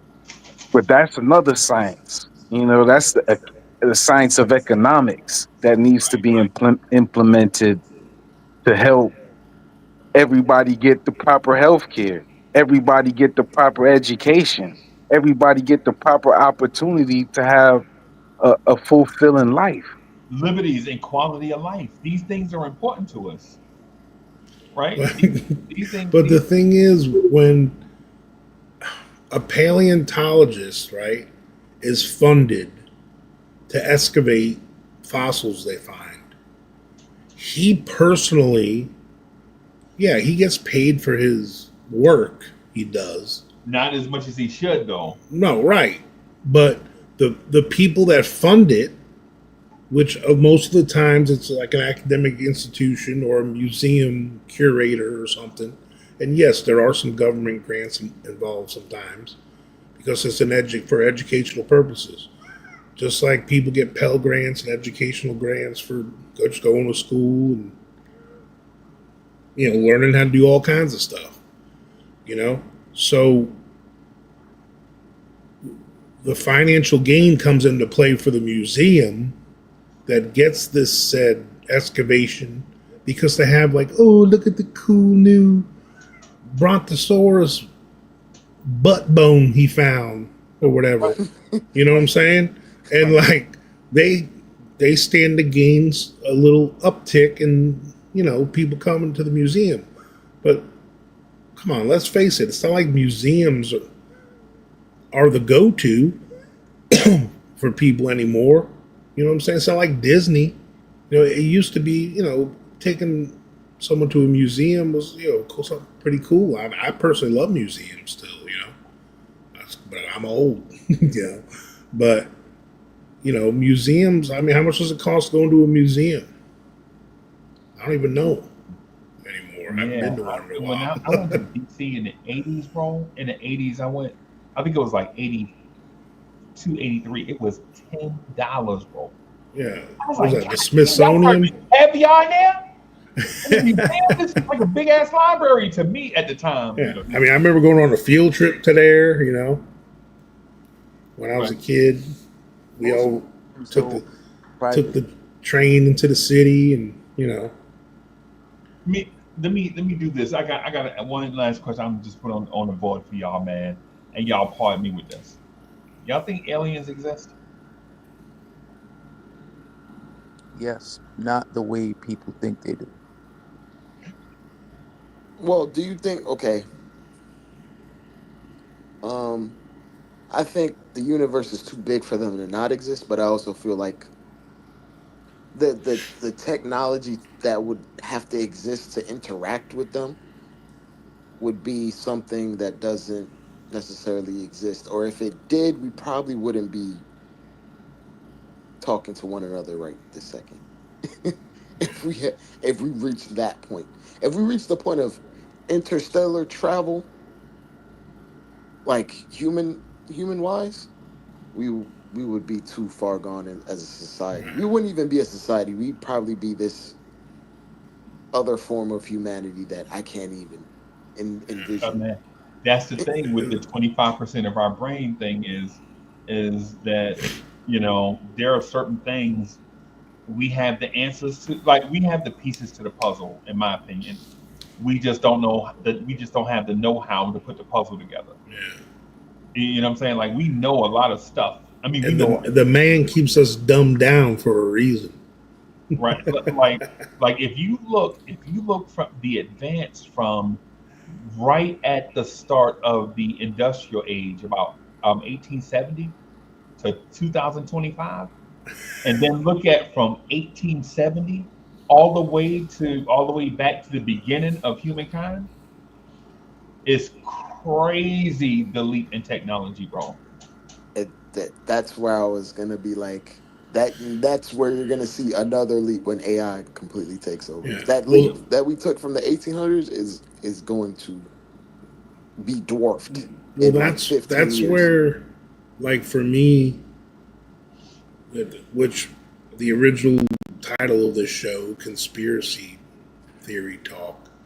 One of the big conspiracy theories is the government's hiding the existence of. We already have proof that there's aliens and alien technology, and that because they know the average everyday person in the world or in America or wherever, the reaction to that would not be well received by everybody, and it would scare a lot of people. Okay, well, so I guess something like the dinosaur thing, Right. but they chose to slowly leak out, like at little doses at a time, some of the technology,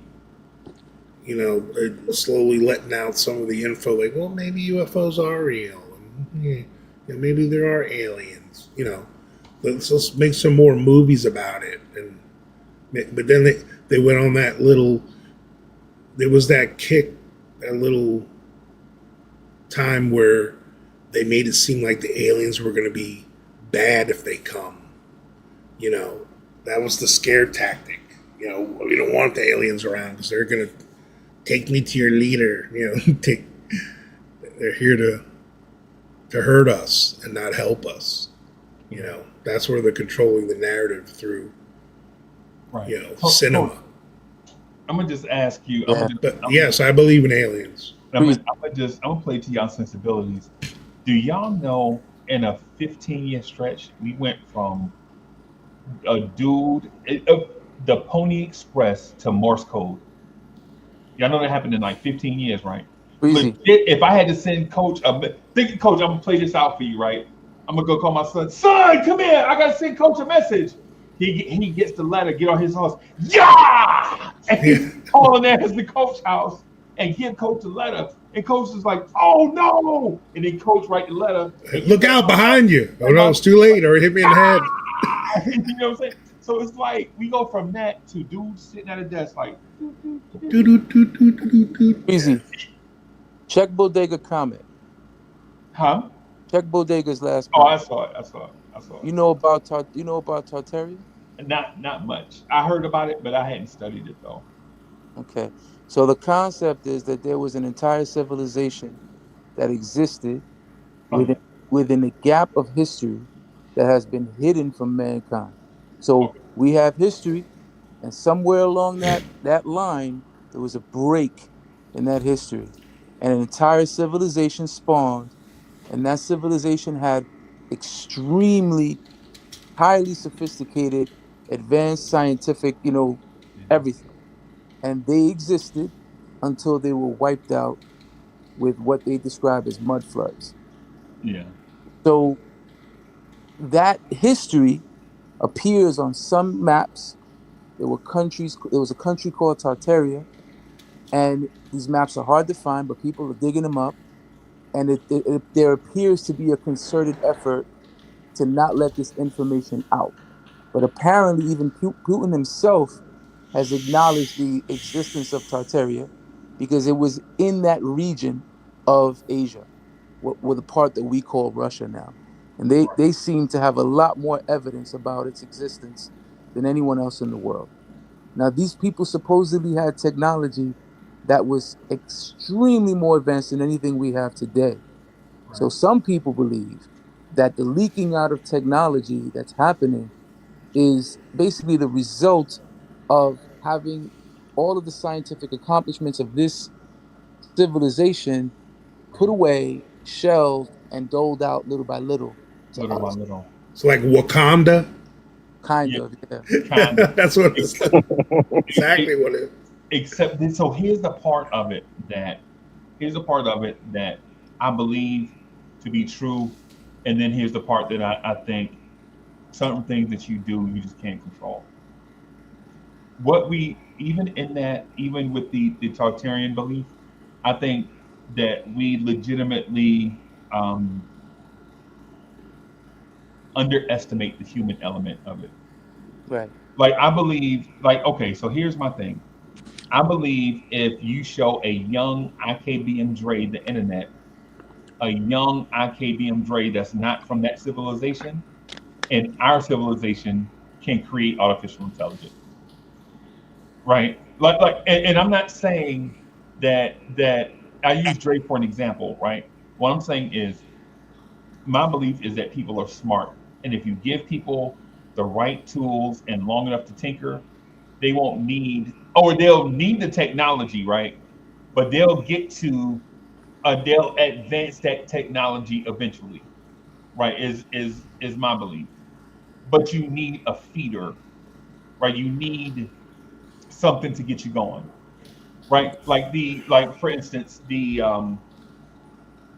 if y'all remember the invention of the internal combustion motor that used to work at factories, they used to use internal, to hammer steel and all that stuff. And then somebody was like, "Yo, what if we shrink that thing down and put it on a carriage?" Right. Well, how do we power that thing? How do we power it if we put it on a carriage?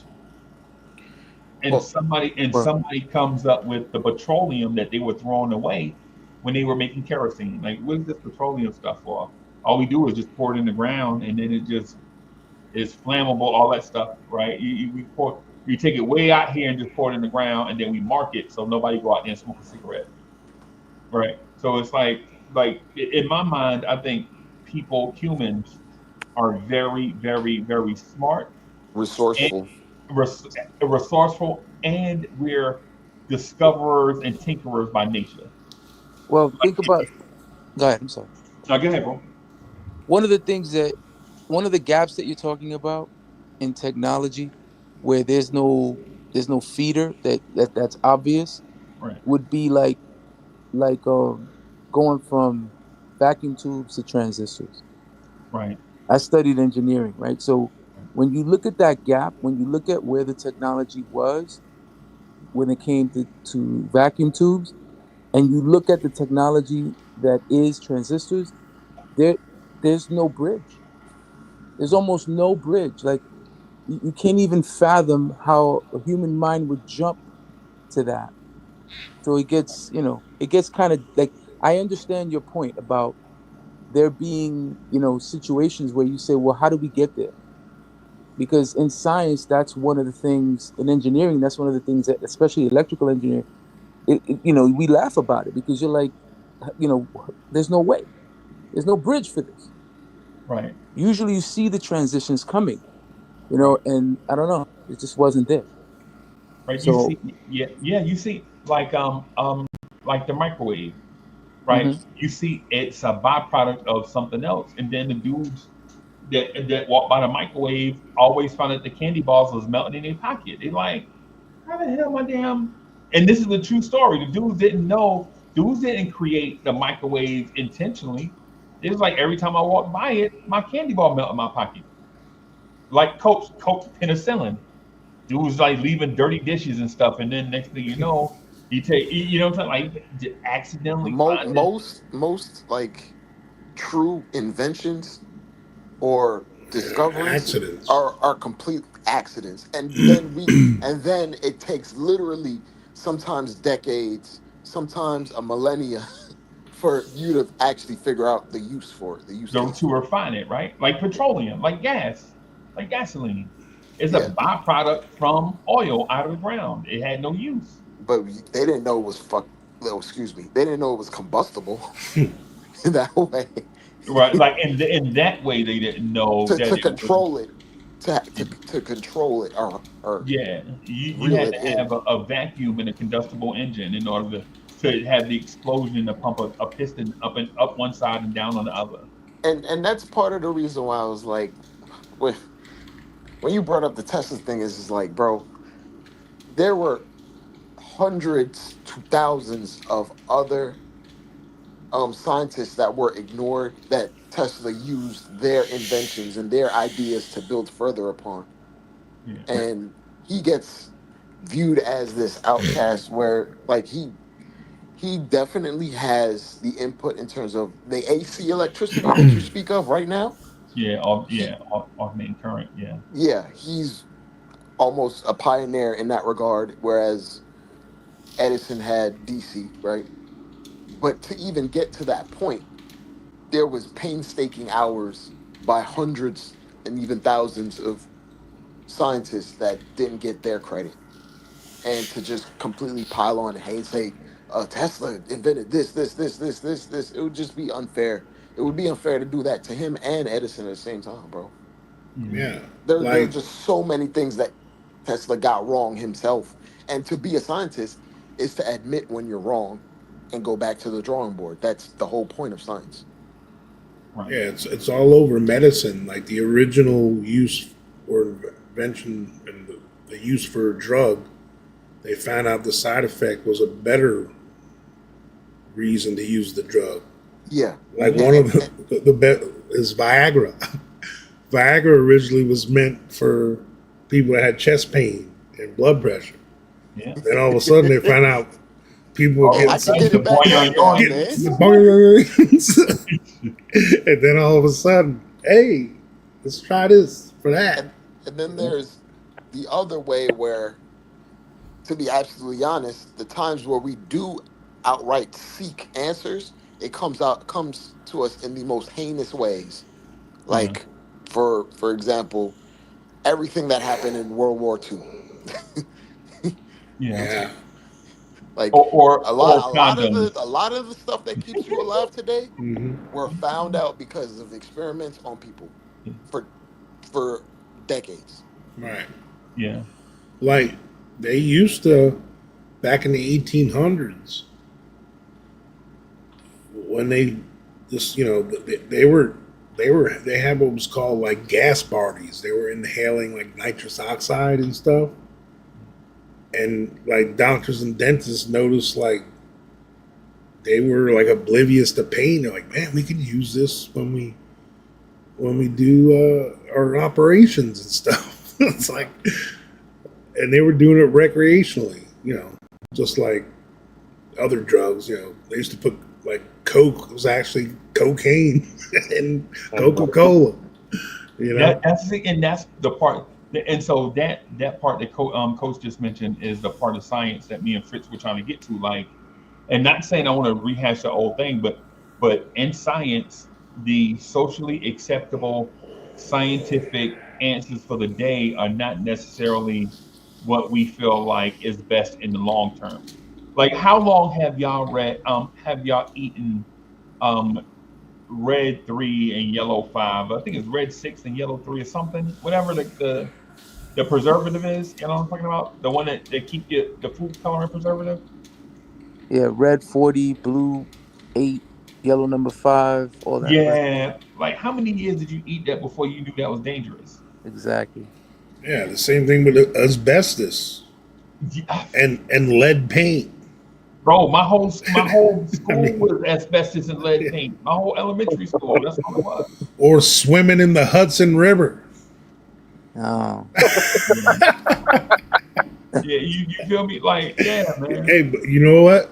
Kids that swam in the Hudson River, they never got sick Bro, they tough, bro. We tough. We grow up to be podcast hosts. because they had practice. Their immune system had practice. Yeah. They weren't kept in a bubble all the time with hand sanitizer every 2 seconds. That's a whole nother night of arguments. You know, it's funny. The first doctor to be like, "Hey, we should probably wash our hands," got ostracized and got kicked out. Yeah, they almost kicked him out, but he stood his ground. Because they were like, yo, I'm a because they didn't doctor. have Why the faith. hell would I wash my hands? I Wash know what I'm my doing. hands. They didn't have faith in germs, bro. Doctors used to prescribe smoking. Yeah, exactly. Yo, you Elixir. know what, Coach? You know what doctors also started prescribing? This is weird. Doctors started prescribing breakfast foods. Oh Like yeah. cereal and milk Orange in the juice, morning. cereal. Yeah, yo, that's like the It was like Whoa, sugar on I need to sugar go to on that sugar on doctor. sugar. There's some. Why do you think the Dr Pepper got its name? It was used to be the You elixir. know why? They Well, drink- to They be got paid absolutely by the honest, big you know company. why? yeah, man. Back in those days, everyone did physical jobs. You actually had to physically do something, so you needed a spike in energy in order to physically do whatever the hell you had to do in the early morning. Yeah. Right. Mhm. In today's era, most people are not doing physical Now tasks we going to like our that. office. Yeah. But the reason why is like you needed that energy spike to go to a factory and do all of that. All of that. And To, that's Anybody just, ever did? Y'all ever did farm work? yeah, oh, exactly. yeah. Hey, You bro. would not do if I had to do farm work and I decided, hey man, I'm not even gonna eat breakfast today. I would die out in the field at Yeah. 9:15. Bro, that's why I don't drink none of them because I'm just waiting for the report about 5, 10 years from now about all these energy drinks. Yeah. and all the chemicals that's in them. I don't drink them things, bro. Red Bulls and all that stuff, Yeah, bro. bro. There's something with them. Yo, Man. I got one more technology that just popped into existence that don't make no sense. Crypto. When Oh, you look Yeah, blockchain? when you look at blockchain, when you look at the story behind Bitcoin, the Satoshi dude and all that, they Yeah. said, he didn't nobody knows who he is, and he was a recluse, and all people now are realizing that that's all a farce potentially, that the CIA put out, blockchain, and made it seem like it was something that was being disseminated for the good of the people. But if you And understand then when it got out of control, then it's like, hey man, you got to regulate this. if you if you understand blockchain, though, you understand that all transactions are recorded, everything, every single transaction, sender, receiver. So when you really look at blockchain, if you can convert a government's financial system to blockchain, then every single thing that you sell, as in commerce, is going to be recorded. That means you can't sell something to anybody and not pay taxes on it. It's impossible. Yeah. So crypto is not really for the unless people. you're doing it under the name of religion or Yeah, uh, yes, yeah, you're on a reservation. right. But I'm it gonna you I'm got gonna start yeah, I'm gonna start especially Chief Coin, for bones on the Hey, reservation. but a coach, Native American coin that you that don't have thing, to pay that thing taxes you on. just, that thing you just mentioned, coach, that thing you just mentioned is part of the thing that we started talking about 4 hours ago, about how people legit sometimes want to pressure you into a thing to be a part. Some of it, and I hate to say it, is to continue the process of getting in your pocket. Like legit, like for those a lot of us that go to church, like we start out in these like small like churches or whatever, you go do your thing. But now you see that there are mega churches out here Mm, like that take up city blocks, Yeah, right? And when you think about who's paying, who's footing the bill for it, like they have like these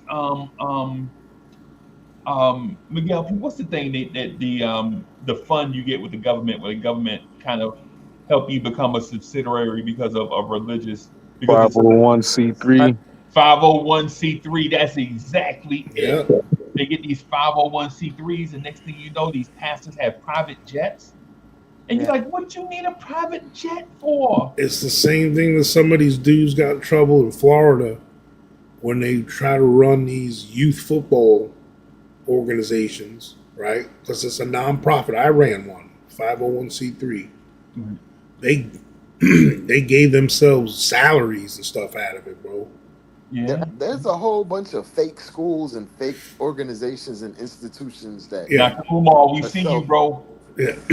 Let me Deion just, Sanders tried to make a fake school in Texas when yeah, his sons for were in high sports, school, and for he got sports. busted for it. And you want to know why I know about it?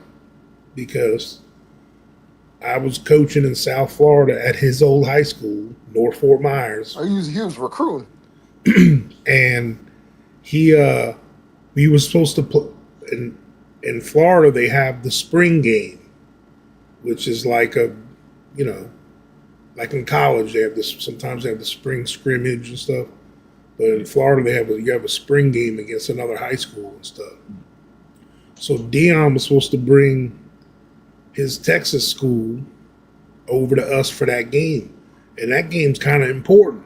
You know, you're gonna see the young dude. You know, in Florida you don't mess around with And then that plus the game. schools Was get it to was it raise, the prom schools prep? get to raise Because I money feel though, like I heard bro. about it. It was called prom prep, right?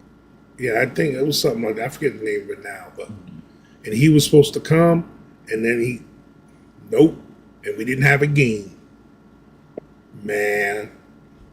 And then he tried to come around with his. It's another money making venture, uh, the 7-on-7 crap that's going on. That Not seven real on football. seven on seven football crap. They recruit. This is why some of the Florida colleges and some of these colleges They that used to be don't really want him good around.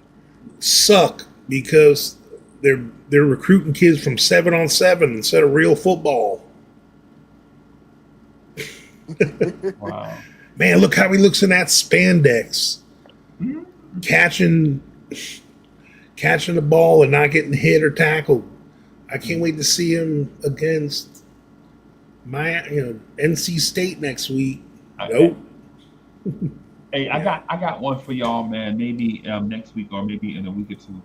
And I just want to throw this out there. I don't want to talk about it tonight because we probably won't have time. But how do y'all feel about the pain management centers and these dialysis centers that are popping up everywhere across the country?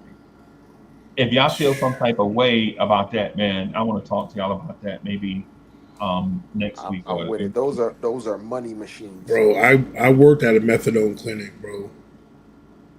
And That's rough. that is, yeah, I didn't work there long, bro. Zombie center. Bro, I couldn't believe in it no more, bro. I couldn't do it. I just could.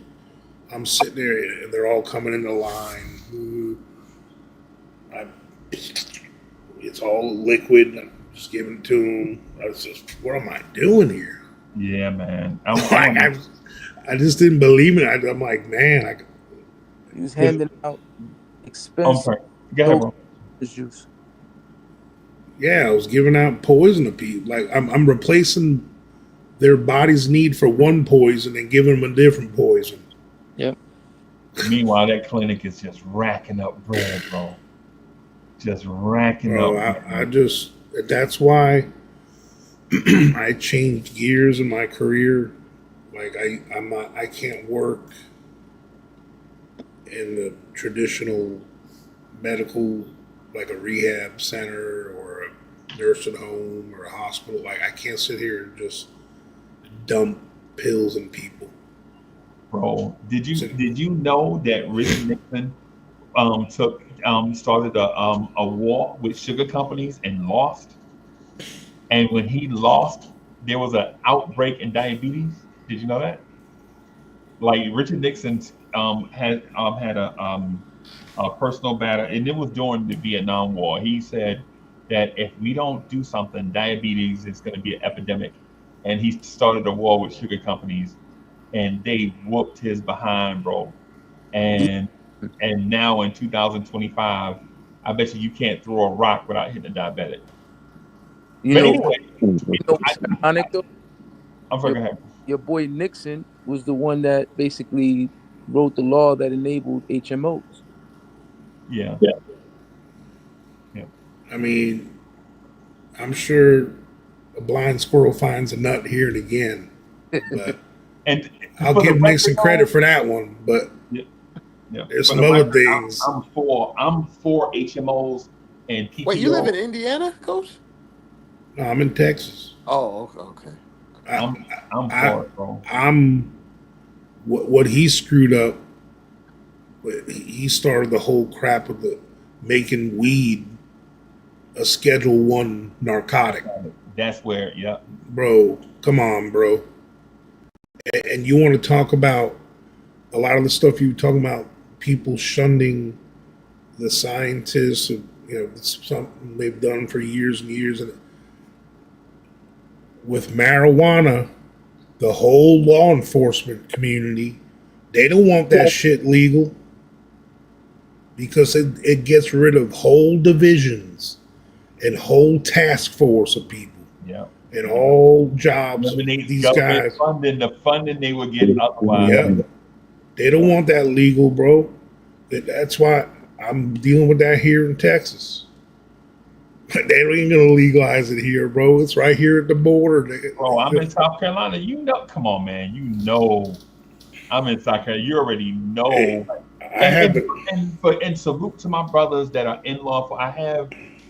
But not blood brothers, but I have close friends that are in law enforcement. Man, some of them retired, some of them about to retire, some of them put they 25 years. Some, you know, what I'm saying, some of them that I came in with in 1999, they stayed in, I got out, whatever, blah blah blah. So shout out to them. But those fancy cars, yeah, Mr. Coach, like the county I live in has an armored tank. They be having nice Yeah, bonuses.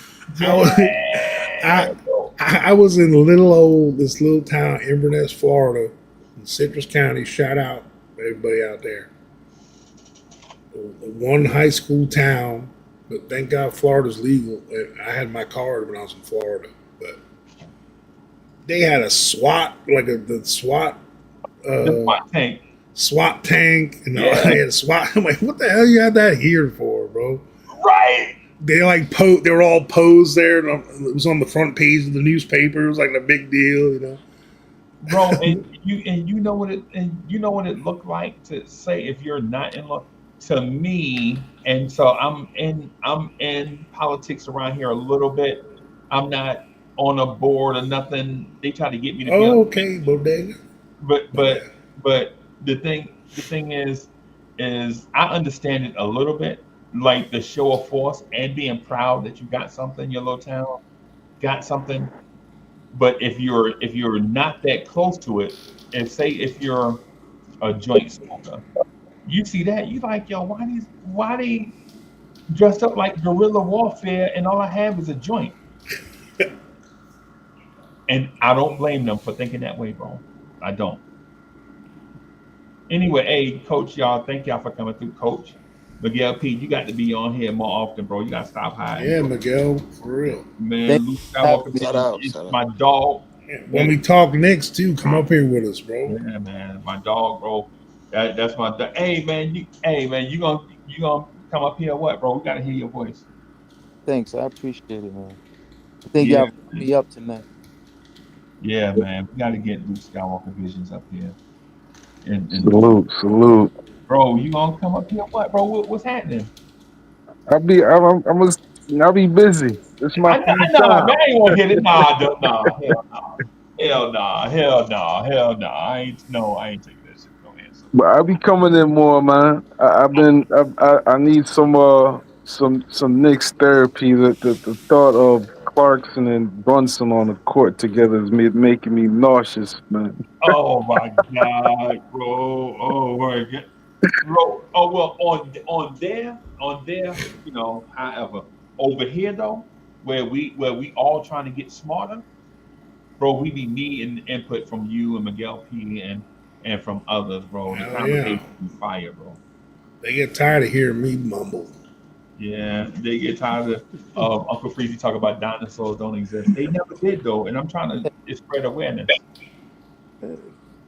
But hey, so thank you to the chat. I think at one point it was like 40 something people in here between both, or 30 something people in here before between X and YouTube. Man, I appreciate y'all for coming through, hanging out with us. We didn't play music tonight or whatever.